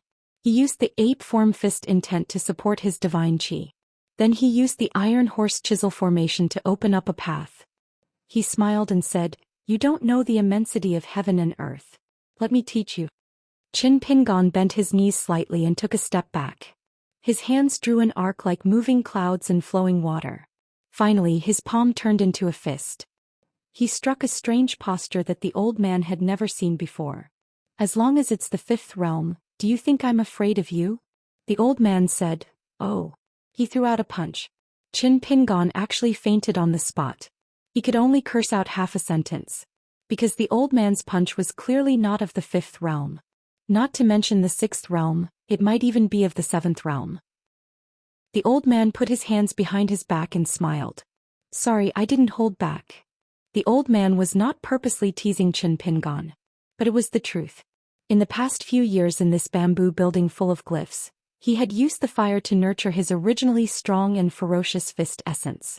Tonight, it had been slightly influenced by this little brat's fist essence. The old man's punch had the intention of not being satisfied until it was released. Even if he tried his best to restrain himself, he could only suppress it to realm 7. The old man sighed in his heart and walked out of the house.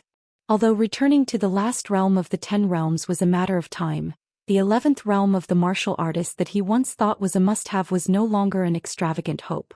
Back then, it was he who faced the sect master Lu Qin and gave up the chance to reach the 11th realm in exchange for the safety of the two young people. Although he did not regret it, how could he not have any regrets? The old man turned his head and glanced at the young people in the house. After retracting his gaze, he thought for a while and kicked Qin Pingon to wake him up. Without waiting for Qin Pingon to say anything, the old man kicked his forehead again. Poor Qin Pingon fainted again. The old man muttered, "In the future, if you don't have the ability to reach the 11th realm, see if I don't beat you to death." The old man returned to the corridor again, feeling refreshed. It was as if he had returned to the time when he locked his grandson in the small attic of the library and removed the ladder. Every time his grandson succeeded in his studies, the old man would feel gratified. But he would not say anything. Some of the most heartfelt words, such as extreme disappointment or extreme joy, especially the latter. As an elder, he would not say anything to the junior that he had high hopes for. It was like a jar of old wine placed in a coffin. Once the old man passed away, the jar of wine would not have the chance to see the light of day again. How did the old man treat Qin Pingon? Pei Qian might not know. The little boy in green and the girl in pink might not know either. Only Zhou Xian knew. That was why Zhou Xian did not have the thought of asking the old man for advice on fist techniques. Pearls and jade were in front of him. On the peak of the mountains, it was enough to have an old man and a young man to teach and learn fist techniques. First he set a small goal. For example, 1 second. Remember, book guest house mobile version reading website. 462. Bid farewell to the old and welcome the new. The commotion at the bamboo house was too loud. After Pei Qian woke up, he immediately put on his clothes, equipped his sword and saber and rushed out with his mountain walking stick. The girl in pink was half a step behind him. She also opened the door and saw Pei Qian's nimble back as he ran out of the courtyard. The girl in pink noticed something amiss and quickly ran after him. As expected, she saw Pei Qian's stern face and murderous aura, mumbling as he ran. The girl in pink had a rough understanding of Pei Qian's temper and quickly advised, "Don't be rash. Master has always been like this when he was training on the mountain." It wasn't that the girl in pink didn't feel sorry for her master, but she knew the severity of the situation. She didn't want Pei Qian to be at a disadvantage at the bamboo house. Moreover, Master Cui really didn't have any ill intentions towards her master. Pei Qian ran madly with his head down and his mountain walking stick. He said angrily, "That old bastard really wants to rebel. This mountain belongs to my master and the bamboo house belongs to my master. That old bastard shamelessly occupied the 2nd floor. Master was knocked out by 2 or 3 punches the moment he came up the mountain. When he opened his eyes, he was just chatting with us for a while and not long after he was punched again. Now it's happening again. Master returned to his hometown to enjoy life, not to be bullied by that old bastard." The more Pei Qian spoke, the angrier he became.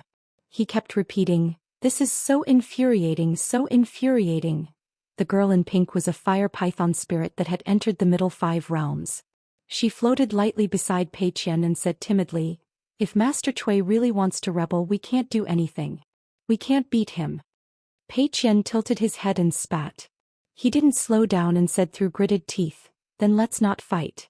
I'll reason with that old bastard. I don't believe that there's such an unkind guest in this world who bullies my master for being easy to talk to. I, Pei Qian, am not a kind person. I'm master's first disciple and Cui Dongshan's senior sister." The girl in pink floated backwards beside Pei Qian. She glanced at the mountain walking stick in Pei Qian's hand and the bamboo sword at his waist. She wanted to say something but stopped. Near Pei Qian's residence, a little boy in cyan clothes was sitting on the roof and yawning. Compared with the time when he carried Qin Pingon who was covered in blood downstairs, the competition, on the 2nd floor of the bamboo building was not worth mentioning at all. It was like turning a page from a frontier poem to a graceful poem. Pei Qian, this charcoal, was still inexperienced. Zheng Dafeng and Zhu Lian were drinking wine and admiring the moon in the courtyard. They didn't talk about Qin Pingon and only talked about women. Otherwise, it would be too outrageous for 2 men to talk about a man in the middle of the night. Zhu Lian talked about the right side of the Sui dynasty who traveled far to Tongye continent, Huang Ting, the Taiping mountain female crown princess, Yao Jinji in the Great Spring dynasty, Jin Su, Lady Gui's maid, and Fan Junmao who had a bad temper. Zheng Dafeng talked about He Xiaoyang who had betrayed the Shinho sect, Fairy Su Jia of Xingyang Mountain who had unfortunately fallen into the mud at the foot of the mountain, and Dali's short but charming imperial concubine. Later on, Jing Dafeng talked about the beautiful women who were born and raised in the small town when he was guarding the gate of Liju Cave Heaven. There was the Gu family from Nipping Alley, and a few decades earlier, there was a woman from Apricot Blossom Alley who became the river granny of Longshu River a few years ago. After becoming the goddess of mountains and rivers, she regained her youth and her youthful appearance. She was quite good-looking, but her mouth was a little harsh. When it came to quarreling, she was even better than his sister-in-law. Jing Dafeng took a sip of wine and smacked his lips. He was intoxicated. Drinking with a close friend on a moonlit night and talking about beautiful women, it's really a celestial life. The Celadone wine set on the table had been there for some years. At first glance, it was obvious that it was made in a dragon kiln in the small town. It was almost perfect. As the royal tribute of the Song clan, according to the usual practice, the slightly defective products would all be strictly selected by the officials of the kiln's supervisor and thrown into the old porcelain mountain. Jing Dafeng loved to drink and was smart. It was not difficult to secretly get some porcelain that should have been placed in the palace of Dali. As for Jing Dafeng's trivial matters, Old Man Yang of the medicine shop probably didn't even bother to look at them. Zhou Xian was lifting the wine pot and pouring wine into the empty wine cup. He suddenly stopped and put down the wine pot. But he picked up the wine cup and put it to his ear. He tilted his head and listened carefully. He narrowed his eyes and said softly, "In a rich family, I occasionally hear the sound of porcelain breaking. It's not inferior to the sound of apricot peddling in the streets." Zhou Xian heard the subtle sound. He pinched the wine cup with 2 fingers and murmured with a smile, "Small tools breaking into pieces. It's like a country girl in love for the first time. It's like orchids and fragrant grass. Small tools breaking into pieces. It's like a beauty who can topple a country, riding a horse and brandishing her whip." Jing Dafeng listened to these words that were full of vinegar and did not feel awkward at all. Instead, he was happy and content with Zhou Xian. Logically speaking, an old chef and a gatekeeper should only talk about shit, urine, farts, and trivial matters. The moon was bright and the wind was blowing gently. The 2 people sitting opposite each other had a tacit understanding. The beautiful things in the world were just like this. Jing Dafeng laughed. "Zhou Xian, tell me the truth. During those years in Lotus Blossom Blessed Land, have you ever truly liked a girl?" Zhou Xian gently put down the wine cup and sighed. "When you like a girl, how can you not be sincere? How can you not put your heart into it? It's just that in the Jianghu of a country, there are many things that are beyond one's control. When I was young, my heart was higher than the sky. I always felt that love between a man and a woman was too romantic. Maneuvering, unparalleled achievements, turning the tide and leaving one's name in history. In my early years when I saw these words in books, it was like," Jing Dafeng followed up, "it was like an old bachelor in the depths of the forest who saw a beauty coming out of the bath.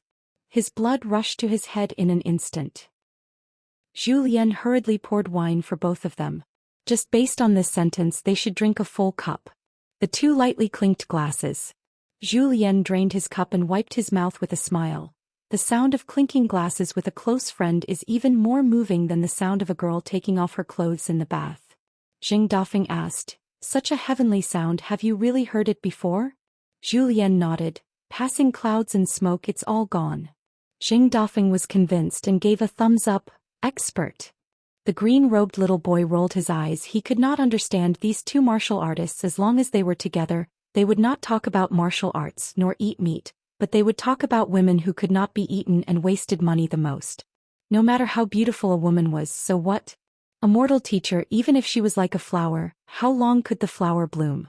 How many years would it take for a person to become old? Even a female cultivator on the mountain, no matter how beautiful she was, could beauty be used as food? Could it be used as money to buy treasures? The green-robed little boy felt that the Jianghu of the 2 was too vulgar, too boring. The key point was that regardless of Jing Dafeng or Zhou Xian, they were obviously the most outstanding and pure martial artists in the Aquarius continent. Since they liked women so much but did not have any beauties by their side. In the secular Jianghu, the so-called Jianghu masters, even if they were only in the 6th or 7th realm, if they wanted to get close to women, wouldn't it be easy? The green-robed little boy leaned back, using his hands as a pillow. He could not understand why Chen Pingon could be friends with them. And they were true friends. At the bamboo building, Pei Qian saw the barefooted old man standing in the corridor of the 2nd floor. The old man laughed and asked, "What, you want to fight for justice for your master?" Pei Qian blinked his eyes. "Old mister, we are all heroes of the Jianghu, so we have to be righteous and know how to repay kindness, right?" The old man did not say anything. He looked down at the charcoal black lass who looked like a martial arts embryo, and was puzzled. Why did the brat in the room not put in effort to carve this exceptional unpolished jade? Qin Pingon did not talk about other things, but he had some foresight and should be able to see Pei Qian's talent.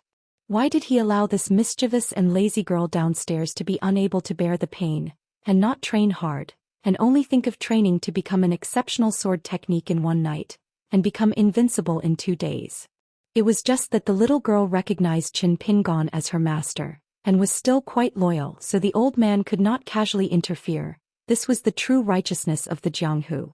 Even if little charcoal was idle every day wasting natural resources, the old man could only wait until Qin Pingon returned to Luopa Mountain before he could say anything. As for how Qin Pingon would impart martial arts to Pei Qian in the end, it was still the master and disciple's business. The old man did not say anything. Pei Qian was even less confident. He definitely could not beat him. Even if he called old chef, it would be useless. He could only blame himself for the crazy demon sword technique that was too difficult to master. Otherwise he would not have allowed the old bastard to be so arrogant and domineering, and would have beaten him to the point where he would kowtow and apologize to his master. But Pei Qian was especially bold today. He just did not want to turn around and leave. The girl in pink tugged at Pei Qian's sleeve, indicating that they should stop while they were ahead. Pei Qian gently patted the girl in pink's hand, held his head high and said loudly, "Old mister, let's play Gamoku. The rules will be set by me. Whoever wins, do you dare?" The old man said expressionlessly, "I don't dare." Pei Qian was stunned on the spot. The old man suddenly said, "Will you practice martial arts diligently one day when your master is beaten to death? Then after a few days of practice, you feel that you can't take it anymore, so you might as well just forget about it. Every year, you can only be a little more attentive, as if you were visiting the graves of your master's parents, so that you can feel at ease."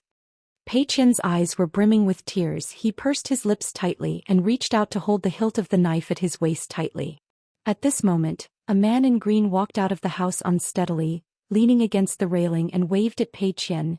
"Go back to sleep, don't listen to him, master won't die." Pei Qian was about to cry, "What if?" Qin Pingon laughed angrily. "Then go upstairs, master will let him massage your muscles and bones just like Sui Yu did in Old Dragon City. Do you want it? I'll count to 3. If you don't go back to sleep, I'll grab you up here. You can't run even if you want to. Master won't care about you in the future. Everything will be handled by the old senior." Qin Pingon had just counted to 3. Pei Qian ran away, shouting as he ran, "There's no what if, there's no what if, master is powerful." The old man sneered. "He doesn't have much conscience." Qin Pingon coughed a few times, his eyes gentle, looking at the back of the 2 little girls. He laughed. "Such a big child, it's already very good. If we expect more, it's our fault." The old man shook his head. "If it's an ordinary disciple, it's fine if it's a little late. But Pei Qian is different, such a good seedling. The earlier he suffers, the greater the suffering and the more promising he will be. 13 or 14 years old is not young. If I remember correctly, when you were his age, you also got the mountain quaking fist and started to practice it." Qin Pingon laughed. "Anyway, I'm Pei Qian's master. What you say doesn't count." The old man squinted. "What, do you really raise Pei Qian as a daughter? You have to think clearly whether Luopa Mountain needs a lawless rich family's daughter or a tenacious martial arts embryo." Qin Pingon put his hands on the railing. "I don't want to think about this. I only think that at Pei Qian's age, since she's already done many things she doesn't like, copying books, practicing the sword and saber, she's already busy enough. It's not like she's idling around every day, so she has to do something she likes to do." The old man asked, "What's going on with the little girl's eyes?" Qin Pingon shook his head. "After coming out of the Lotus Blossom Blessed Land, it's been like this. The old master of the Eastern Sea Monastery seems to have done something to her eyes, but it should be a good thing." The old man was not a wishy-washy person. After asking this question, regardless of whether he was satisfied with the answer, he immediately changed the topic. "This time, after going to Cloud Mountain and having a heart-to-heart talk, did you do something wrong again? What gift did you give to Wei Pai?" Qin Pingon was a little embarrassed, but he didn't hide it and said softly, "A piece of glazed golden body that fell to the human world after Du Mao failed to ascend." The old man had seen the world, so he asked directly, "How old is it?" Qin Pingon replied, "The size of a child's fist." Qin Pingon thought the old man was going to scold him for being a wastrel, but the old man nodded and said, "You can't only owe Wei Pai a favor, otherwise in the future the people of Luopa Mountain will be affected by you, living under someone else's roof for the rest of their lives, unable to raise their heads to look at Cloud Mountain." The old man asked again, "Do you know why I sent you to Ruanxiu by the stream with 2 punches? Qin Pingon shook his head. The old man said, "Do you know that Ruanxiu followed Stickman to Book Slip Lake?" Qin Pingon nodded. "We almost met." The old man sneered, "Then do you know that she killed a young man that Dolly was determined to get?" Even Ruanxiu herself didn't know that the young man was the disciple candidate of the vassal king Song Jianqiang.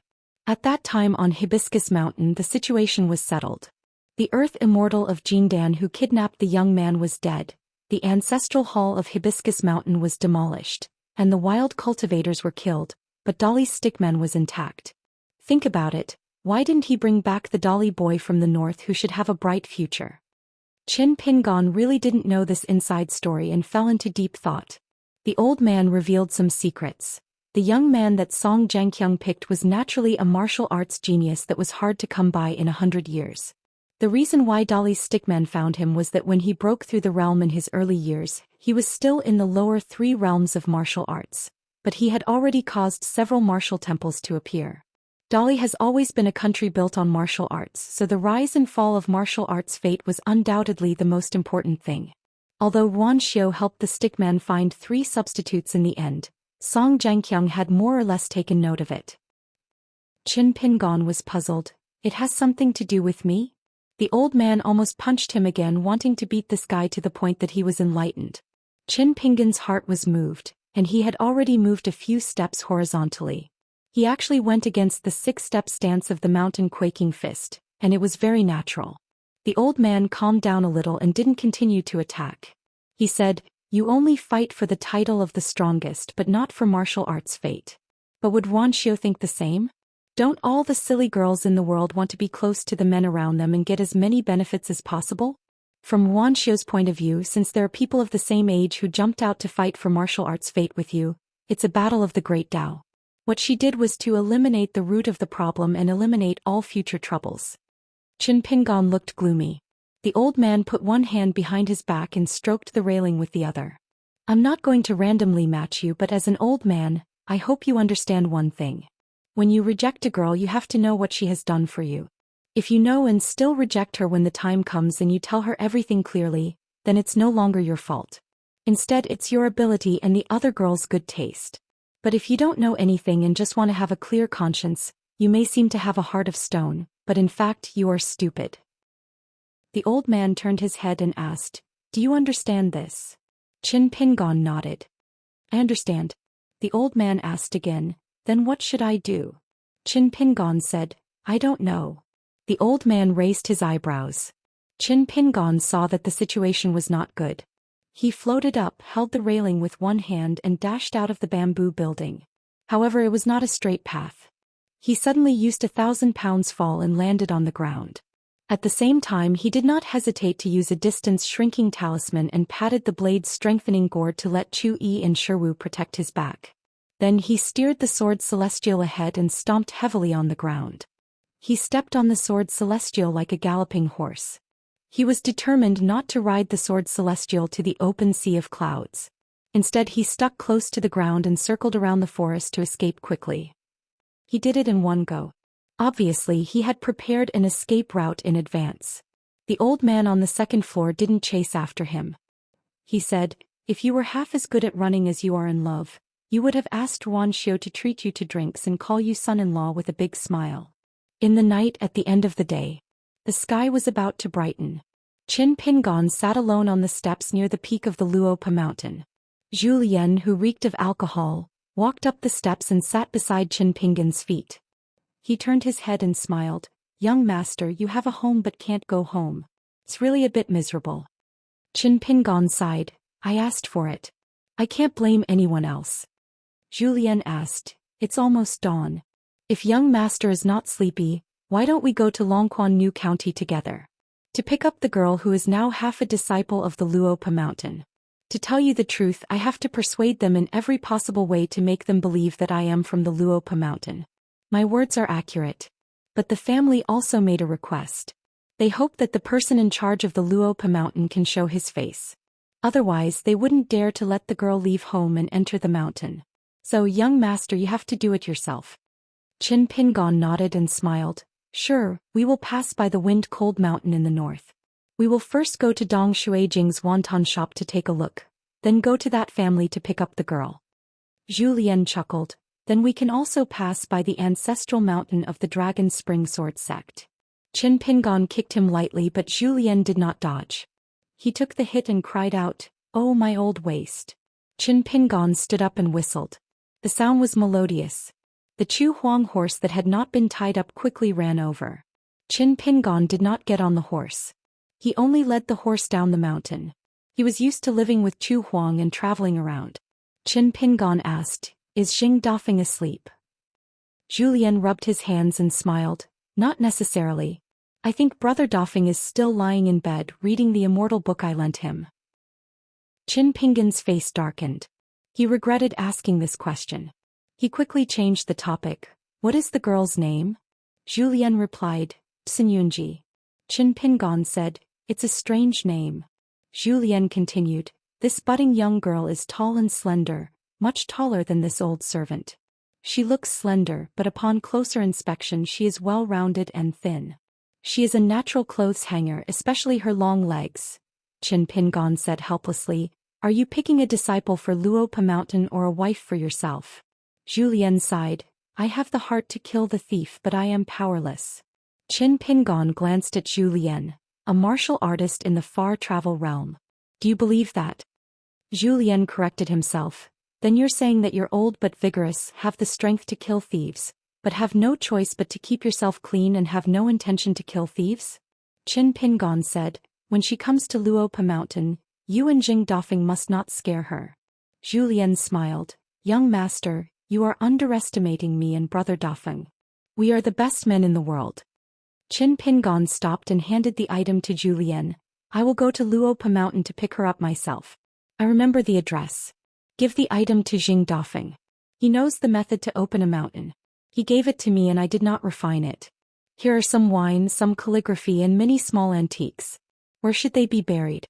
You Zhou Xian are an expert. You and Xing Dafeng can plan together. I trust your foresight." Zhou Xian took the plain white jade tablet and had no choice but to turn around and climb the mountain. He kindly reminded, "Once you've picked up Xinyunji, there's no need for young master to be in a hurry. It's suitable for trekking in autumn and enjoying the scenery slowly. But, be careful that Master Wan misunderstands you." Qin Pingon was just about to ask Zhou Xian to accompany him to Longquan County City when the stooped old man vanished like a wisp of smoke in the blink of an eye. Qin Pingon led the horse down the mountain, deeply worried. Soon after, one man and one horse trekked through mountains and rivers. However, compared to when he followed Old Man Yao, it was much smoother. Unless Qin Pingon purposely wanted the horse to be bumpy and chose a steep path in an ownerless mountain range, it would be a smooth journey. Both types of scenery had their own advantages and disadvantages. It was hard to say whether the scenery in front of him was good or bad. One evening, Qin Pingon led his horse to the mountainside of Mount Fengliang. He found the wonton shop and saw Dong Shuijing, who was growing taller and taller. Dong Shuijing's face was full of smiles. He did not chat too much and only said to wait a moment. He went to the kitchen and personally cooked a big bowl of wonton. He brought it to the table and sat to the side, watching Qin Pingon chew slowly. Qin Pingon smiled and sighed. "Now I can only hope that the taste of the wonton will not change. Otherwise, no one will be able to farm the fields. There will be fewer familiar faces in the town and more unfamiliar neighbors. Tall buildings will rise everywhere. It is both good and bad." Dong Shuijing smiled and did not say anything. Apart from Mr. Qi, Li Er and the young man in front of him were the few people who really looked up to Dong Shuijing in the early years. What was especially precious was that when Qin Pingon traveled with Lin Shui, Dong Shuijing voluntarily chose to give up the opportunity to study at the Academy of the Great Sui Kingdom. Logically speaking, Qin Pingon and Lin Shui were closer. However, when it came to Dong Shuijing, they only got along with each other in one word: sincerity. He did not deliberately try to get closer to Dong Shuijing. He did not deliberately try to be friendly, but he never alienated Dong Shuijing because he was full of the stench of money. Dong Shuijing would cherish it. Qin Pingon still talked about the recent situation of the people from the Cliff Academy, just like the last time he met Dong Shuijing when he returned home. He also talked about some interesting stories about his travels to other continents. Dong Shuijing also talked about his experiences in Mount Fengliang and Longquan County City. They met again after a long time. The stories of both sides were all in a bowl of wontons. When he heard that Qin Pingon was going to Longquan County City, and that it was the first time that Qin Pingon had been there, Dong Shuijing planned to close the shop early. However, when he thought that there might be pilgrims rushing down the mountain at night, he handed the key to the shop assistant. Only then did he accompany Qin Pingon to leave Mount Fengliang and go to the county city in the north. There the lights were as bright as day. From afar it was a scene of prosperity. Dong Shuijing asked about the situation in the central part of the Aquarius continent when the Dali cavalry went south. Qin Pingon told him one by one. Dong Shuijing said softly, "After the chaos, business opportunities lie dormant. It's a pity that I don't have much capital. In the Dali army I don't have any connections. If not, I would really want to go to the south." Qin Pingon thought for a while. "At the Book Lake I met a friend called Guaniran. He is now a general and is a rather good disciple of an aristocratic family. When I return I will write a letter for you to get to know him. He should be to your liking." Dong Shuijing said straightforwardly, "Okay, if we really make a deal I'll give you 10% of my share." Qin Pingon nodded his head. "No problem." Dong Shuijing laughed. "I was worried that you would reject." Qin Pingon also laughed. "Then how can I be your friend in the future?" Dong Shuijing hesitated for a while. "If it's possible, I would like to participate in the management of the immortal ferry left behind by Bullhorn Mountain's Bao Li Zhai. As for how to split the profits, you have the final say. You just have to do your best to lower the price. What I want is not the money of the immortal gods, but the information that the passengers have." Qin Pingon, "I can guarantee that for this, I will do my best to take care of the ferry, and will not dare to be negligent. There is no need for you to be distracted. There is a prerequisite. If you have an estimate of the profits of the ferry, you can tell me. If I can let you earn more, then I will accept this task. If I cannot do it, then I will not mention it and you do not need to feel guilty." Qin Pingon thought for a while. "All right, then I will first discuss with someone and give you a price. Business is business, I will not be courteous with you." Dong Shuijing smiled and said, "You are already very courteous with me." Qin Pingon was silent for a moment, and then handed Dong Shuijing a bottle of wine that was stored in the cube. He took off the blade's strengthening gourd and drank. Qin Pingon said, "Actually, I was quite regretful that you did not follow me to the Cliff Academy. I always felt that the two of us were the most alike, born poor. I did not have the opportunity to study at that time, so when you stayed in the small town I was a little angry. Of course, this was unreasonable, and in retrospect I found that you actually did a good job, so I had the opportunity to tell you these things. Otherwise, I could only keep it in my heart." Dong Shuijing drank a mouthful of wine. "I know my own weight. My studies are passable and not too bad, but definitely not as good as Lin Shi. It is better to do something that I am good at." Qin Pingon laughed and said, "Both of you like Li Huai's sister so much." Dong Shuijing's face was slightly red, not sure if it was because of the wine or something else. Dong Shuijing drank a big mouthful of wine and said in a low voice, "There is one thing that I am sure of. I am better than Lin Shi now. If one day Li Lu looks down on me and Lin Shi will definitely be angry to death. I will not. As long as Li Lu is doing well, I will still be a little happy. Of course, I will not be too happy. There is no need to lie like this.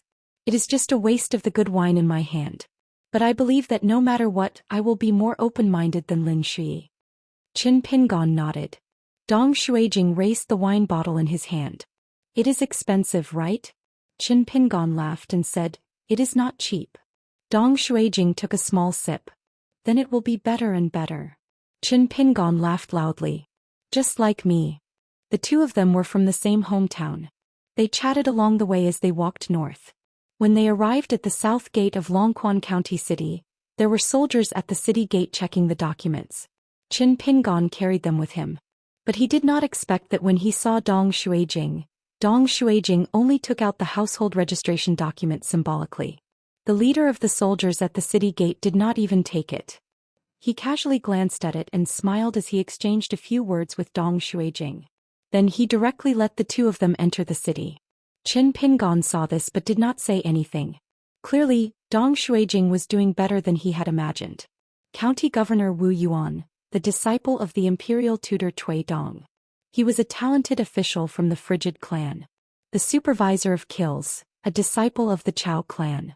The county magistrate, a disciple of the Yuan clan. The deity of the mountain god temple at the peak of Mount Fengliang. He was one of the rich people in Longquan County City. He was actually familiar with Dong Xuejing, a young man who started his business by selling wontons. Dong Xuejing sent Qin Pingon to the street where the family lived. Then the two of them parted ways. Dong Xuejing told him the address of his house and welcomed Qin Pingon to visit him when he was free. Qin Pingon looked at the young man's tall back. He was bathed in the light of dawn and was full of vitality. According to what Dong Xuejing said in Longquan County City, one only needed to look at which street one lived in to see the depth of one's family's wealth. The street Qin Pingon was on was called Jiazi Street. Most of the people who came here were ordinary, well-to-do families in Dali City. They came here to buy manors. The land price was not low and the manors were not large. They could not be said to be affordable. It was hard to avoid the suspicion that they were trying to pretend to be rich. Dong Xuejing had also said that in some of the more luxurious and imposing streets to the north of Jiazi Street, the biggest wealthy family was Gukan's mother from Mud Bottle Alley. Looking at how she was buying manors, she did not lack money. It was just that she had come late. In many of the county city's treasured lands where every inch of land was worth an inch of gold, the woman who returned home in glory could not buy them even if she had the money. It was said that she was bribing her relationship with the county governor's estate, hoping to buy another large mansion on Dong Xuejing's street. The woman had once brought a few maidservants to Mount Fengliang to burn incense and pray to the gods. When she passed by Dong Xuejing's wonton shop and heard that Dong Xuejing had once attended school, she chatted with the young man for a while. However, her tone was arrogant. Dong Xuejing was a businessman, so he had seen all kinds of customers. He naturally did not take it to heart. However, the two workers in the shop were infuriated. Dong Xuejing allowed the woman to show off her splendor. She even asked Dong Xuejing whether he had a place to stay in the county city and if he had saved up some silver. She said that she was very familiar with the county governor's estate and could help ask around. Dong Xuejing only said that he had a place to stay. After all, he had enough to eat and his family did not need to worry. It did not matter if the mansion was a little small. At that time, the woman's gaze was somewhat sympathetic. Later on, an official with real power in the county governor's estate who was in charge of the household registration of a county personally came and asked Dong Xuejing if he could sell the large and used mansion. He said that there was a woman from the Gu family who was generous with her money and was a sucker. This transaction could be done and they could make a lot of money. Dong Xuejing said that there was already a dignitary in the capital who had taken a fancy to it, so he tactfully declined the official. Whether or not he could sell it, Dong Xuejing would not sell it. The woman from the Gu family probably would not have thought that even though she had clearly paid such a high price, she would still not be able to buy an empty mansion. Right now in Longquan County City, Dong Xuejing's family background was becoming thicker and thicker, and his connections were becoming wider and wider. However, very strangely, the reputation of Dong Banqing was instead becoming smaller and smaller. In just a short 1 or 2 years, it seemed that the county city no longer had such a great landlord. Actually, only this could prove that Dong Xuejing was truly rich. At the side of the small mansion, Qin Pingon reported the situation to the gatekeeper. He said that he had come from Luopa Mountain and was called Qin Pingon. He had come to pick up Xin Yuanji. The gatekeeper was half believing and half doubtful. Qin Pingon could only hand over the customs clearance document. However, he did not hand it over to the gatekeeper. He only spread it open a little so that the gatekeeper could clearly see the name and place of origin. Otherwise, the official seals of the other countries of the 2 continents would be too frightening. Only then did the gatekeeper go to report. Very quickly, the 4 of them rushed over to the main gate. Seeing Qin Pingon standing outside leading a horse, they hurriedly stepped over the threshold. 3 men and 1 woman. The middle-aged man stood together with his 2 sons and 1 daughter. At a glance, one could tell that they were a family. The middle-aged man could also be considered a handsome man. The two brothers were about 5 or 6 years apart and were also very handsome. According to Zhou Xian, the young girl, Xianxia, was only 13 years old now. However, she was slender and elegant with a graceful figure. Looking at the appearance of a 17 or 18-year-old woman, her eyebrows and eyes had already opened. Her appearance was indeed somewhat similar to Sui Yuyu. However, she was not as cold as Sui Yuyu and had a bit more natural charm. No wonder at such a young age she was coveted for her beauty and implicated her family to move out of the capital. Qin Pingon once again introduced himself. This time he used Dali's official language and not Longchuan's local dialect. The middle-aged man bowed and said, "Xinjing greets Luopa Mountain's immortal master Qin." After straightening his back, the man apologized. "This matter is of great importance. Xinjing does not dare to mention Immortal Master's name without permission to the rest of the family." Qin Pingon shook his head and said, "It's fine." Qin Pingon turned his head to look at the young girl. "Do you have anything to say to your family? After arriving at Luopa Mountain, you can't casually descend the mountain and enter the city. Even if you exchange letters, there will still be some mountain rules to follow. Therefore, if you have something to say, I can wait for you to finish." Sun Yuanji shook her head. Qin Pingon led the horse and turned around. "Then we'll be leaving." He did not visit the Tsin family for a cup of hot tea, nor did he give the Tsin family's man any reassurance. Just like that, Qin Pingon led the young girl out of the street. When they reached another street, Qin Pingon finally spoke his first sentence. He had the young girl look after the horse and wait outside the door. The young girl silently nodded. This mansion was called the Gu Mansion. Nowadays it was quite famous in Longquan County City. It was said that she was an extremely rich woman and had a great backer in Dali. As soon as the gatekeeper heard the 3 words Qin Pingon, he hurriedly led the ordinary-looking young man into the mansion. Qin Pingon saw the pampered woman and drank a cup of tea. Then, under the woman's urging, he had a servant girl from Chunting Mansion who was full of reverence for him refill his cup. He slowly drank the tea and talked with the woman about Gu Kan's experiences in the mountains south of Book Slip Lake in detail. This made the woman feel much more relieved. Only then did he stand up and leave. The woman personally sent him to the gate of the mansion. After Qin Pingon led the horse, the woman even stepped over the threshold and walked down the steps. Only when Qin Pingon smiled and said that there was really no need to send him off did the woman stop. The man and woman gradually walked away. The woman looked at the back of the unknown young girl and seemed to understand something. She turned her head and glanced at the gate behind her.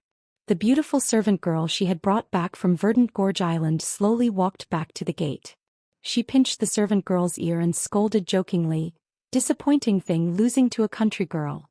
The young servant girl was actually quite beautiful, but she was somewhat innocent. Qin Pingon brought the capital girl named Sun Yuanji back to the mountains south. They did not speak along the way. The girl had been secretly observing the master of Luopa Mountain, that old Immortal Zhu had mentioned. However, she could not figure out who he was. She was somewhat disappointed. She had thought that it would be an old immortal with the demeanor of an immortal, or an elegant man with a distinguished reputation. Who would have thought that he was a haggard young man who looked only a few years older than her? Along the way, Qin Pingon walked in front. He loosened the reins of the horse and repeatedly thought about the contents of the letter that Cui Dongshan left for him. It was a matter of great importance, and some things could extend thousands of miles if one followed a certain vein. He had completely forgotten that there was a weak girl following behind him. By the time Qin Pingon regained his senses, they were already in the mountains. He turned his head and saw the girl limping along. Her brows were furrowed, but she didn't say a word from beginning to end. Qin Pingon stopped and turned around. He said apologetically, "Sorry, I was lost in thought." Sun Yuanji pursed her lips and still did not say a word. She was angry. She thought that this guy must have deliberately used this kind of lame method to advance by retreating. He deliberately ruined her to pretend that she was not the same kind of person as those lechers. He had to be more careful. When she reached Luopa Mountain, she had to try her best to stay by old Immortal Zhu's side. She did not want to be harmed by this young man surnamed Qin. As long as she saw old Immortal, she should be safe. Qin Pingon saw that she did not speak and could only ask, "Do you know how to ride a horse?" She shook her head. She did not know how to ride a horse. Who knew if this seemingly simple and honest man was actually a slippery debauchee? Was he using this opportunity to peek at some scenes that all men wanted to see? The people on the mountain were really shrewd. Compared to those superficial perverts in the capital, their skills were much more profound. The girl kept reminding herself, Xinyunji, you have to be careful. Qin Pingon did not think of this girl. His thoughts were hundreds of thousands of miles away. He said, then let's go slower. If you want to rest, let me know. Look, first he was a bad person, then he was gentle. His methods were intertwined and endless. The girl was more and more certain that this guy was not a good person no matter how she looked at him. Qin Pingon felt that the way the girl looked at him was somewhat strange and deep. Turning around, he led the horse forward. Qin Pingon rubbed his cheeks. How could it be that Zhou Xian was right? Now that he was roaming the Jianghu, he had to be careful of attracting romantic debts. Qin Pingon took off the blade-strengthening gourd and drank a mouthful of wine. He hesitated whether he should let Xinyunji go to Luopa Mountain alone first while he went to the medicine shop in the small town. As soon as she saw the man drink, the girl looked around. There was no one in the wilderness. She wanted to cry but had no tears. Was this guy going to do something bad under the guise of being drunk? Qin Pingon learned from his mistakes. He noticed that the girl behind him was breathing erratically and her steps were unsteady.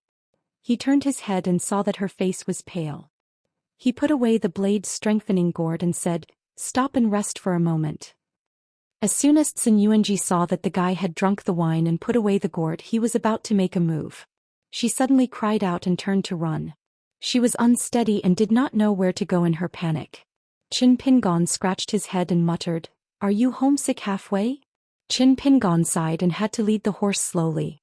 He could not leave her alone in the deep mountains. He wanted to send her off on the official road outside the mountains and let her go home alone. When she thought it through, she could go to Luopa Mountain with her family. Just as Qin Pingon was about to remind her to walk slower, he saw Xinyunji stumble and fall flat on her face. Then she lay there and wailed, repeatedly saying that he shouldn't come over. Finally, she turned around and sat on the ground. She threw a rock at Qin Pingon and cursed him for being a lecher, a shameless person and a lecher with a belly full of evil tricks. She wanted to fight him to the death. She wouldn't let him off even if she became a ghost.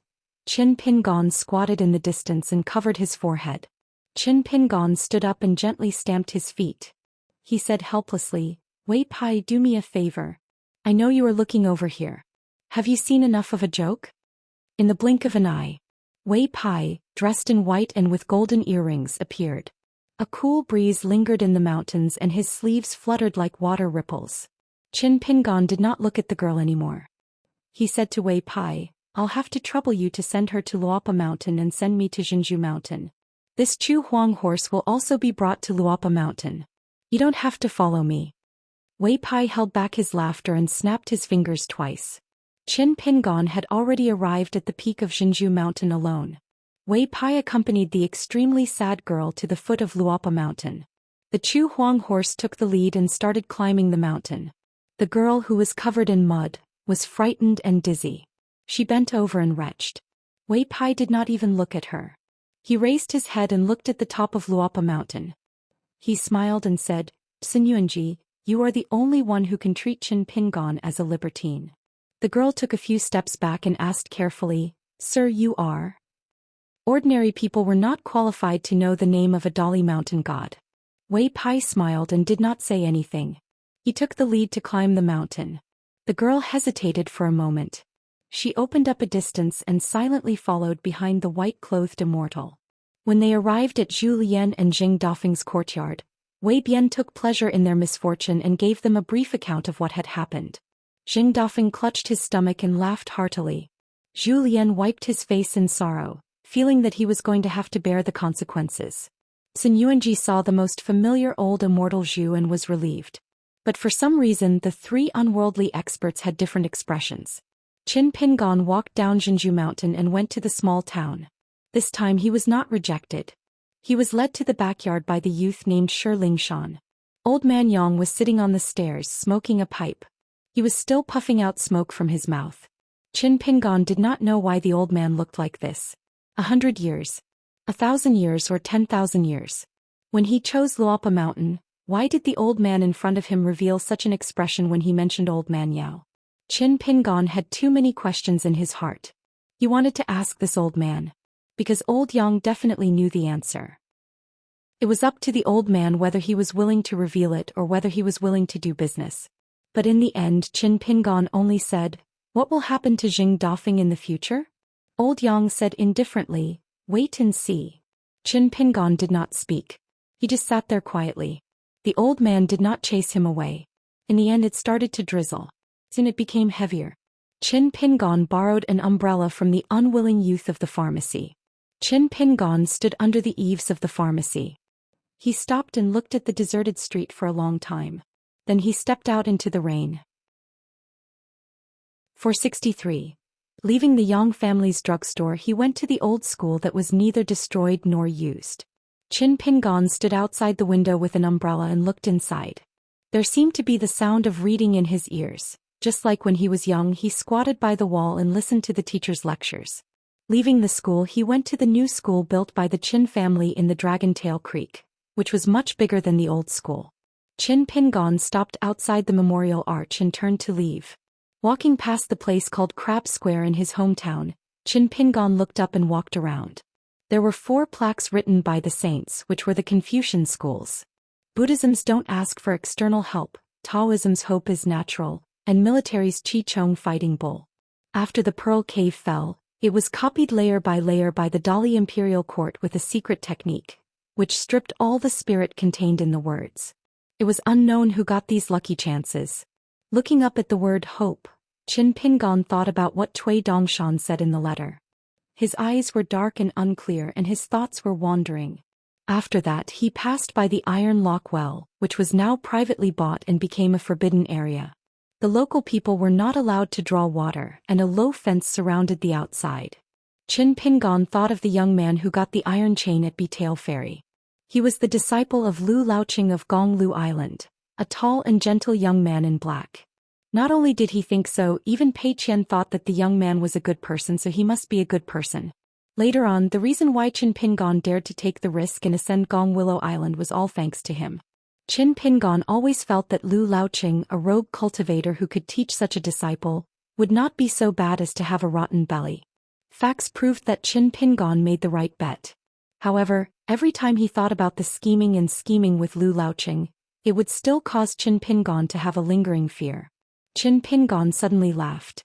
For some reason, standing outside the fence and looking at the well at this moment, it was a bit like looking at the heavenly gate to the Great Wall of Sword Qi in the inverted mountain. There was a man holding a sword sitting on the top of a stone tablet, and a little Taoist boy reading on a futon.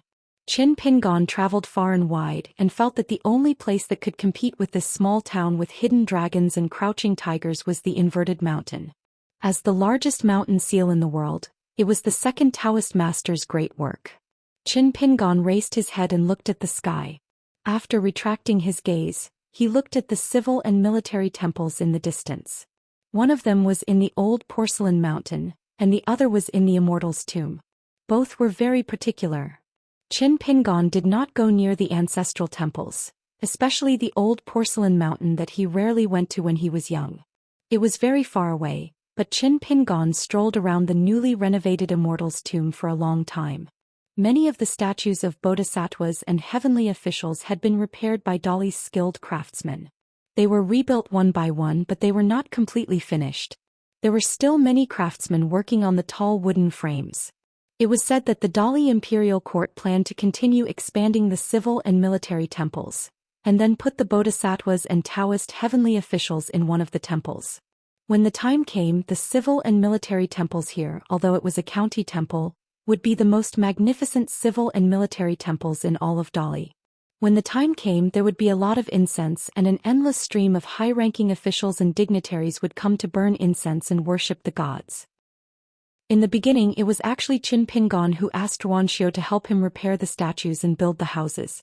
However, it was quickly handed over by the Dali government. After that, no private person was allowed to interfere.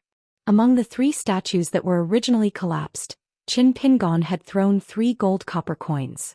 Although Qin Pingon urgently needed these things now, he did not have the slightest intention to pursue any clues. If they were still there, it would be fate. If they were accidentally found by children or villagers, it would be an unexpected fortune for them. However, Qin Pingon felt that the latter was more likely. After all, in the past few years, the local people went up the mountain and down the river, rummaged through chests and cupboards, and scoured the ground in search of their ancestral treasures and heavenly minerals and earthly treasures. Then they took them to the Oxhorn Mountain and sold them for money.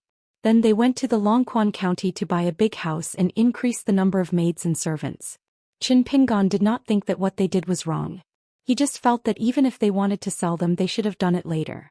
The price would only be higher. It was also an immortal artifact. If they sold it a few years later, it was possible that the price would increase several times. Why did the Oxhorn Mountain and the Sioux clan do the same thing? Why did they take the initiative to withdraw from the Longquan County and give up a huge immortal fairy for the Song clan? At the beginning, Qin Pingon felt that the bundle shop had made a wrong bet. They had bet on the Zhou dynasty. Now it seemed that it was very likely that they had bought too many treasures at a low price. The immortal money they had earned was so much that even the bundle shop felt sorry for it. Therefore, when the situation in the central part of the Aquarius continent became clear, the bundle shop weighed the pros and cons. They used an immortal fairy for their shops in exchange for a protective talisman from the Dali cavalry. This was equivalent to burning an incense stick with the Song clan.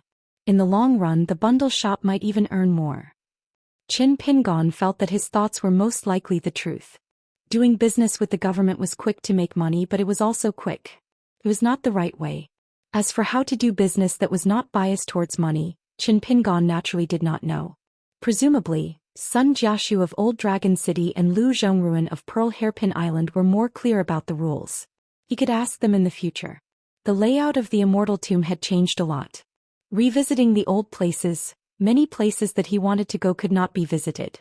The places that he could not go before now had pavilions and viewing platforms. Qin Pingon rested in a small pavilion with raised eaves.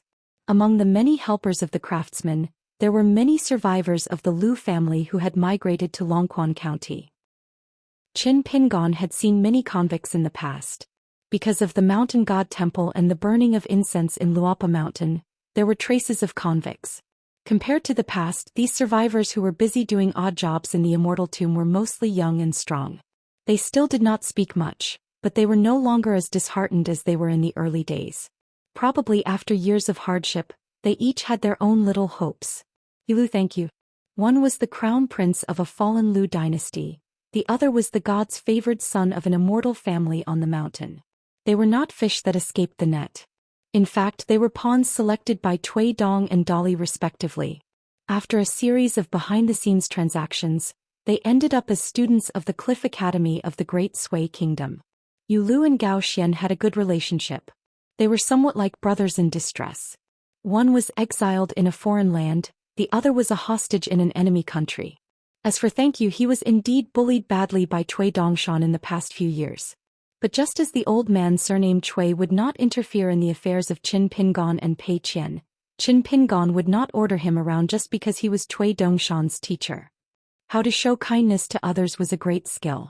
The 3 words, I think, could not make up for the consequences of doing bad things with good intentions. The layout of the place where he fought with Ma Kushuan had changed greatly. Outsiders could no longer set foot there. Wei Pai had mentioned that the immortal tomb and the old porcelain mountain could be visited freely during the day. But at night, the great cultivators of the school of Yin Yang and the school of Moism would appear and set up formations. They would be responsible for affecting the foundation of the mountain and the water. At that time it would not be suitable for a night tour. Qin Pingon felt a little regretful that he could not return to the battlefield site, where he fought with Ma Kushuan. He walked slowly along a familiar route that often appeared in his dreams. Halfway there, Qin Pingon squatted down and grabbed a handful of soil. He stopped for a moment before he started again. He went to the sword-making shop that did not move to the spiritual beauty mountain with him. He heard that a woman who was expelled from the Wind Snow Temple had taken Wan Tong as her master.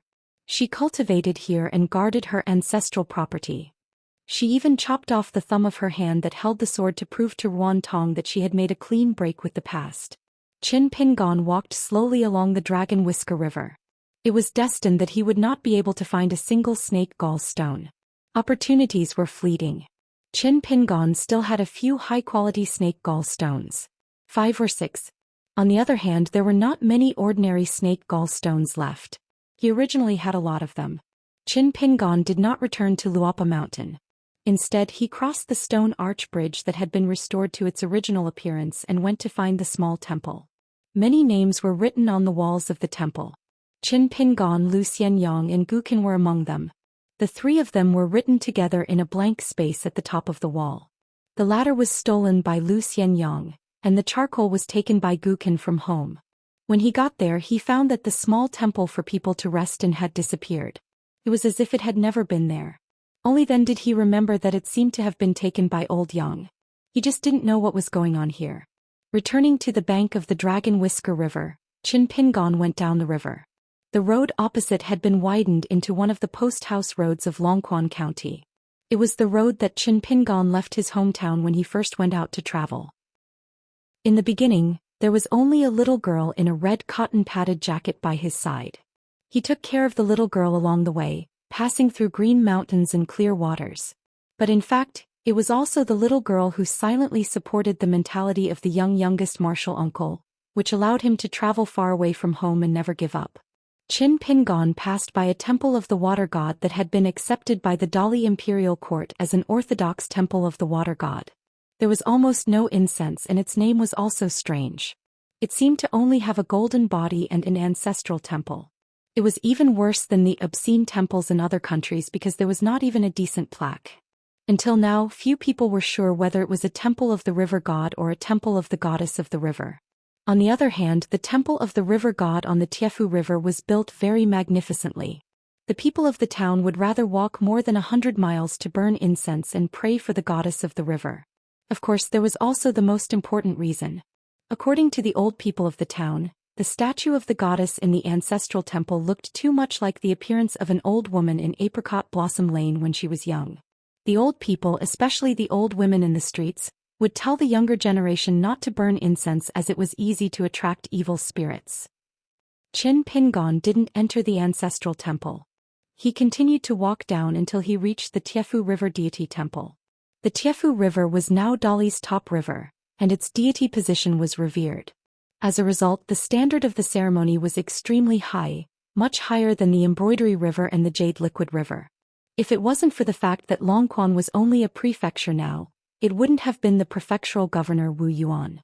Instead, it would have been the prefectural governor who would personally come here every year to pay respects to the river god, praying for favorable weather and no drought or flood for the people under his jurisdiction. On the other hand, it was enough for the prefect of Xihua River and Yuye River to personally visit the river deity temple. Occasionally, when he was busy with work, it was not considered an offense to let the subordinate officials pay respects. After Qin Pingon left, ripples appeared on the clay statue of a deity in the ancestral temple behind him. Mist filled the air, revealing the face of a young woman. She sighed and frowned. With almost no incense left, she couldn't help but complain. However, after a while she didn't have the mood to scold people like she used to in Apricot Blossom Lane. Hunger cures all diseases. Qin Pingon quickened his pace, walking faster and faster. Finally, he started the 6-step stance walking. It had been 3 years since he put down the Book of Shaking Mountains and did not practice the 3-fist stances. He was slightly rusty. According to the expert Elder Cui, Qin Pingon's current physical condition was both good and bad. The good part was that he had the physique of a martial artist.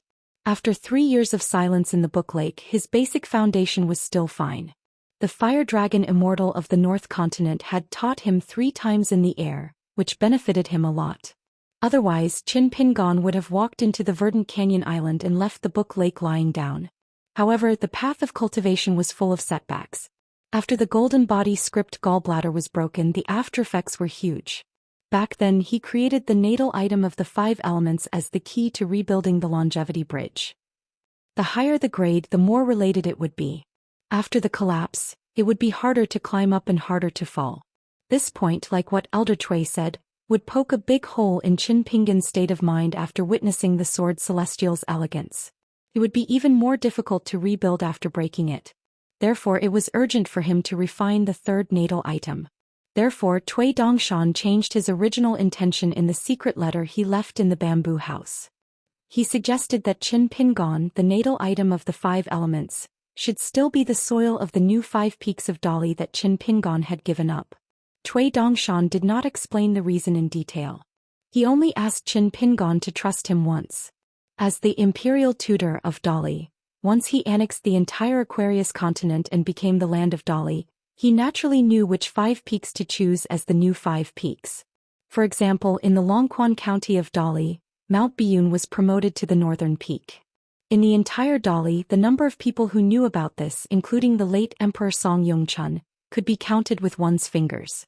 The middle peak was the old middle peak of the Zhuang dynasty.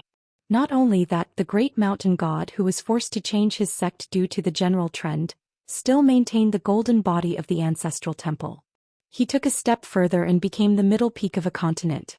In return, this untouched god had to help the Song clan to stabilize the fate of the new rivers and mountains.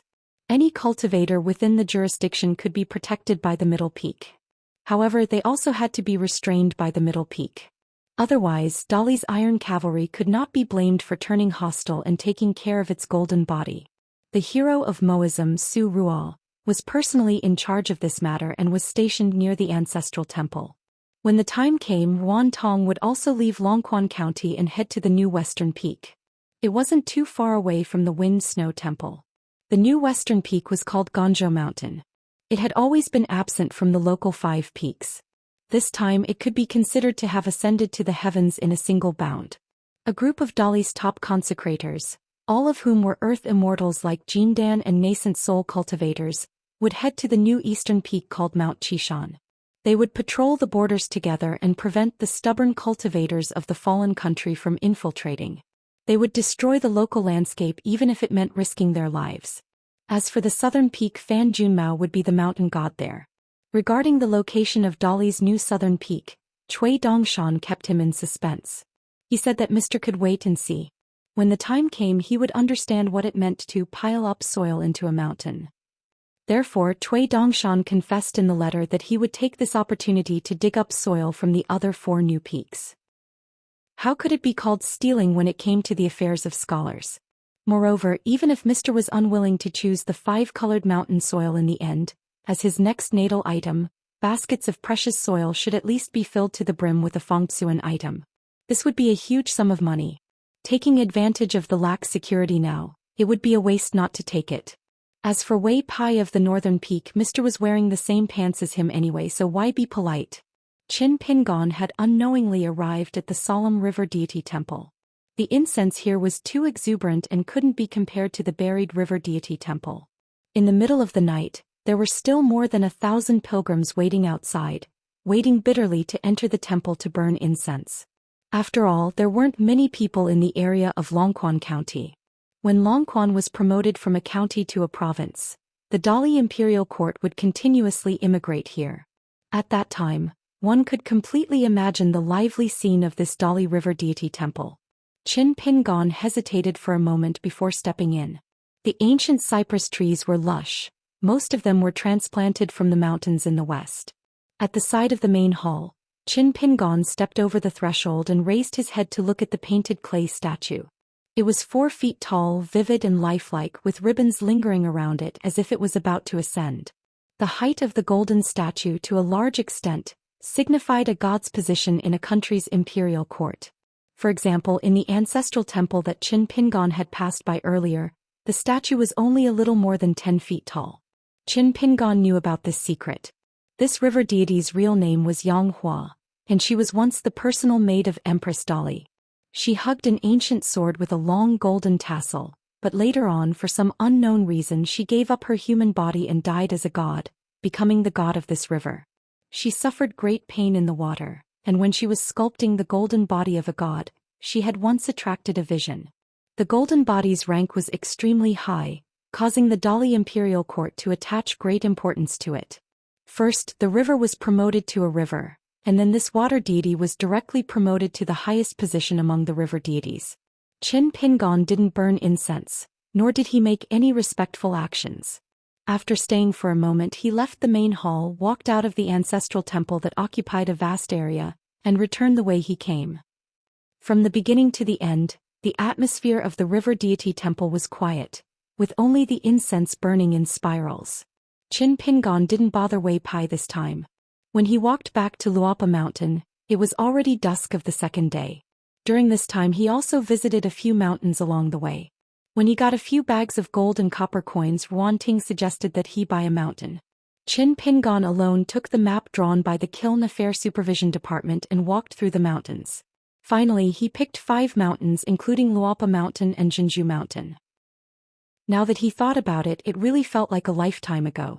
After Qin Pingan climbed the mountain, he first went to the bamboo house. The monk could run away, but the temple couldn't run away. He couldn't hide from the old man every day. Besides, if the old man really wanted to beat him, he couldn't avoid it. Qin Pingan wrote a few letters on the first floor, intending to send them to Cliff Academy, Lu Jimao and Gu Ken of Verdant Gorge Island, and Song Yushao of Combe Country. Among the letters sent to Gu Ken, he also wanted to help pass a message to Lu Zhongruan of Pearl Hairpin Island. As for the flying sword message sent to Lu Jimao, it mentioned the situation of the female officer of Spring Court Mansion Hong Su. Lu Jimao didn't die. Now, not only had he safely walked out of the water prison of Gonglu Island and returned to Verdant Gorge Island, but he had also changed. Like Lu Laoqing, he had become a consecrator of the Jade Gui sect and was ranked 3rd. The many forces of Book Lake who kicked Verdant Gorge Island when they were down would probably have to bear the consequences. As for the disciples and consecrators of Verdant Gorge Island, they would probably suffer even more. For example, the smart person who planned everything on the premise that his master Lu Laoqing would die, the golden core cultivator of White Scale Island Tianhu. Therefore the old saying that people should leave a way out was very reasonable. The last letter was written to Zhong Kue of Taiping Mountain in Tongyi Continent. It needed to be sent to Old Dragon City first and then sent by cross-continent flying sword. As for the other letters, there was a sword house at the ferry of Oxhorn Mountain. Within a continent, as long as it was not too remote and weak, it could be reached smoothly. However, the flying sword of the sword house was now firmly controlled by the Dali military, so it still needed to pull the banner of Wei Pai. If it was Yuan Ting, it would not be so troublesome. After all, Luopa Mountain was still not mature enough. After writing a letter, he found Pei Qian and Zhu Lian and asked them to send it to Oxhorn Mountain. Pei Qian was in high spirits. He wanted to call the little boy in green and the girl in pink to go with him. It was better to have fun together than to be alone. However, Qin Pingan stopped them. Pei Qian had to go down the mountain with the old chef. However, he asked his master if he could take the Chu Huang horse. Qin Pingan said yes, so Pei Qian swaggered out of the courtyard.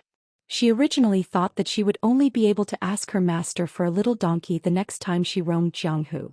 She did not expect to be able to ride a big horse now. Why not stop roaming Jianghu in the future and ride a horse around Luopa Mountain? She did not have to meet so many bad people she did not like. When she was hungry, she could run back to Luopa Mountain and did not have to worry about food or clothing. This kind of Jianghu was small, but she liked it very much. Jing Dafeng was no longer on the mountain. He said that he went to Longquan County City to settle some accounts and then came to Luopa Mountain to stay. Jing Dafeng probably owed a lot of money to restaurants and inns, so he borrowed money from Zhu Lian. As for whether he would pay it back or when, only God knew. The girl called Xin Yuanji was standing in the courtyard at that time at a loss. Her face was red and she did not dare to look at the young mountain lord of Luopa Mountain. Qin Pingan naturally didn't mind that little misunderstanding. To tell the truth, he had thought too highly of himself at first, mistakenly thinking that Zhu Lian's words had hit the nail on the head. He hadn't expected that the naive young girl would be hit in the head so quickly, and Qin Pingan was a little disappointed. It was not that Qin Pingan was really a playboy, but which man in the world did not like his appearance not annoying? Qin Pingan also did not deliberately neglect Xin Yuanji. He repeated the words he said to the Xin family in Longquan County City. Since she had come to Luopa Mountain and wanted to practice martial arts here, there must be rules. It was best to first clarify with Zhu Lian. Then, as long as it was within the rules, there would be no taboos. Moreover, even if she was punished in the future and felt that she was not wrong, there was no need to worry. She could directly look for Qin Pingan to reason with him and no one would stop her. As long as what she said was right, Qin Pingan would recognize her reason. Xin Yuanji was in a daze. She nodded but still did not speak. She was both relieved and worried. She was relieved that Luopa Mountain was not a dragon's pool or a tiger's den. She was worried that other than old Immortal Zhu, why did the young hill master, the hill master's first disciple, and the pair of little attendants in green and pink dress differ so much from Xin Yuanji's image of a cultivator on the mountain? The only one who fit her image of an immortal Wei Pai, was not a cultivator on Luapa Mountain. As for the old man named Ro, he did not like to talk and was even more strange. Just looking at him was enough to frighten people. Sun Yuanji sighed in her heart. Whatever, it was better to practice martial arts in peace. Qin Pingon brought the little attendant in green and the little girl in pink dress to the stone table by the cliff near the bamboo building. The little girl in pink dress sat beside Qin Pingon. Her position was towards the north so that she would not block her master's view towards the south. The little attendant in green sat opposite Qin Pingon. He stretched out his hand and the little girl in pink dress took out a handful of melon seeds. After spending so much time with Pei Qian, who liked to eat melon seeds, she was somewhat like a peddler selling melon seeds. Qin Pingon said seriously, "It's not a good thing that you don't have an official name. In the future there may be a sect in Luapa Mountain. Maybe there will even be a hall of ancestors. However, you should hide your natal names well. I haven't asked you all these years and I won't ask for them in the future.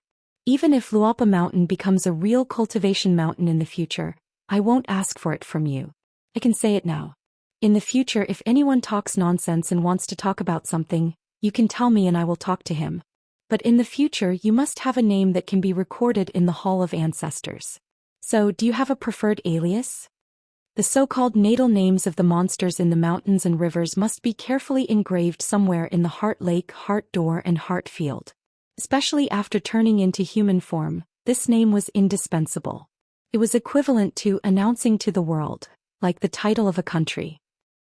If the monsters in the mountains were not willing to be recorded, they would be excluded by the great Tao of the world and have a bumpy life.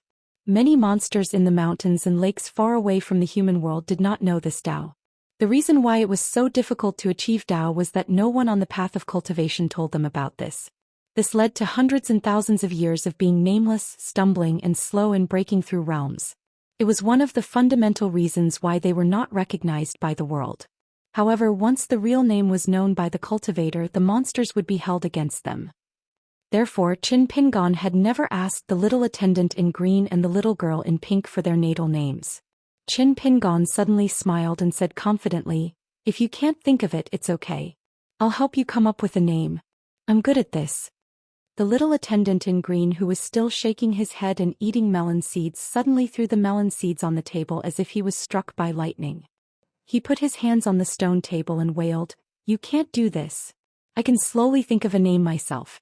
Master, you're already working so hard, don't trouble yourself anymore." Even the little girl in pink, who was closest to Qin Pingon, had her adorable face stiffened.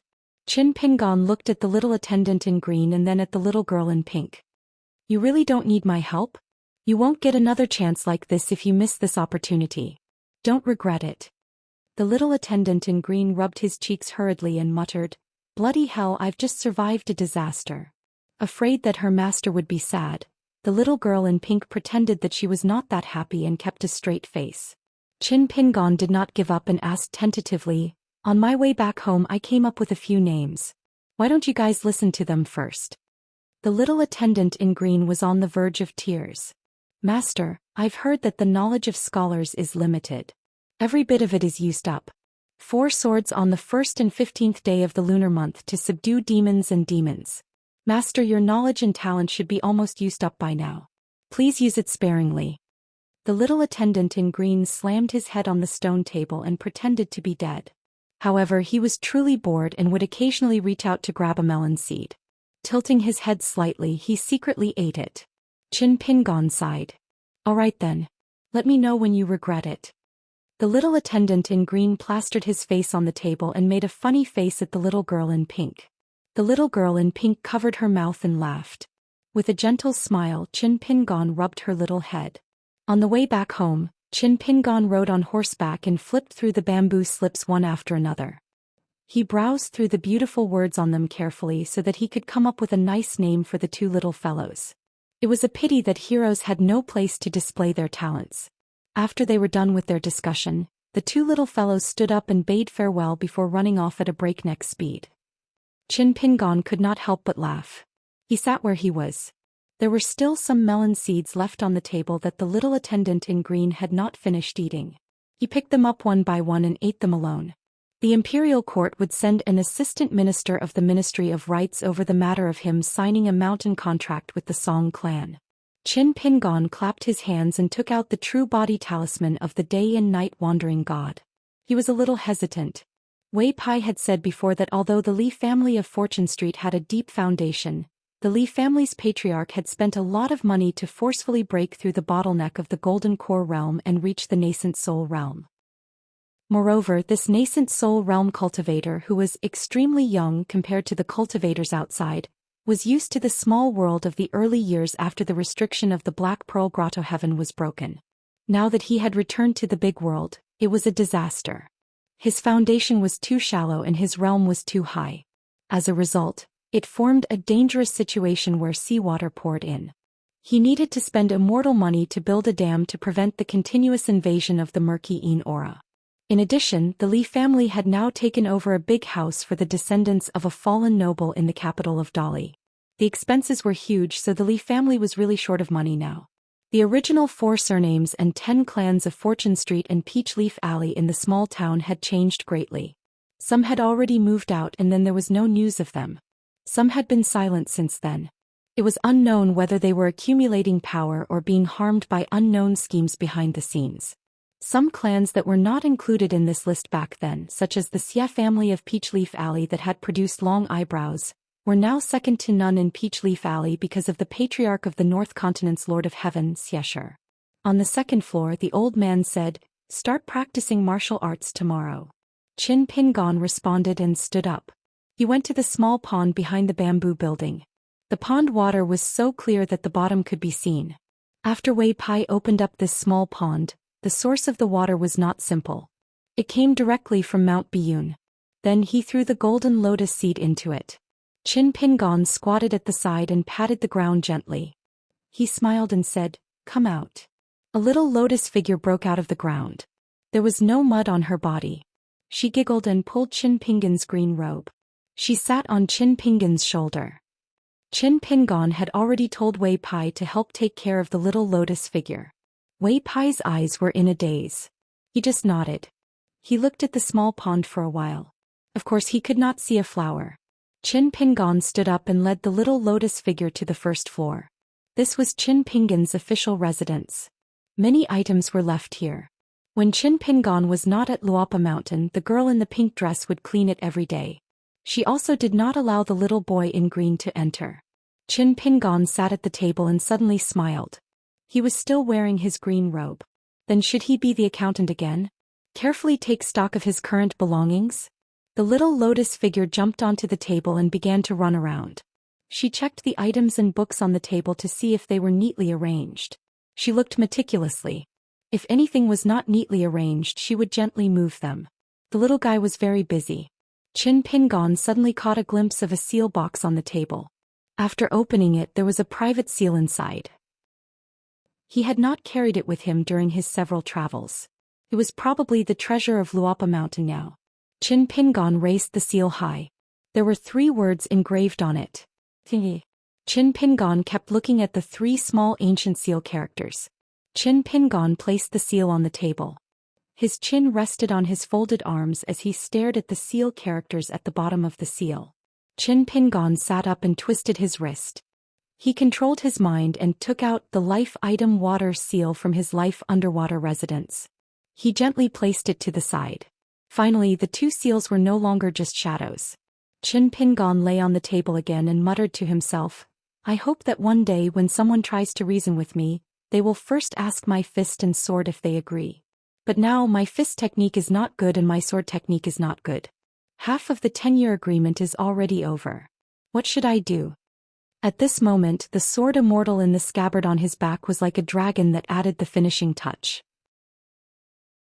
464. By the way, Swords of the Future is already on Kindle. Those who are used to reading on Kindle can read it there. As for the rest of my friends, Swords of the Future is 40,000 with an average subscription of nearly 35,000 and close to 30,000 in 24 hours. Thank you for your company in the past year and a half. Swords of the Future will take at least another year and a half to write. On the first floor of the bamboo building, a row of antique shelves had been placed. The wood was simple and elegant with many grids and few treasures. Qin Pingon wanted to take out something from the square-inch object and the close object to decorate the shop. However, Qin Pingon was stunned. Logically speaking, Qin Pingon had seen and handled many good things after so many years of traveling. However, it seemed that other than the gift from Lu Tai from the Fuming Sect, the gift from Wu Yi from the Xiang Prefecture, the painting of a court lady that Qin Pingon bought from the Crying Ape Street in Pool Water City, and a few small items given by the old shopkeeper as a reward, there was not much left. His family's wealth was thinner than Qin Pingon had imagined. Each treasure was like a leaf of duckweed spinning in the water, disappearing and disappearing at will. Qin Pingon suddenly thought of the pass on the border between the Shihao nation and the Meili nation. Stay Pass. It was called Stay, but in fact it could not keep anything. Some were temporarily lent to others such as Wei Xian's ancestor Du Armor West Peak, Lu Baixiang's Narrow Saber, Still Snow, Sui Yu's Sword of Infatuation, Wei Pai's Jade Token, I'm Good at Nurturing the Great Spirit, Gukan's 2 Yama Halls and the Fake Glazed Pavilion and so on. Most of them were directly given away, such as the City God's Blessing Seal from the Tsai Nation's Toji County. Everyone from the Luapa Mountain and the Cliff Academy had received a gift from Qin Pingon. Not to mention these acquaintances, even the dog meat shop in the Shihao Nation, Qin Pingon could give a small sum of money. In the mountain forest by the Spring Flower River in the Meili Nation, Qin Pingon gave money and medicine. Earlier, on the Osmanthus Island, there were countless snake gall stones that he sprinkled into the water to feed a young flood dragon. Qin Pingon laughed at himself. When I give it away I'm generous, but when I think of it my heart and liver hurts. After pondering for a moment, Qin Pingon rubbed his chin and nodded his head. Good poem. The little lotus person was originally sitting on the table resting, but after hearing Qin Pingon's words he immediately fell backwards and lay on the ground. He only had one small arm left, and there he was patting his stomach with all his strength, laughing non-stop. Looking at the little guy's cute appearance, Qin Pingon was also very happy. In the Luapa Mountain, as long as it was not flattery, Qin Pingon would find it pleasing to the ear. Qin Pingon stretched out a finger and gently tickled the little fellow's armpit. The little fellow rolled all over the floor, but in the end he still couldn't escape from Qin Pingon's teasing. He had no choice but to quickly sit up and sit upright. He puffed up his cheeks and swayed his remaining arm gently. He stretched out his hand and pointed at the stack of books on the desk, as if he wanted to tell this little teacher that he shouldn't play around on the desk. Qin Pingon smiled and stopped.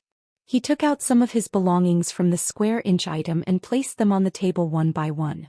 Now his belongings were just less than expected. Qin Pingon's family was still quite rich. Not only did he have a mountain to earn money, he was also carrying a sword Immortal on his back. This was not a mosquito leg meat from the old Dragon City's Fu family, but a real half-immortal weapon.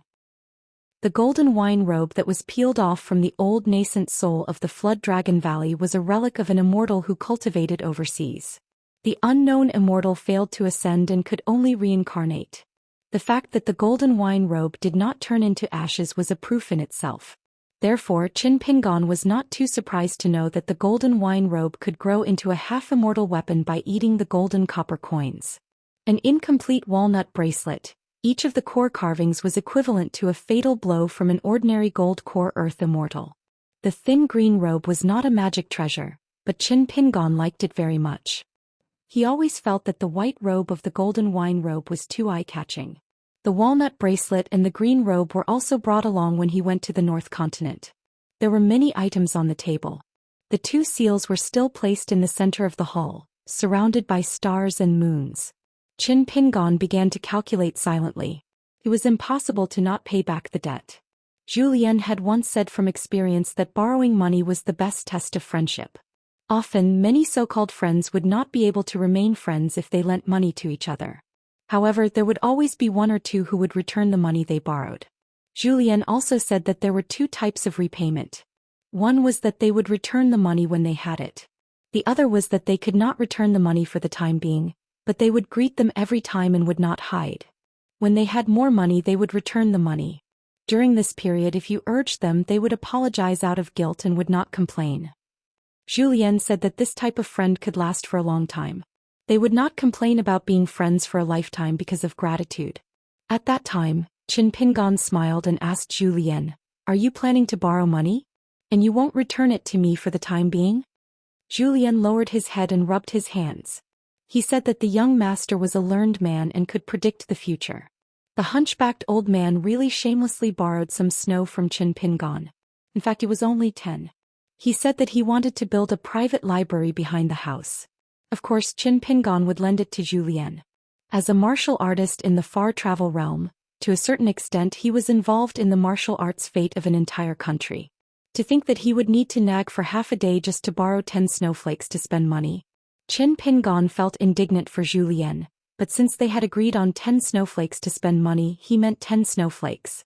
Qin Pingan requested that when Zhou Lian finished building the library, it must be in the forbidden area of Luapa Mountain. No one was allowed to enter without permission. Zhou Lian agreed. Qin Pingan estimated that the bookstore business in Longquan County City would be prosperous for a while. The little lotus person was still fiddling with the items, arranging them neatly one by one. Qin Pingan didn't know who the little guy got this habit from. Qin Pingan let it be busy minding his own business. Verdant Gorge Island's secret storehouse and Pearl Hairpin Island's Lu Zhongruan owed money. However, the real big expenditure was destined to be the grand ritual of Heavenly Cycle and the Water and Land Dojo jointly organized with Gukan. If they really let loose, they could become two bottomless pits. It was definitely not a matter of a few grains of grain rain money. If it was an ordinary small country's monarch or rich person who set up a grand ritual or a dojo, the Daoists and eminent monks invited were mostly not cultivators. Even if there were, they could be counted on one's fingers. Therefore, the expenditure was not too big. Tens of thousands to hundreds of thousands of taels could be held 1 or 2 times. Even if it cost 500,000 taels of silver, it would be 5 grains of grain rain money and half a grain of grain rain money. In any small vassal country of the Aquarius continent, it was a grand event that would not be seen for decades. However, when it came to cultivators, especially when they hired Earth Immortals, they had to deal with the old immortals of famous Taoist temples. Even if they were kind and benevolent, they could smile and say, "Whatever," or "whatever." When Qin Pingan and Gukan took out the money, would they really dare to say "whatever"? Moreover, before Qin Pingan left Book Lake, he had discussed with Gukan that the 2 rituals should be big and not small. Moreover, they had to ensure that there were no people fishing for fame and reputation and taking advantage of the chaos. Otherwise, it would not only be a waste of immortals' money, but also delay the blessings and reincarnation of those Een spirits and ghosts. Therefore, in 2 years, Gukan had to hold 2 rituals in succession. It would be extremely exhausting, testing one's eyesight and requiring a lot of patience. This was also a kind of training for Gukan by Qin Pingan. Since he had chosen to correct his mistakes, he would be embarking on an extremely difficult and bumpy road. Back then, in the mountains near Book Lake, demons ran rampant, evil practitioners appeared, and miasma was everywhere.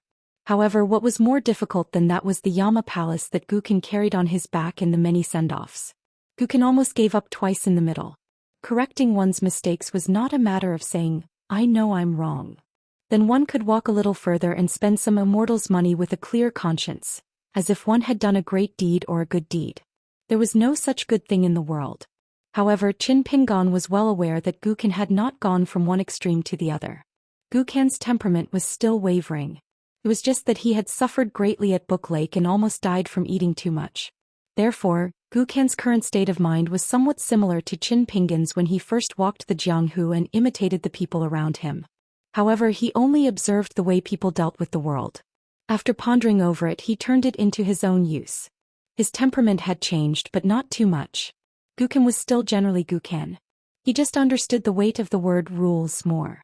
Qin Pingan stood up and hung the sword fairy on the wall. Qin Pingan went outside the house and under the eaves. He and the lotus figure each sat on a small bamboo chair. It was made of ordinary materials. After so many years, its original emerald color had turned yellow. Qin Pingan sat there and began to doze off. Inside and outside the bamboo house, it was warm in spring and cool in summer. Even a weak mortal teacher would not have to worry about catching a cold or getting heatstroke if he sat there for a long time. It was even more ethereal than Cui Dongshan's courtyard in Cliff Academy. He had to practice boxing again tomorrow. In a daze, he seemed to see a blooming flower swaying in the distance in a filthy place where people's hearts were haunted. Qin Pingon did not wake up. Instead he fell into a deep sleep. The lotus figure sat on the edge of the chair next to him. He raised his head and gently swayed his legs. He saw Qin Pingon with a smile on his face as if he was dreaming of something beautiful. The sun rose from the east. Soon the morning glow spread for thousands of miles. The bamboo house shook. Qin Pingon, who had slept in the chair for the whole night, suddenly woke up. He took off his boots, rolled up his sleeves and pants and went up to the second floor. Outside the house on the second floor, Qin Pingon paused for a moment. He lowered his gaze and turned his head to look. At that time Cui Dongshan must have been sitting here. He did not enter the house. With his youthful appearance and temperament he finally met his grandfather after 100 years. The two of them sat across from each other. No one knew what they talked about. Qin Pingon was just about to step into the house when he suddenly said, "I'll go say hello to Shi Ro. I'll be back soon." The barefoot old man turned a deaf ear to him. He sat cross-legged and closed his eyes in concentration. Qin Pingon jumped down from the second floor. He did not put on his boots. He quickly arrived at the place where several houses were built adjacent to each other. Zhou Xian and Pei Qian had not returned yet. Only Shi Ro, who lived in seclusion, and Xianxia, who had just come up the mountain, were left. He did not see Shi Ro. Instead he saw Xianxia. The tall girl must have just returned from a walk. When she saw Qin Pingon she was bashful and hesitant. Qin Pingon nodded in greeting and knocked on the door of Shi Ro's house. After Shi Ro opened the door she asked, "Young master, is there something you need?" Qin Pingon nodded and said, "When Pei Qian comes back, tell her that I want her to go to Dragon Rider Alley to watch the shop. You should go with her. Also, remind her for me that she is not allowed to take Chu Huang to the small town. With her forgetful nature she can't remember anything when she's crazy from playing. Keep an eye on her copying books. Also, if Pei Qian wants to go to the school opened by the Qin family in Dragon Tail Creek, ask Zhou Xian to go to the county yamen and see if there are any conditions. If there are no conditions, that would be even better." Shi Ro agreed. She hesitated for a moment and asked, "Young master, can I stay on the mountain?" Qin Pingon smiled and said, "If you really don't want to deal with outsiders, that's fine. However, I suggest that you adapt to the small world of Longquan County and go to the Civil and Martial Temple to take a look. Even further, there's also the Tiefu River Water God Temple. In fact, you can take a look at all of them. It's always good to be familiar with them. Your roots are delicate and can't be concealed. Even if Wei Pai doesn't say anything, there are many capable people in Dali. Sooner or later you will be seen through by people with ulterior motives. Of course, this is only my personal opinion. I won't force you to do what you want in the end." Shi Ro smiled and nodded, "Then I'll try." Qin Pingon said helplessly, "In the future, don't call yourself a servant in front of outsiders. When others look at you and me, their gazes will be strange. When the time comes, the first thing that Luopa Mountain will become famous for is that I have a strange fetish. Longquan County isn't that big, but it's just a small place. Once this news spreads, our reputations will be ruined. I can't explain everything one mountain at a time." Shi Ro held back her laughter. "Young master's thoughts are meticulous. I've learned something." Qin Pingon felt even more helpless. He quickly waved his hand. "Luopa Mountain doesn't lack your flattery." Shi Ro naturally covered her mouth and laughed. Qin Pingon sighed in his heart and returned to the bamboo house. Not far from the house, there was a young girl who seemed to be taking a stroll but was actually secretly sizing them up. She was already covered in goosebumps. Xianxia tiptoed and quickly slipped away. She felt that she had seen an incredible truth. After closing the door, Xianxia patted her chest and muttered, "Don't be afraid, don't be afraid. This is good. Most likely she won't have any bad intentions towards you." The young girl's heart was filled with sorrow. She originally thought that after moving away from her hometown in Jingji, she would no longer have to deal with those frightening and powerful men. She never thought that when she was young she would encounter such a young and mischievous mountain lord. After arriving at Luopa Mountain, old Immortal Zhu did not like to mention anything about the young hill master. He allowed her to beat around the bush, but all he said were good things that she did not dare to take seriously. As for the charcoal girl named Pei Qian, she came and went like the wind. It was difficult for Xianxia to even talk to her. On the second floor, when Qin Pingon stood still, the barefoot old man opened his eyes and stood up. He said in a deep voice, Before we practice, let me introduce myself. This old man is called Cui Qing. I was once the head of the Cui family. Qin Pingon was a little surprised. This was the first time the old man had introduced himself. The old man said slowly, "Gentleman Cui Ming Huang. I was the young man who came to Lizhu Cave Heaven to collect a debt on behalf of Lakeview Academy. According to the genealogy, this kid should call Cui Dong martial granduncle. His bloodline was once the concubine of the Cui family, but now it's the eldest son of the first wife. My bloodline was implicated by this boorish man and has been removed from the Cui family. All the children of my bloodline have been removed from the genealogy. They were born in different ancestral halls and died in different graves. This is the greatest pain of a rich and powerful family. The reason why I've fallen to this point is that I was once delirious and wandered the streets of Jianghu for more than 100 years. If we really want to settle this debt, it's very simple to use martial arts. We can go to the Cui family's ancestral hall and settle it with a punch or two. But if it's me, Cui Qing, and my grandson Cui Dong or Cui Dongshan, as long as they still think of themselves as scholars, it's very difficult because they can't find fault with the family rules." Qin Pingon nodded to show that he understood. In the long river of time in the lotus flower blessed land, in the history of Songlai Kingdom, there was once an extremely powerful high-ranking official. Because he was a concubine's son, he had a dispute with the local family over his mother's memorial tablet and genealogy. He wanted to discuss it with his elder brother who had no official position, so he wrote many sincere letters back home. At first his elder brother ignored them. Later he probably annoyed his younger brother and finally replied with a letter, directly rejecting the proposal of the Grand Secretary. The words in the letter were very rude. One of the sentences was, "You can care about the affairs of the world, but you have no right to care about the family affairs." That high-ranking official didn't get what he wanted until his death. At that time, the entire officialdom and scholarly circles agreed with this small rule. Then why didn't Cui Qing show up in the family and give a punch to those ants in the ancestral hall? Why didn't the Grand Secretary of the Lotus Flower Blessed Land directly use public power for private purposes and force a cow to drink water with an official document? He could obviously do it, but he didn't break this seemingly fragile rule? Qin Pingon thought for a while. This was probably one of the reasons why Cui Qing was able to reach a realm where there was no one in front of him and why that Grand Secretary was able to occupy such a high position in the imperial court.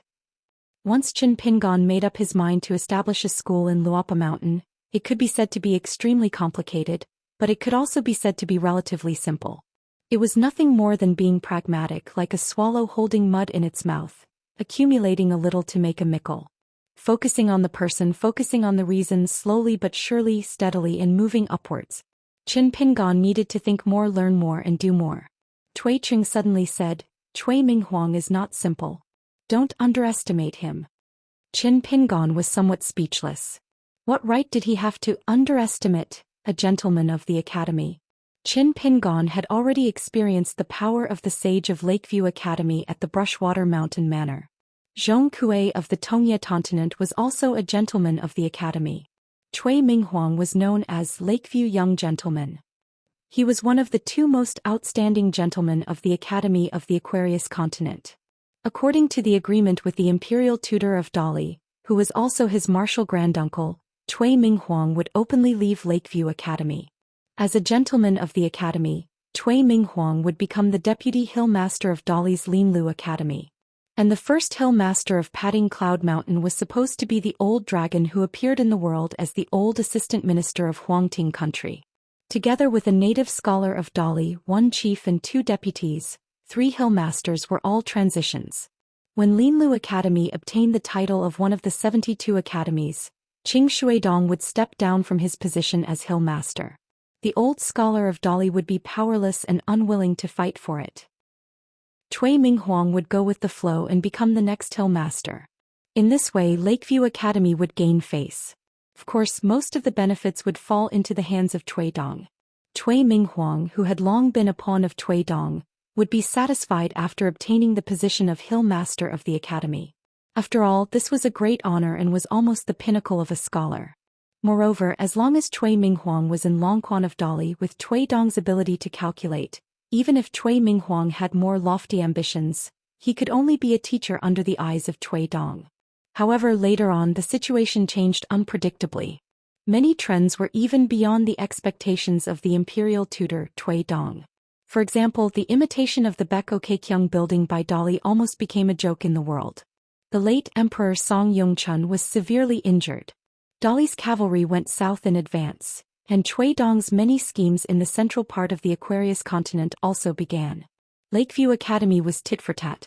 In a spurt of energy, they sent many gentlemen and sages to the palaces of various countries to reprimand the kings of the human world, or to settle the chaos of various countries. In particular, the crash of the cross-continent ferry of Mount Dage in the Zhuang dynasty and the emergence of the North Continent's Lord of Heaven, Xianxia, pressuring Lakeview Academy behind Zhuang.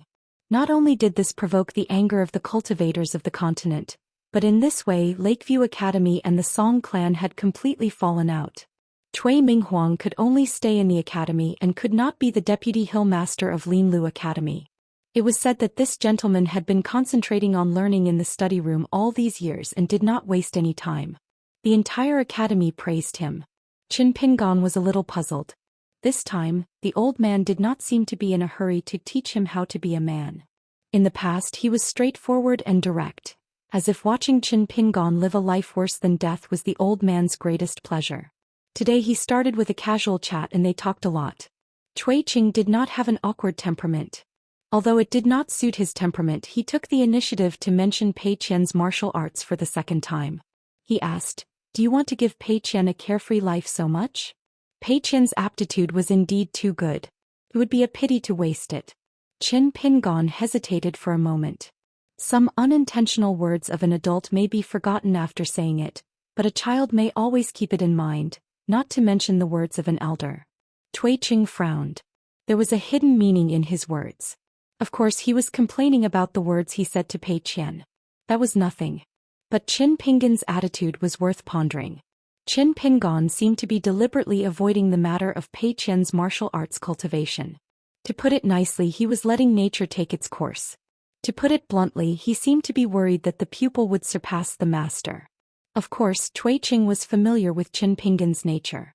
He was definitely not worried that Pei Qian would surpass his half-baked master in martial arts. Instead, he was worried about something such as worrying that a good thing would turn into a bad thing.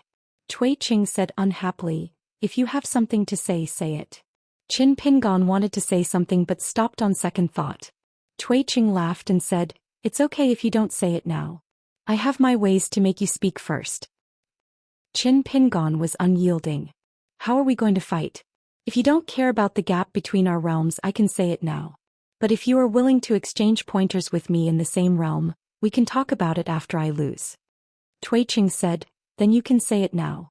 When I see that you are asking for a beating, my hands are itchy and I probably can't control the strength of my fists." Qin Pingon cursed incessantly in his heart. When he returned home this time, Qin Pingon's only reliance in the depths of his heart when he faced Zhu Lian's feeding punch was the 4 words "exchange pointers." He hoped that he could vent his anger and at the very least give the old man a few good punches. As for whether he would be beaten even more miserably afterwards, it didn't matter. He couldn't go from 3rd realm to 5th realm and practice his fists time and time again without even touching the corner of the old man's clothes. Qin Pingon sighed and told the old man about that strange dream. This was the first time Qin Pingon had confided in someone about this. The old man was silent. Qin Pingon asked, "Can you explain the dream, old man? Or according to the old saying in my hometown, the dream comes in the opposite direction?" The old man sneered and said, "Well, it's another big knot in your heart. One is afraid of death and the other is afraid of his own incompetence. What's wrong, Qin Pingon? Have you become more and more timid after walking such a long path?" Qin Pingon shook his head. "It's because I've seen more of the world that I know the outside world is full of masters. There's always a higher mountain. It's not that I'm looking down on myself, but I can't be arrogant and think that just because I practice my fists and swords diligently, I can win against anyone. There's always a time when a person's strength is limited." The old man's face was full of disdain. He sneered, "How foolish." Qin Pingon sincerely asked for advice. "Senior, please speak." The old man instantly stood up. Qin Pingon still had a telepathic connection, but his movements were slower than his heart's desire. Just like when he was baking porcelain, his palms were different and he often made mistakes. It wasn't that Qin Pingon was too slow, but that a 10th level peak martial artist was too fast. Qin Pingon could only raise his arms to block in front of his body, but he was still hit in the forehead by Cui Cheng's knee. He flew high into the air, hit the wall, fell down and was kicked in the stomach by the old man. He hit the ceiling and fell heavily to the ground. Finally, the old man kicked in the forehead. Qin Pingon's body instantly slid out and hit the wall. He vomited blood, unable to fight back. What a vengeful person. Sneak attack with a knee was Qin Pingon's tactic. Cui Cheng crossed his arms and stood in the middle of the room. He smiled. If you don't pay a price for my priceless advice, I'm afraid you won't know how precious it is and won't remember it. Qin Pingon stood up and spat out a mouthful of blood. Cui Cheng asked, if there's a predestined fate in the unseen world, can Pei Qian avoid it by slacking in his martial arts practice? Only the strongest martial artist would be able to wrestle with the heavens. You wandered around Lotus Blossom Blessed Land for so long and claimed to have seen the flow of time for 300 years. What kind of bullshit principles did you learn? You don't even know this. Qin Pingon didn't even use his eyes to catch the old man's figure. In an instant, his mind was immersed in the mysterious state of, there's no one in front of him, only himself. He stomped heavily on the ground and threw a punch at a place where no one was around. However, this punch was casually pushed aside by Cui Cheng. It was as if his chest was hit by a heavy hammer. Qin Pingon's back was pressed against the wall and his elbow was pressed against it. Coupled with the sudden force of the collapsing fist stance, Qin Pingon rushed towards the old man at a speed faster than his retreating speed. However, he didn't expect that it was as if he had bumped into the muzzle of a gun. The old man's arm flung Qin Pingon's neck and directly threw him to the ground. The force was so great that Qin Pingon's body bounced several times on the ground until the old man stepped on his forehead. The old man lowered his head and looked at Qin Pingon, who was bleeding from his 7 orifices. Not bad, but your strength is too weak. Your punches are too slow and your will is too shallow. You're full of flaws and every punch is a flaw. You still dare to meet force with force with force? Little girl using a long lance, aren't you afraid of breaking your waist? Qin Pingon slammed his hands on the ground and turned his body upside down with his feet facing the sky. His head slid out from under the old man's feet. Using his hands to support himself, he suddenly spun and narrowly dodged the old man's casual kick. Unexpectedly, the old man slightly raised his sleeve and brushed Qin Pingon's body with the heaven and earth pillar. Like a snowball rolling in the air, he fell on the door and window on the north side of the bamboo building. The old man didn't pursue and casually asked, "Did you tell Wei Pai about the location of the new 5 peaks in Dali?" Qin Pingon struggled to get up and shook his head. "I thought about telling him, but after thinking about it, I decided not to. Dali is a top secret and I don't dare to reveal it casually. Although I'm friends with Wei Pai, I can't sell my own student in exchange for a favor. Besides, Wei Pai is a big tree that attracts the wind. It's hard to guard against a hidden arrow. It's better to be careful." Cui Cheng still stood in the same place and nodded. "It's a family matter. Things can be done and things can't be done. It's best not to say anything when there's something that can't be said." Qin Pingon silently remembered the old man's words. Having an old man in the family is like having a treasure that can't be exchanged for money. Cui Cheng roared, "You dare to be distracted when you're punching?" Qin Pingon seemed to be distracted, but in fact he was using the secret technique of the 18 stoppages of sword chi to transform his pure spiritual gas. After he was punched by the old man, he gritted his teeth and punched out while enduring the excruciating pain in his soul. His fist turned into 2 fingers, and he was only 1 inch away from the center of the old man's eyebrows. The old man reached out and grabbed Qin Pingon's 2 fingers. With a tug and a kick, Qin Pingon was thrown into the air. Then he moved a few steps and changed his position. Like a horse squat, he tilted his shoulder and crashed into Qin Pingon, who had landed on the ground. With a bang, Qin Pingon was once again stuck against the wall of the bamboo building. In the end, he could only lean against the wall, unable to stand up. That half a breath of genuine chi was a desperate move that could kill 1,000 enemies but hurt 800 of his own. Moreover, against the old man, it only hurt 800 of his own. The old man rubbed his chin and smiled. "Let's be honest. The current you isn't completely useless. Back then, when you were training your 3rd realm foundation, your punches could only be described as silly. You didn't have the brain you have today. It seems that after taking so many punches your brain has become sharper. Qin Pinggan's face was expressionless. He wiped his face and his hands were covered in blood. Compared to the torment his body and soul suffered back then, this injury was like scratching an itch. It was King's small matter. Qin Pinggan leaned against the wall and slowly got up. The old man smiled and asked, I'll ask you one last question. You're so afraid of death. Is it because you cherish your life because you have money and don't want to die, or do you feel that you can't die? Qin Pinggan took the opportunity to convert a breath of pure Xianxia and asked, Is there a difference?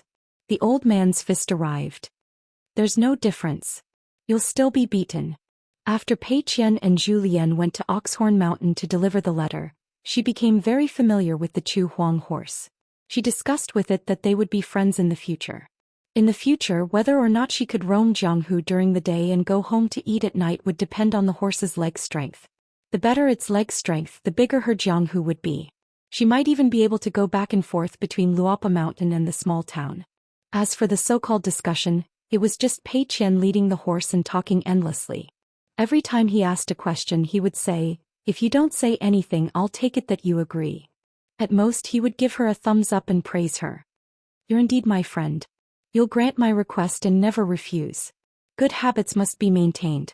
Seeing this, Zhou Xian looked as if he had picked up a fly from a bowl. As a result, as soon as they returned to Luopa Mountain, Shi Rou repeated Qin Pinggan's advice. Pei Qian could only reluctantly say goodbye to the Chu Huang and follow Shi Rou down the mountain to the small town. In the Dragon Rider Alley's New Year's shop, other than the old pastry chef who was still the same, he had to pay a higher price to stay. Other than that, the shop's staff had already changed. A young girl had married, and another young girl had found a better job as a servant girl in a big family in Peachleaf Alley. She was very free and often came back to the shop to sit down. She always said that the family was good. It was at the corner of Peachleaf Alley, and they treated the servants as their own family members. It was really a blessing to be a servant girl there. There was also a woman who found 2 ancestral treasures that had not been taken seriously for generations. She became rich overnight and moved to the new county city. She had also come to the shop twice. In fact, she was showing off to the illegitimate Miss Ruan Xiu. After getting along with her for a long time, the woman did not have any deep feelings about Master Ruan's only daughter or the unreachable Dragon Spring Sword sect. She only felt that the girl was cold to everyone and was not likable. Especially when she was caught red-handed by Ruan Xiu, it was very embarrassing. The woman cursed endlessly in her heart. You're just a virgin girl who is not related to shopkeeper Chen. You don't have any status. You stay in the shop all day pretending to be the lady boss or what? Compared to the shop that was filled with fragrance, Pei Qian still preferred the nearby straw shop. Rows of tall shelves were filled with antiques and miscellaneous items that the Sun family had sold in the past. However, when Sister Ruan Xiu was in charge of the family, she sold some items that were called spiritual weapons by the cultivators on the mountain at a high price. After that, they did not sell much. The main reason was that there were a few items that Sister Ruan Xiu had secretly sealed up. Once she secretly brought Pei Qian to the back storeroom to inspect them. She explained that these few items were the best of the best and were the treasures of the shop. They could only be taken out when they met big customers in the future. Otherwise, they would not be able to get along with money. Pei Qian was happy at that time. This was an unexpected surprise. She immediately smiled from ear to ear. At that time, Sister Ruan Xiu looked at her and probably felt that it was funny, so she gave a piece of cake to Pei Qian. That was the first time Ruan Xiu gave her a piece of cake. Later, Pei Qian was about to ask for more. As long as Ruan Xiu had it, she would not refuse. Today, Pei Qian carried a small stool and placed it behind the counter. Standing there, her head just happened to float above the water. It was as if there was a head placed on the counter. As for Pei Qian, she felt more like a mountain king patrolling her own small territory. Shi Rou stood beside Pei Qian. The counter was indeed a little high. She was only slightly better than Pei Qian, who was standing on the stool. Shi Rou felt a little strange. Pei Qian was clearly very dependent on that master of hers. However, she still obediently came down the mountain and quietly waited here. Shi Rou could not help but ask, Pei Qian, aren't you worried that your master will make a mistake while practicing?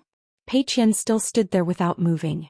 Her eyes were fixed on the counter as if she was playing a game of, "Who's the blockhead?" Her lips moved slightly. "I'm worried. However, I can't do anything. I can only pretend that I'm not worried so that my master won't worry about me." Rose stretched out her finger and rubbed her forehead. According to Jing Dafeng's catchphrase, it was a headache. Pei Qian sighed and continued to look forward. "Sister Rose, do you think that if a person stays in someone else's house and that person is not even your friend, you need to pay?" It was hard to say and even harder to listen to. Rose was puzzled. "What are you talking about?" Pei Qian sighed. "Sister Rose, you can copy books with me in the future. The two of us can keep each other company." Rose did not know whether to laugh or cry. "Why should I copy books?" Pei Qian said in all seriousness, "Copying books makes one smart." Rose finally understood what Pei Qian meant by staying in someone else's house. She was insinuating that she was living in the Immortal's remains that her master had given her.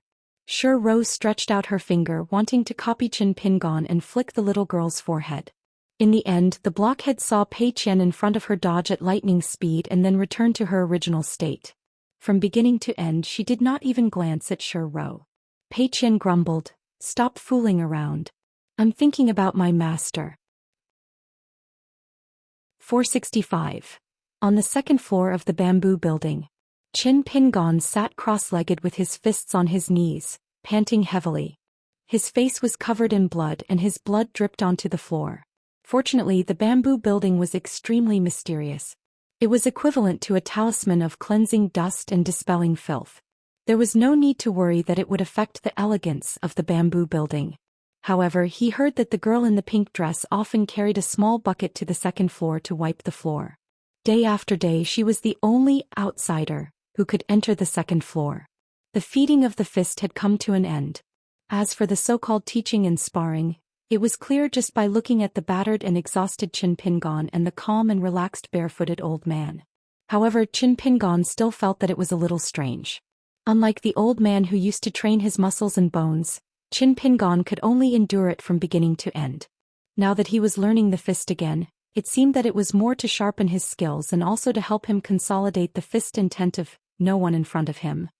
Occasionally, when the old man was in a good mood, he would recite some rhyming fist theories. As for whether Qin Pingon who was knocked down by a punch from time to time, the old man did not care if he could hear it or not. At this moment, Qin Pingon could not help but ask, "Why don't you need to train your body and soul?" Cui Qing sneered, "You're already a teenager after teaching a child how to use chopsticks to eat. Do you still need to teach it again? Are you that stupid, or am I blind to have picked an idiot?" Qin Pingon wanted to say something but stopped. He was skeptical. A martial artist should train in the word purity. Logically speaking, it was necessary for every realm.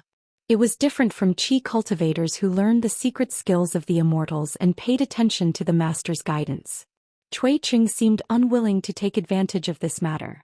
He asked, "I heard that you used to let Zhou Xian fight with you when he was in the Golden Body realm?" Qin Pingon nodded. "It was very difficult." Cui Qing shook his head. "You're too weak. Zhou Xian did not dare to kill you and you knew that he would not kill you. It was like a pair of love-struck men and women flirting. You scratch me and I touch you.